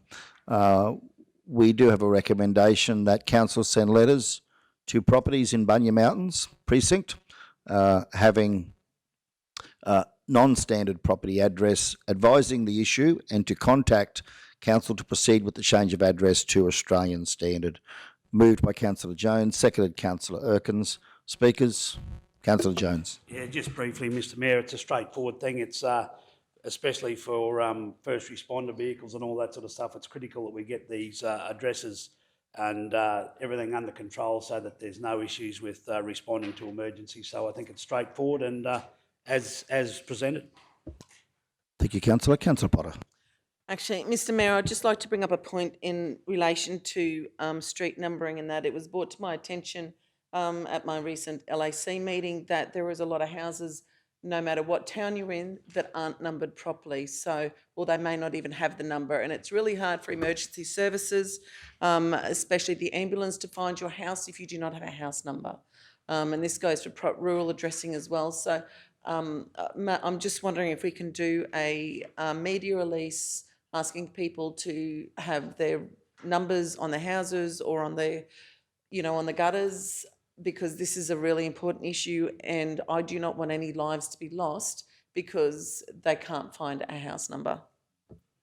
Thank you, Mr CEO. If that could be taken on board by your office, that'd be much appreciated. We'll organise a media release to go out to the community to address that. Thank you. Councillor Erkins.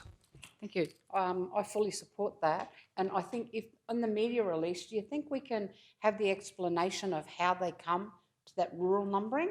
Because a lot of people don't understand that, it's if you're number 203, it means you're 2.03 kilometres from the start of that road. Yes, I'm sure we can incorporate that in the video release. Thank you, councillor. Further speakers? Okay, go to the vote. Those in favour, carried unanimously. Thank you all. Manager, could we bring back Councillor Shoemaker? Thank you.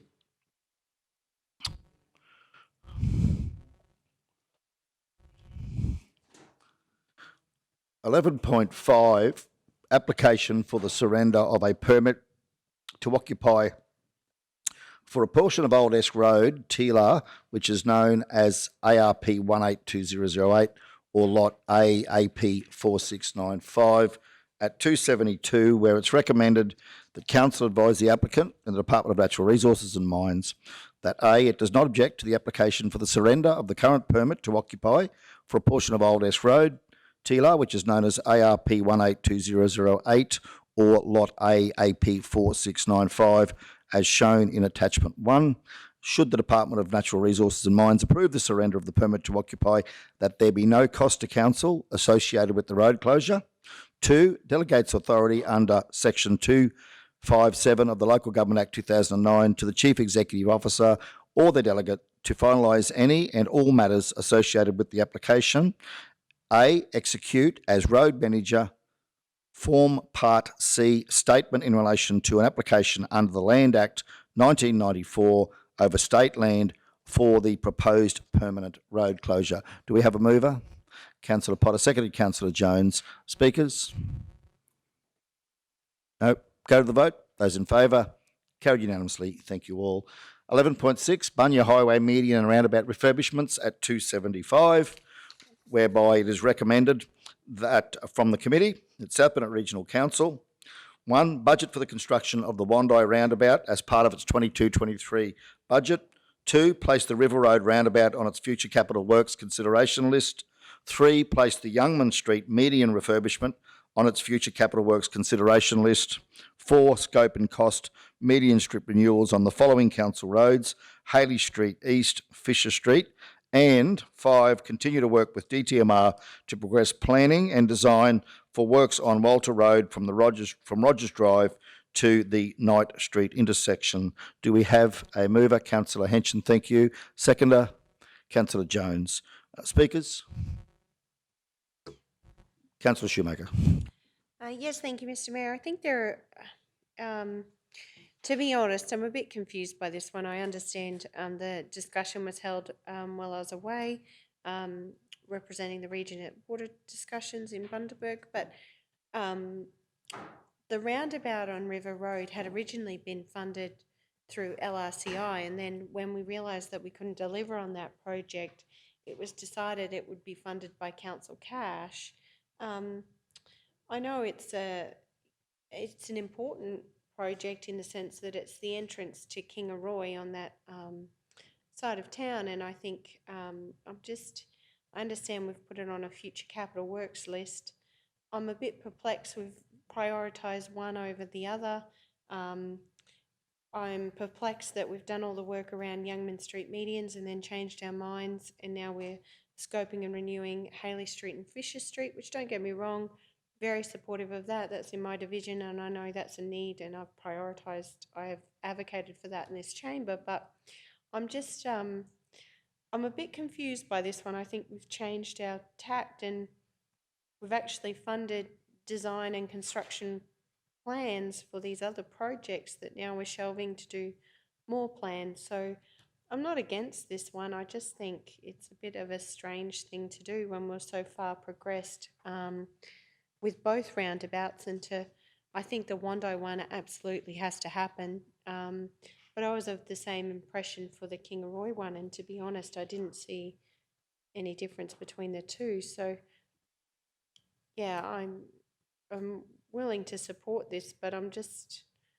concerned council's once again changed its strategy to meet other needs when we had a strategy in place. And you know, this was a funded project. The River Road roundabout and the Youngman Street medians was funded by LRCI, and that was one of the only projects that was actually funded for Kingaroy out of the COVID funding and a whole range of funding. at that time. Walter Street was the same, and both of those projects were pushed aside for other projects that we could complete in that time frame. So, yeah, I can see what. I guess I'm just a bit confused at how this came about, and but yeah, by all means, I can see it's just completely changed the tact, and I think it is disappointing for the businesses around River Road and that area that had the same intentions to get the same roundabout as Wondai. Further speakers? General Manager Lowe or Manager, did you want to provide any clarifying comments at this stage? Thank you. Through you, Mayor. Unfortunately, my subject matter expert is actually on annual leave, which is James. So I really can't elaborate too much. Sorry. Thank you. But to clarify, River Road, Youngman Street would not be at this stage, should this be adopted, would not be included in the 22-23 capital works budget for planning or completion or construction, and that scope and costing of median strips on Haley Street and Fisher Street would happen as resources allow, such that once that's costed and scoped and costed, it could then be on the list alongside River Road and Youngman Street for future capital works consideration. That was my understanding of the intention. But please clarify if I've missed the point there. But I believe that's the case. So, any further speakers in relation to that intention, to that motion? No. Okay. So that being the case, we'll go to the vote. Those in favour? Councillor Erkins, Duff, Jones, Potter and Henson, and Councillor Otto. Those against? Councillor Shoemaker. That's been carried 6 votes to 1. Thank you all. We'll now move on to Stage 2, Bondi Industrial Estate, which is item 11.7 and is at page 277, where the recommendation is that, Councillor Duff. Yes, Mr Mayor, I'd like to change the recommendation. Move a motion. Move Thank a you. motion that council commit to fund the design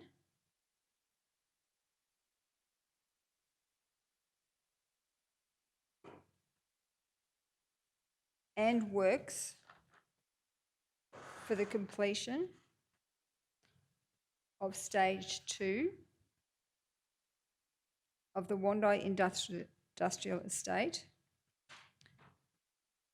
within the 22-23 roads capital works budget with an allocation of $450,000. I want to just clarify, from council funds, are you intending From capital. from council funds? Council funds, yes. Okay, probably just best to clarify that in a lot of discussions today. Thank you, councillor. Okay, so that's the motion. Do we have a seconder? Seconder for the motion? Councillor Erkins, thank you. Okay, Councillor Duff, please speak to your motion. Thank you. So the reason that I have put this forward is because I am getting an incredible amount of pushback from the Wondai Industrial Estate residents, like the businesses there. They are very concerned about the safety of the whole estate since we've put the one way. There is risk of some of the businesses down at the bottom end that they could lose. The one business is really concerned they're going to lose the inspection station, because before they could go straight down Kemp Street, it needs to be two-way. So it's one way now, so they can't go down Kemp Street. They've got to go along Bunya Avenue. It's causing all sorts of issues because instead of the traffic flowing, which was the big trucks going straight down Kemp Street all the time, now they've got to go all the way around and cross in front of Bunya Avenue, where you've got people coming and going with the electrical shop and different ones, just cars, emitting cars, and it's just causing a lot of congestion. It's causing a lot of concern. I haven't had any positive feedback about it. I know that Deputy Mayor Jones and I met with some of the concerned businesses down the bottom end, and at that time we assured them that we would do our level best to try and get stage 2 done as quickly as we could. So I think that because of the importance of that Wandile industrial estate to industry, importance of it to our region, that we need to listen to the feedback that we're getting from those businesses. And Councillor Henson would have had the same feedback, and we can't just to my way of thinking, it's not right to just say we're just going to wait and see what happens. I think we need to actually, this is the kind of stuff that I think that our capital money should be spent on, to upgrade that estate to stage 2 so that we can support all of those businesses that are in that very, very important precinct. Thank you. Further speakers, Councillor Potter. Yeah, thank you, Mr. Mayor. Just a couple of questions, I suppose. One is through you, Mr. Mayor, probably through to whether it be through acting GM or General Manager Jarvis with regards to restricted cash for infrastructure and how much we have in there, whether that's available to be used. But you've got an amount of 450,000, and from what I've understood, the work that needs to be done there, it's quite extensive, and I'm just not too sure whether that's going to be enough for starters, and whether we've got the staff to be able to do that, and whether we can get external resources to actually do that works within that time. Thank you, Mr. Mayor.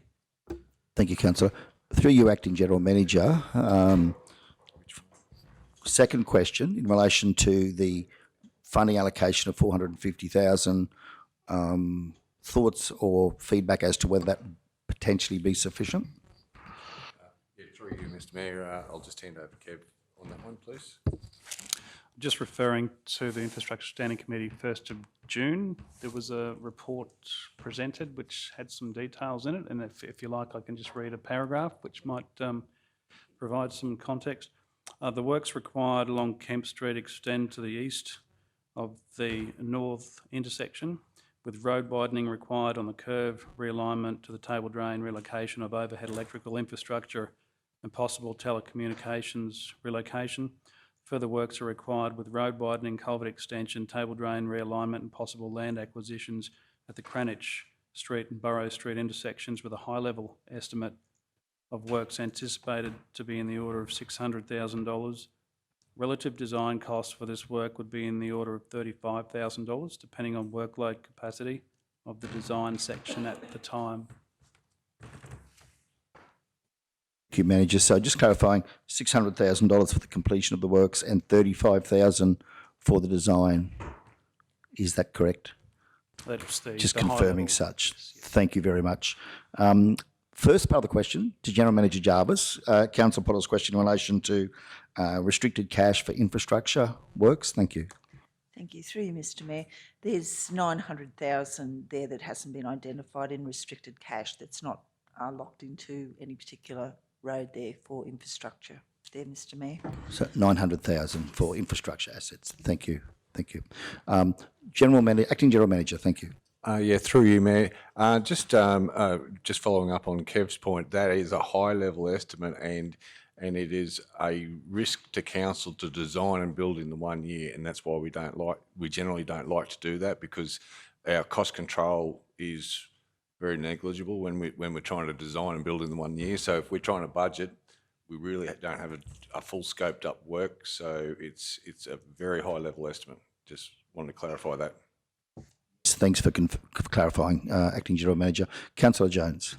Yeah, thanks, Mayor. I'd like to move a procedural motion that this motion lay on the table because there's too many unknowns. It's Councillor Duff's right. I went down there and met with the people, and yeah, it needs to be done. You know, it's not against the motion at all, but there is too much unknown. So I'd like to move a procedural motion that it lay on the table until the next Infrastructure Standing Committee, so we can have a good conversation around it and make clear decisions, because yeah, I'm just not comfortable. I won't support that as it stands today, but I'm more than happy to have discussions and work our way through it, and if it's able to be done.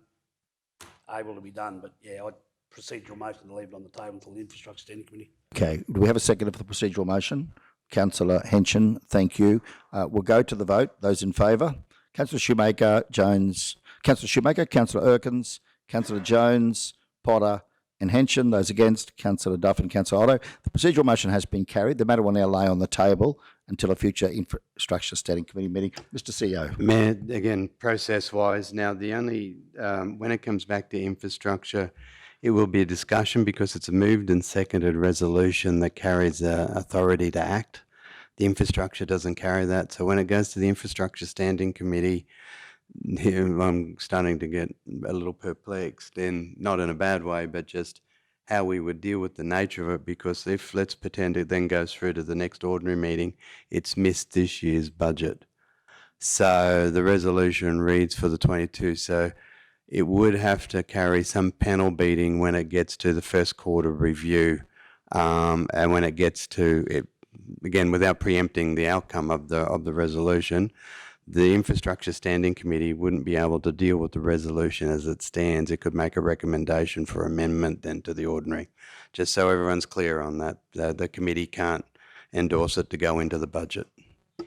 Thank you, Mr CEO. So in light of the fact that we have a mover and a seconder, that would need to be taken into account and possibly dealt with at a ordinary meeting into the future, perhaps a budget revision meeting, first quarter budget revision pursuant to the July outcome from the July ordinary meeting. Thank you, Mr CEO.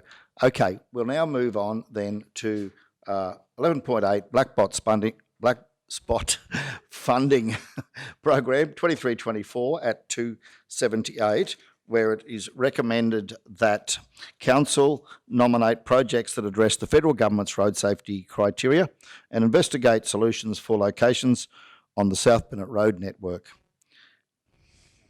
On this one, Mayor, Yes, if I thank you, may. Mr. So CEO. when it went through the standing committee, the two roads that the discussion was about, which was Appin Street and Haley Street, while that paragraph's been repeated, Council adopted the recommendation without appointing any roads. Those two roads qualify for, and again, they're in the body of the report, and to give action to something today, the recommendation does need a road attached to it. So it's recommended that Appin Street and Haley Street are the two projects that put forward as part of the recommendation. Thank you, Mr. CEO. Bree, can we insert that as part of the recommendation, please? Those two bullet points. If we can just cut and paste them and bring them up under the recommendation, yeah. Appin Street and Haley Street. That's it? Oh, almost was. Yeah.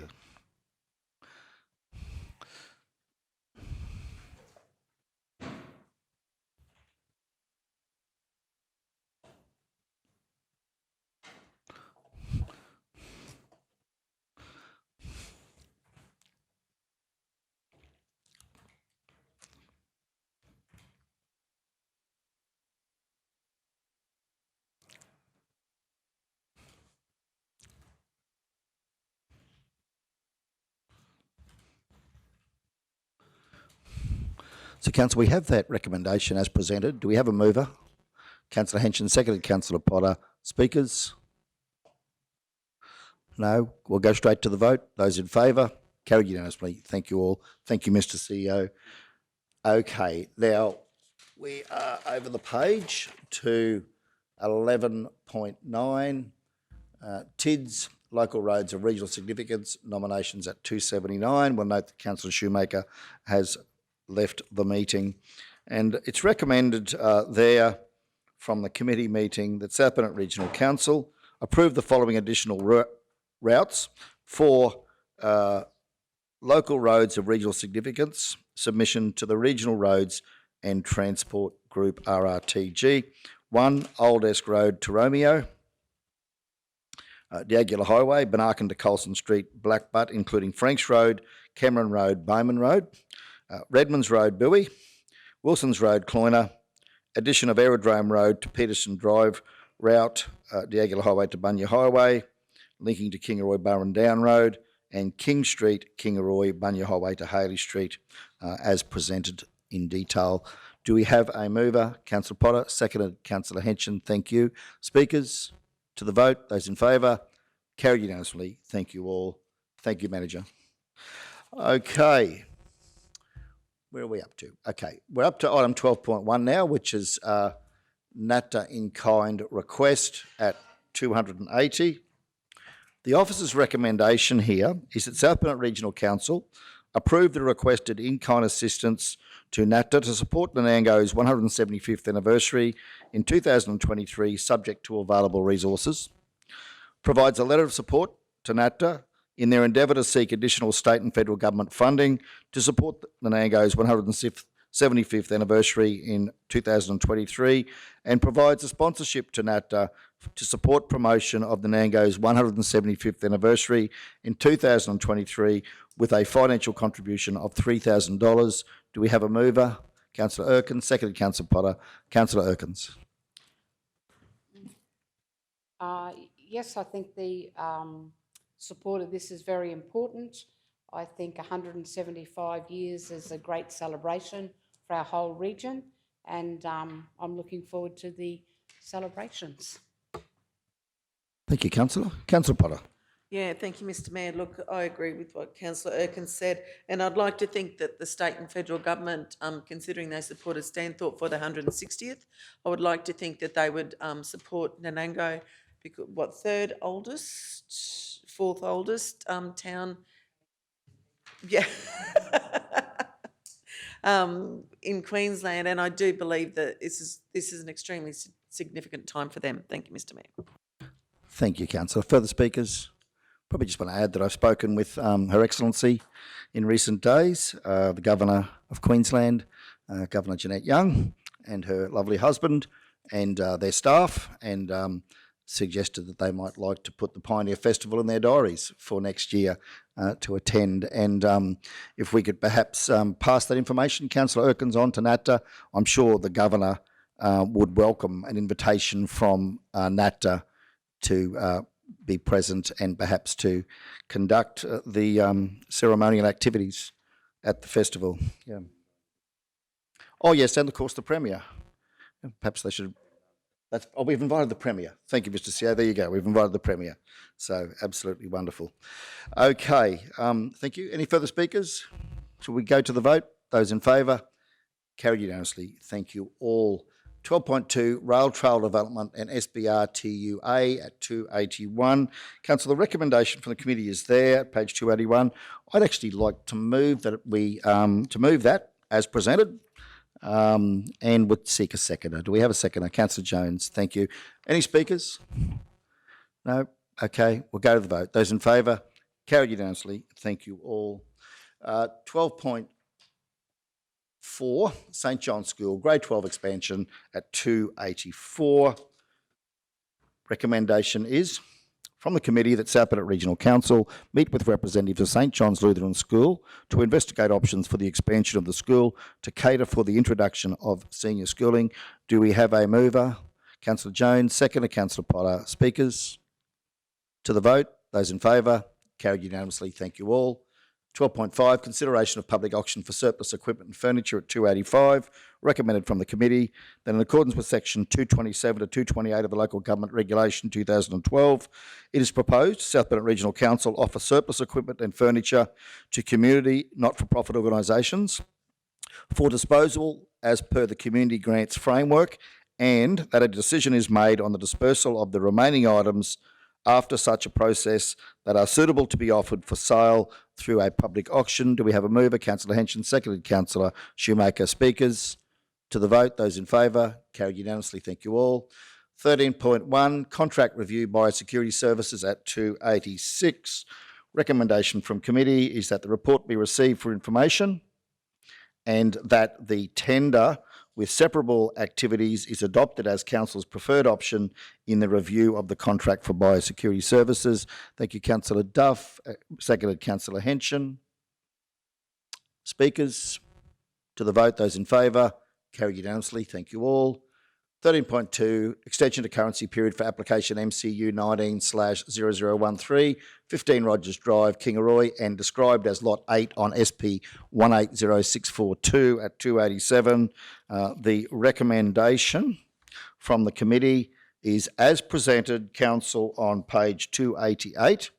that the applicant's request to extend the currency period of the development approval by an additional 4 years to May 2027 be refused under the Planning Act of 2016 for the following reasons, and no alternate period is recommended. The bullet points as presented in the agenda being the reasons form part of the recommendation. Do we have a mover? Councillor Jones, seconded Councillor Erkins. Speakers? To the vote. Those in favour? Carried unanimously. Thank you all. 13.3, seeking Council's in-principle approval regarding an amendment to the LG boundary between Cherbourg Aboriginal Shire Council and South Burnett Regional Council at Hager Drive, Moffatdale, and described as Lot 13 on SP 104351 at 289.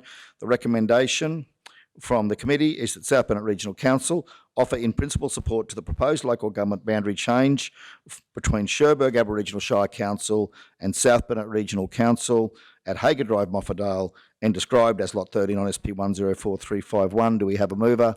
Councillor Potter, seconded Councillor Henson. Thank you. Speakers? To the vote.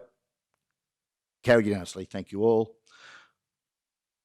We've dealt with 13.4 and 13.5, Council, so we'll move on to 14.1. Notice of motion, emergency after hours call service at 292, whereby a notice of motion was received and addressed at the Infrastructure Standing Committee meeting. The recommendation from the committee is that Council consider, when we are in a declared disaster, that we change to a local model response for our after-hours call service, and that a report be brought to the next Infrastructure Standing Committee meeting in relation to such. Do we have a mover? Councillor Duff, seconder. Councillor Erkins. Speakers? To the vote. Those in, to the vote? Yep. Councillor Shoemaker. Sorry. Yep. I jumped the gun. Councillor Shoemaker, thank you. Yeah, I just wanted to seek some advice around this because it is a change in our process. Just wanted to make sure that we could actually deliver on this, or if there was any further information gained in relation to this item since the Infrastructure Standing Committee that may be pertinent to Council's decision here today. CEO Mark or... Thank you, Mr. CEO. Thanks, Mayor. Just there's several of these. The actual report's in preparation, so it's all being geared up. It will come back to the what are we now? July Infrastructure Standing Committee. So, yeah, without jumping into it today, but there's questions on notice from the Mayor. There's several aspects to it, and so a full report's coming. Thank you, Mr. CEO. Okay, so we have that there. If there's no further speakers, we'll go to the vote. Those in favour? Carried unanimously. Thank you all. 15.1, commercial lease of Kingaroy Aerodrome farming land at 293. Councillor Shoemaker, thank you, has left the meeting. The resolution, the recommendation, Council, from the Community Standing Committee meeting is that the farming land located on Lot 3 of SB 249643 and Lot 2 FTZ 37166, known as lease areas B, C, D, E and F, be offered by way of tender in accordance with section 227 1A of the Local Government Regulation 2012 for a commercial farming lease. Do we have a mover? Councillor Potter, seconded Councillor Henson. Speakers, Councillor Potter. Yeah, thank you, Mr. Mayor. Look, I don't have an issue with this. The only problem I have is with one of the leases, they have the old ammunitions bunker on, and by giving them this leased land, does that, I just want to make sure we protect, because it's about the only sort of older building out there at the airport, and I would really like to make sure it's protected. Thank you, Mr. Mayor. Thank you, General Manager O'May. Yeah, through you, Mr. Mayor. Yeah, so that would just definitely could be included in the lease. It'd be the exclusion and put some protection around that. Thank you, General Manager. Further speakers? To the vote. Those in favour? Carried unanimously. Thank you all. 15.2, Wandai Christmas tree. Oh, sorry, yes. Can we bring Councillor Shoemaker back? My apologies.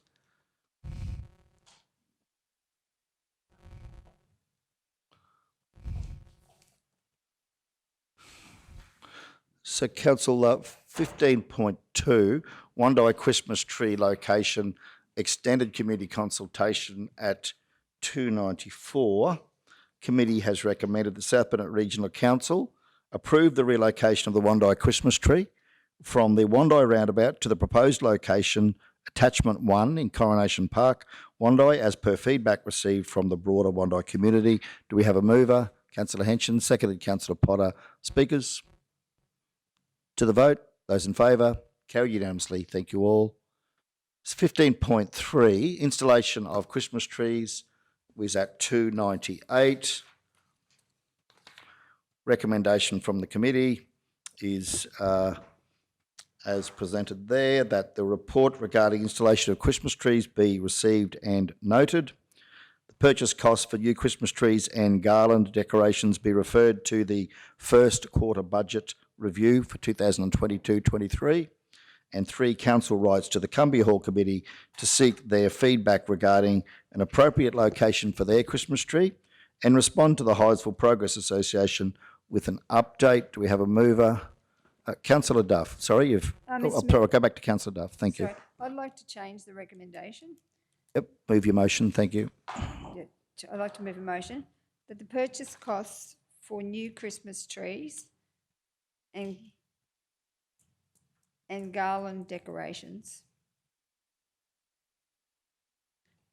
for Mergen, Cumbia and Hydesville be included in the 22-23 budget, and materials be ordered as a matter of priority once the budget has been adopted. And point 2, that we progress making these 3 trees to ensure that they are ready for installation in early December 2022. Councillor, thank you. Mr. CEO, in terms of receiving and noting the report, that element, is that something we also need to address here? Not particularly, Mayor. The receive and note of the report was for information. Depending on which resolution gets up, it's not required for Councillor Duff's motion. And Councillor Duff, there is a recommendation here in relation to the Cumbia Hall Committee and the Hydesville Progress Association for location. Were you intending to have that in your motion, or? So the Hydesville Progress Association, I think they've already flagged, they just wanted in Memorial Park, so that's not an issue. Okay. And Cumbia, I think they're fairly across where they need their trees. We might just get some clarification on this before we get this one out for the debate. Councillor Henson, your thoughts? Yeah, thank you, Mr. Mayor. Yeah, look, Cumbia's activities all take place down at the hall, so be a matter of just prioritising an area there.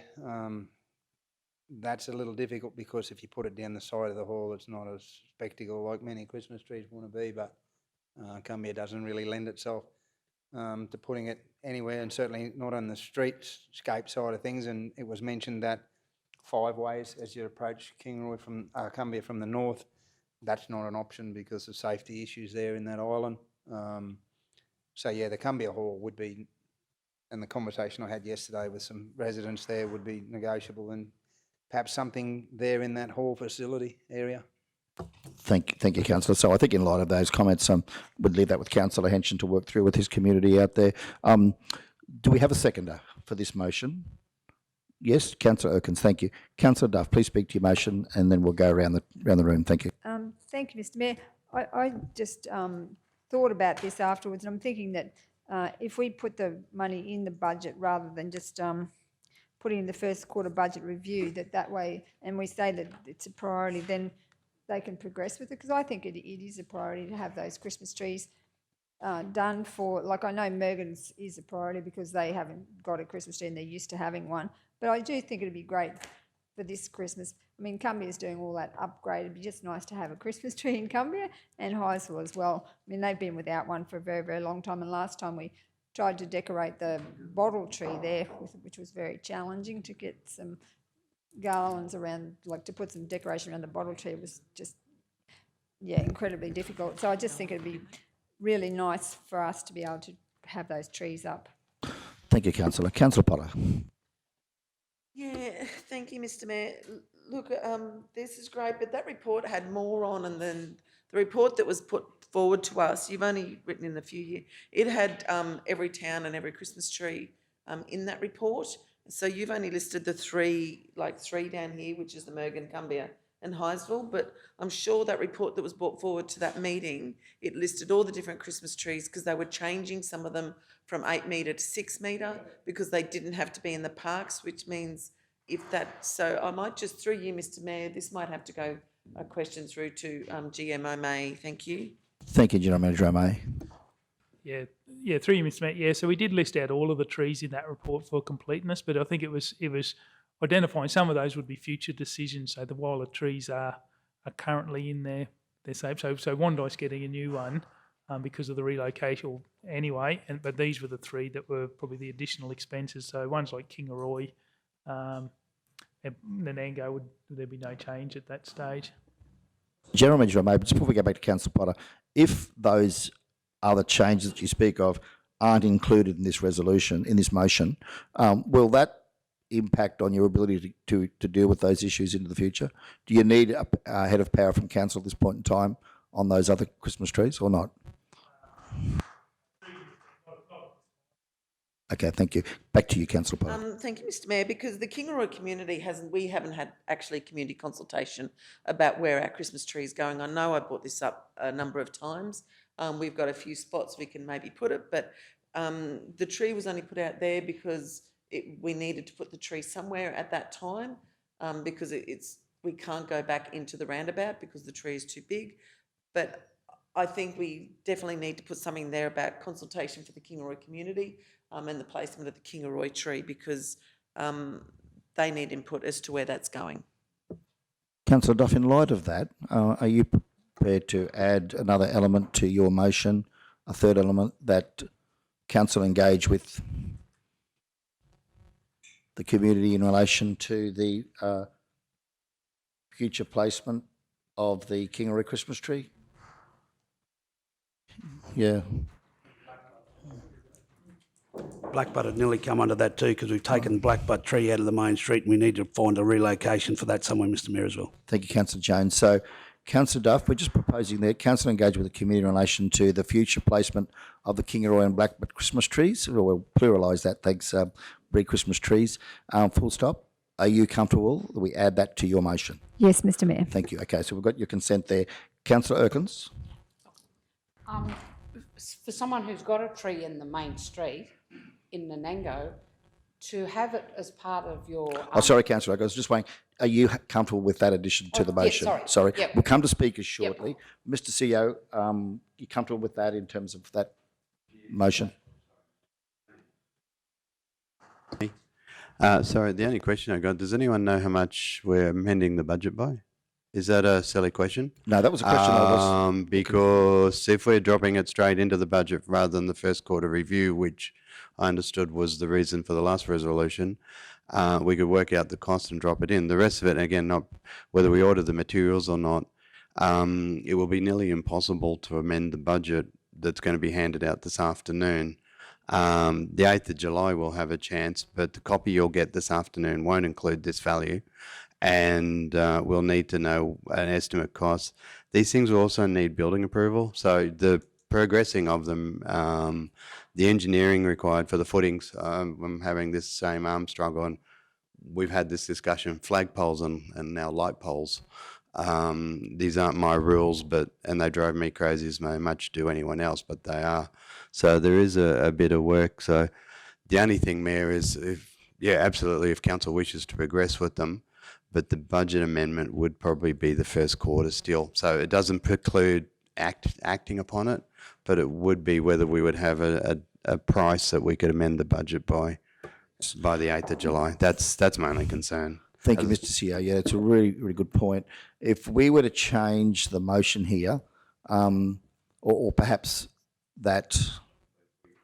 If council's heading down this path, be included in the 22-23 budget with the amendment to be made at the first quarter, it's not to change the intent of what councillors put forward, but just I think the practicalities of actually adding it in, and we can bring back a cost. And still, yeah, definitely if council wants to order the material as a matter of priority and make the trees. But the other advantage of it would be then we can start submitting the building approvals now, because they, through no fault of anyone, they take time. Councillor Duff, budget revision process. Yes, Mr Mayor, happy to do that. Comfortable with that, Councillor Erkins? Yep. Okay. Okay, Councillor Erkins, thank you. Just on decorations, can I ask, in Nanango we had, for Christmas, we had some flag things go up. Whatever happened?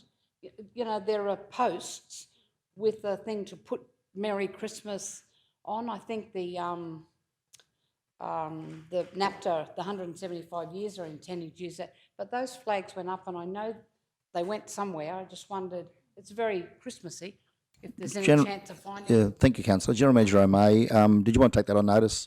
And we'll report back to a future standing committee meeting. Thank you. Further speakers? Councillor Shoemaker, thank you. Yes, thank you, Mr Mayor. I don't disagree. I think it's important that we do this work.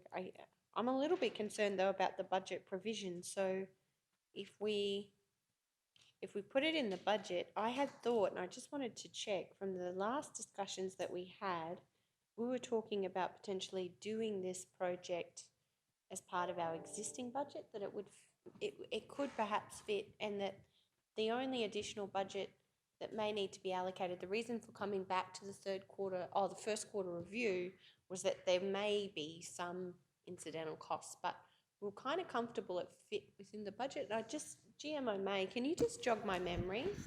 Yeah. Thank you, General Manager. Yeah. So we do have an allocation each year to put the Christmas trees up. So generally, like the garlands and the decorations part, we would renew. Doing the 3 new trees, like you're essentially looking at $10,000 for the tree, and I think there was $6,000 to replace all of the garlands. So looking to do 3 up front would be, say, around that $50,000 from scratch. But yeah, so we would have some operational costs, and I think that's what we talked about. We could sort of over time, but that would over a couple of years you'd be actually bringing them on. But yeah, there is merit in actually getting them all done at the same time, sort of thing, so you can get that. But that's the sort of figures you're looking at. And we were looking at, if we do the smaller ones, then there is operational savings. So once we get those, rather than using elevated work platforms, that's what we're talking about. If we move away from the really large ones, you've probably saved your $6,000 a year in operational costs that go towards your decorations, so there'll be no net costs. Yeah, thank you. I don't disagree. I think it's a fabulous initiative in that regard. So just one further question, just in terms of this actual budget allocation, would we be taking money out of our existing budget and attributing those funds to this project, or are we talking about a new budget allocation? It's been a long day. I just don't like allocating funds without seeing where they're coming from and what the impact of that is. So that's probably my question to you, General Manager O'May. Yeah, through the chair. Yeah, so we would just fund it out of the where we do our Christmas trees, regional passing guns. I think where the CEO saw bet we would need to come back if it is, going to be, say there's $20,000 shortfall on in there where we would be. That's what we would be bringing back to an amended budget. But I think the resolution is to try and give us that power to act on the thing, and then look at the adjustments and whether we can find savings elsewhere that will offset that. But yeah, doing the 3 new ones, we would expect there would be some budget implications. Wouldn't be the whole 50,000, because we're trying to get those efficiencies in doing these style trees. Yeah, thank you.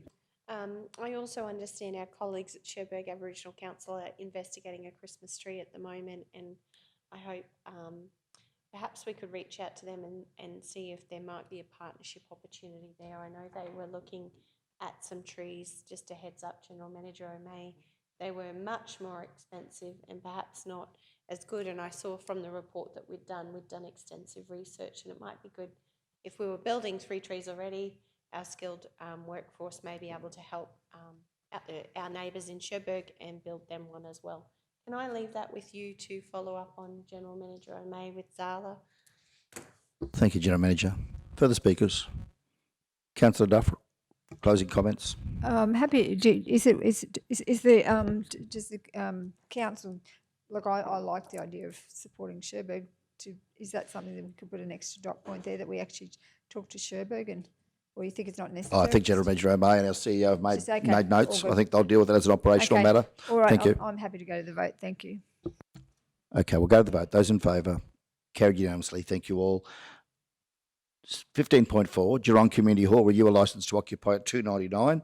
Recommendation from the committee is that South Bennett Regional Council, in accordance with section 236(1)(b)(2) of the Local Government Regulation 2012, enter into a licence to occupy with the Geelong Community Hall Committee, Incorporated, for Lot 102 AU 117 and Lot 5 and 6 on RP 55187 for a term of 3 years and rental of $75 per annum exclusive of GST.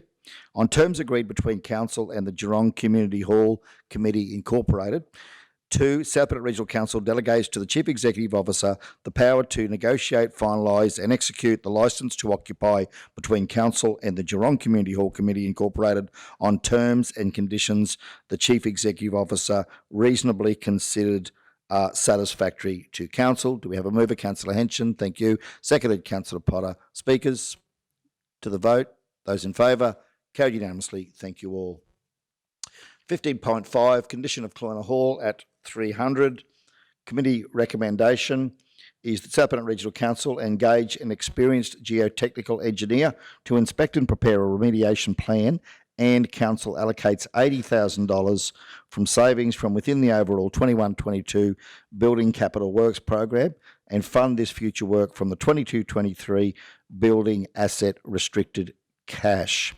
So this is in relation to Cloyna Hall. Do we have a mover? Councillor Duff. Seconder, Councillor Potter. Speakers, Councillor Duff. Thank you, Mr. Mayor. The Cloyna Hall was had flooding, and the stumps got all out of whack, and they've had to do extensive work, and then that's affected the walls of the hall, and so that's why that all needs to happen. Thank you. Thank you, Councillor. Further speakers? To the vote. Those in favour? Carried unanimously. Thank you all. 15.6, Trustee Lease Wandai Tennis Association at 301. Committee has recommended South Bennett Regional Council, in accordance with section 236(1)(b)(2) of the Local Government Regulation 2012, enter into a licence to occupy with the Wandai District Tennis Association Incorporated for lease Area A of Lot 172 and FY 713 for a term of 10 years for a rental amount of $75 per annum GST exclusive, and South Bennett Regional Council delegates to the Chief Executive Officer the power to negotiate, finalise and execute the trustee lease between Council and the Wandai District Tennis Association Incorporated on terms and conditions the Chief Executive Officer reasonably considers are satisfactory to Council. Moved by Councillor Henson, second Councillor Duff. Speakers to the vote. Those in favour? Carried unanimously. Thank you all. 15.7, Kingaroy Aerodrome Tender, Area 21 at 302. From the committee, it has been recommended that... Oh, sorry, hang on. We have a procedural motion here, Mr. CEO, do we? Yeah. This matter's been laid on the table, Council.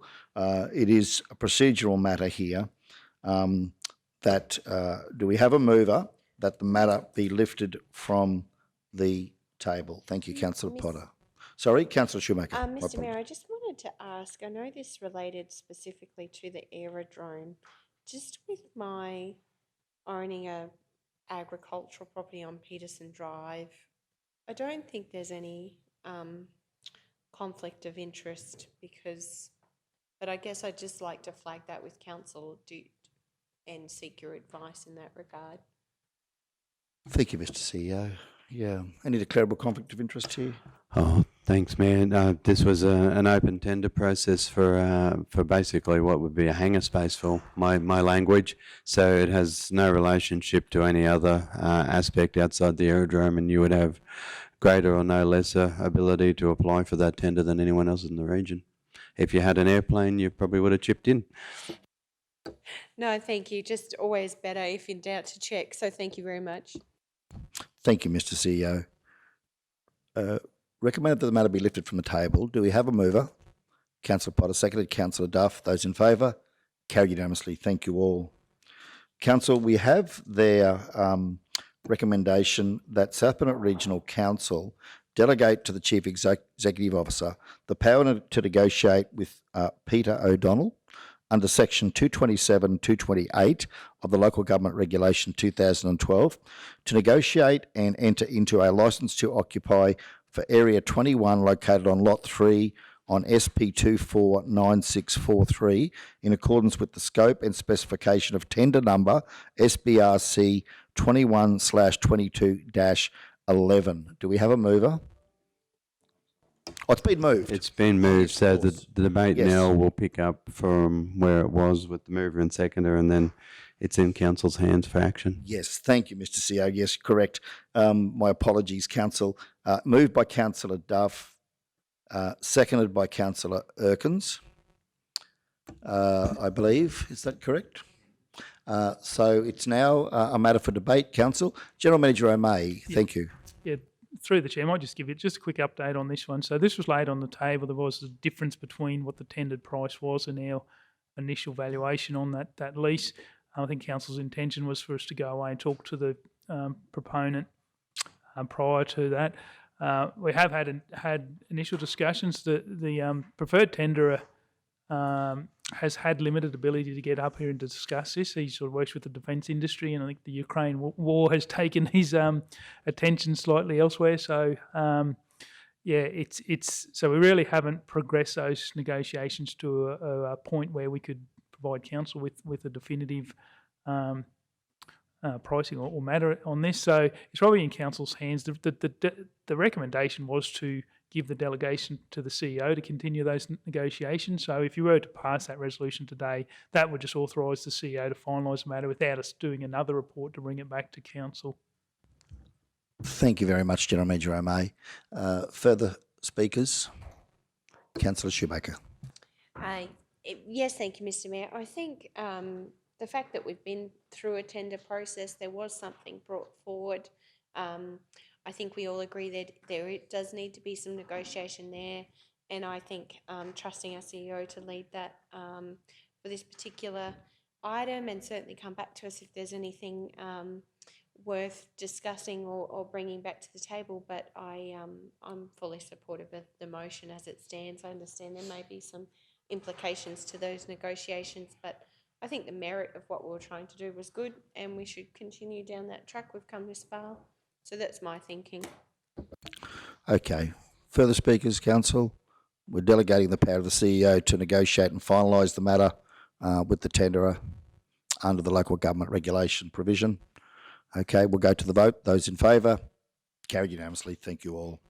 17.1 is the delegated authority reports for the month of May 2022 at 305. The agenda includes those attachments.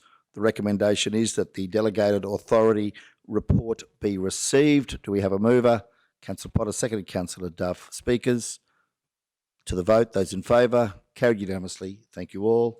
17.2, list of correspondence pending completion of assessment report at 369. And there is an extensive list provided, and the recommendation is that the list of correspondence pending completion of assessment report be received. Do we have a mover? Councillor Potter, seconded. Councillor Jones. Speakers? To the vote. Those in favour? Carried unanimously. Thank you all. 17.3, electricity trends 2022 at 372, and whereby we have a recommendation here and a background report, and the recommendation is that Council accepts this report on the electricity market trends for information. The Council take the 9 contestable sites to reverse auction now prior to the contract expiry with intent to lock in rates before further price rises and lock in a 24 12-month contract with a retailer. Do we have a mover? Councillor Jones, thank you. Seconder? Councillor Duff.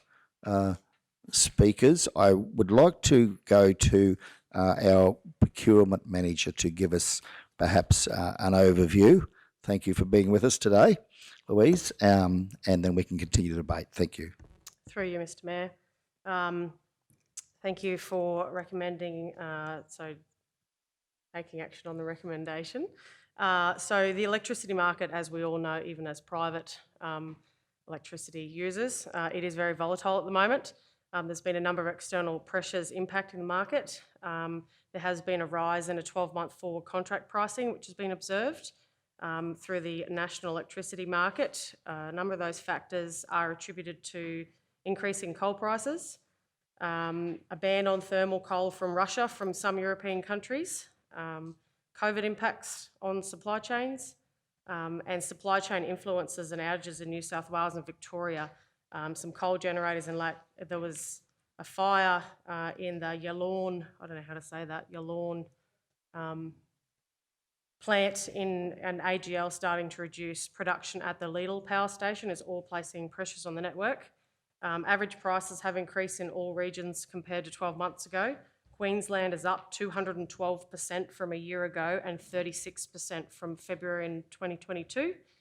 So with our large 9-use sites, it is recommended that we actually approach the market early. Our contract is not due to expire until the end of the year, but with that increase forecast, the retailers have recommended, or our electricity broker has recommended, that we approach the market now to secure contract pricing.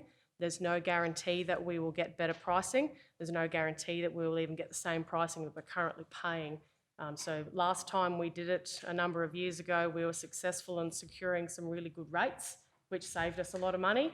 This time I can't promise you that at all. Thank you very much, Louise, for that report.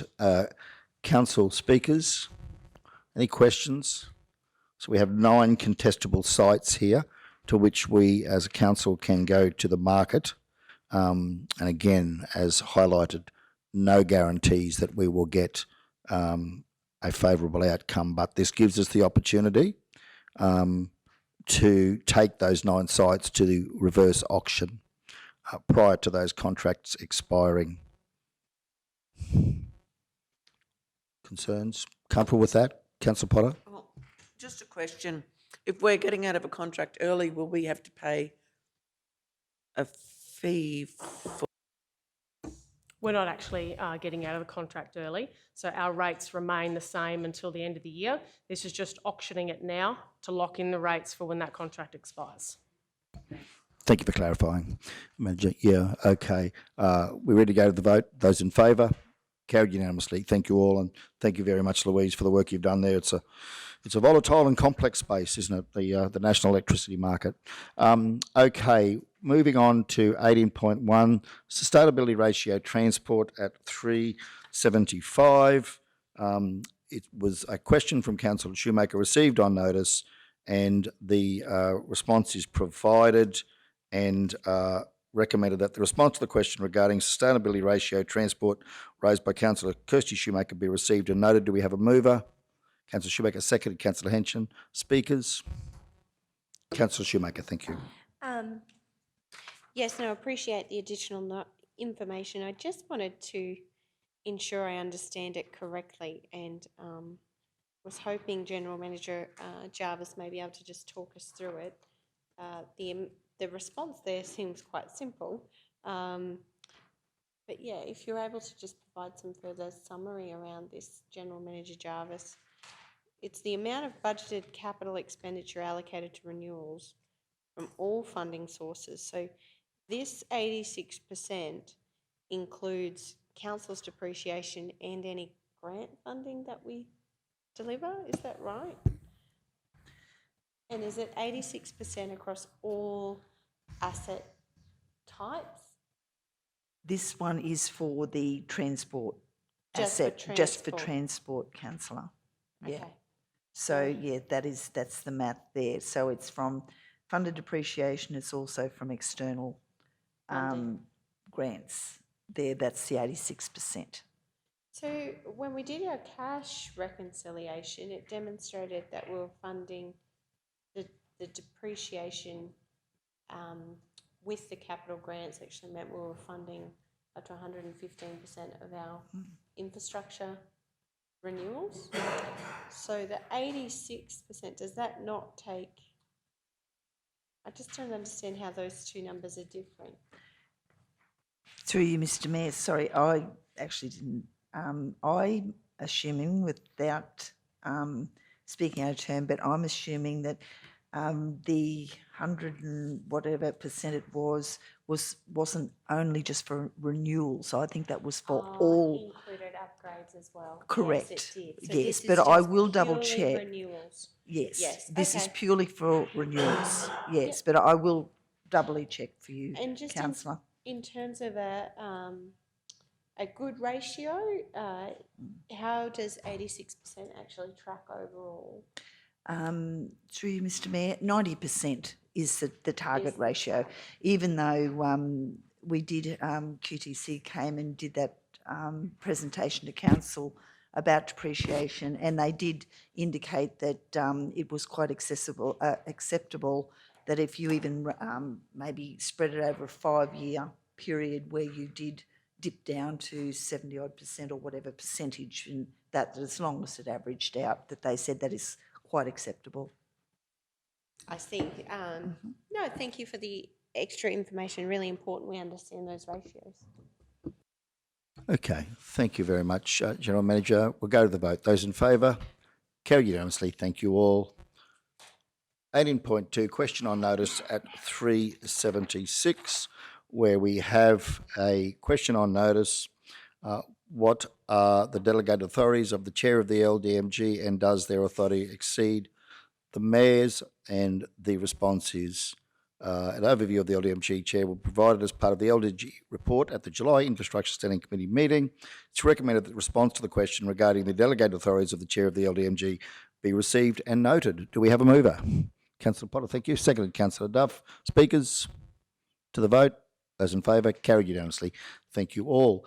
We'll go on to section 19, where the recommendation is that Council considers the confidential reports listed below in a meeting closed to the public in accordance with section 254J of the Local Government Regulation 2012, being 19.1, waiving of interest assessments 22862-00000-000 and 23890-00000-000. I'm not sure how you say 5 zeros. I'm sure there's a term for that, Mr. CEO. And that's in relate. That is recommended to be considered confidential under section 254J-I. 19.2, financial hardship rates application assessment number as shown at 19.2. I think I'll go with that one this time. 254J-D. 19.3, financial hardship rates application for assessment number as presented at 19.3, considered to be confidential under 254J-D, and 19.4, financial hardship rates application, assessment number as presented at 19.4, considered to be confidential under section 254J-D. Do we have a mover? Councillor Henson, thank you. Seconded. Councillor Duff will now go into confidential. Thank you, Bree. Sorry, we'll need to go to the vote. Of course we will. My apologies. There's no excuses for that. Those in favour? Carried unanimously. Thank you all. Okay. 19.1, Council, recommendation is that Council does not accede to the request to waive the interest on assessment numbers 22862-00000-000 and 23890-00000-000. Do we have a mover? Councillor Duff, seconded. Councillor Potter. Speakers to the vote. Those in favour? Carried unanimously. Thank you all. 19.2. Recommendation here is as presented, that Council agree to, as presented, the 10 items presented in the agenda. Do we have a mover for such? Councillor Duff, seconded Councillor Potter. Speakers? No. To the vote. Those in favour? Carried unanimously. Thank you all.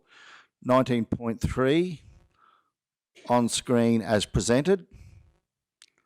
The Council agreed to the officer's recommendation, which has, again, 12 items as presented. Do we have a mover? Councillor Potter, seconded Councillor Henson. Speakers? To the vote. Those in favour? Carried unanimously. Thank you all. 19.4, and we have the recommendation as presented in relation to the 10 items shown. Do we have a mover? Councillor Henson, second Councillor Duff. Speakers? To the vote. Those in favour? Carried unanimously. Thank you all. Thank you to the officers for the work undertaken on those matters. We'll now attend to the final matter on the agenda, which is item 10.6, budget document 2223, and at page 192, it is recommended that the information below regarding the draft budget document for 2223 be received for information. They are about to be distributed by our finance staff, so we'll be moving that they be received for information. Do we have a mover? Councillor Henson, seconded Councillor Jones. Speakers? Those in favour? Carried unanimously. Thank you all. We'll now receive those reports. Manager Finance, thank you. And in doing so, we will close the meeting at 3:52 p.m. And thank you all for your attendance and participation. Have a wonderful rest of day. Thank you.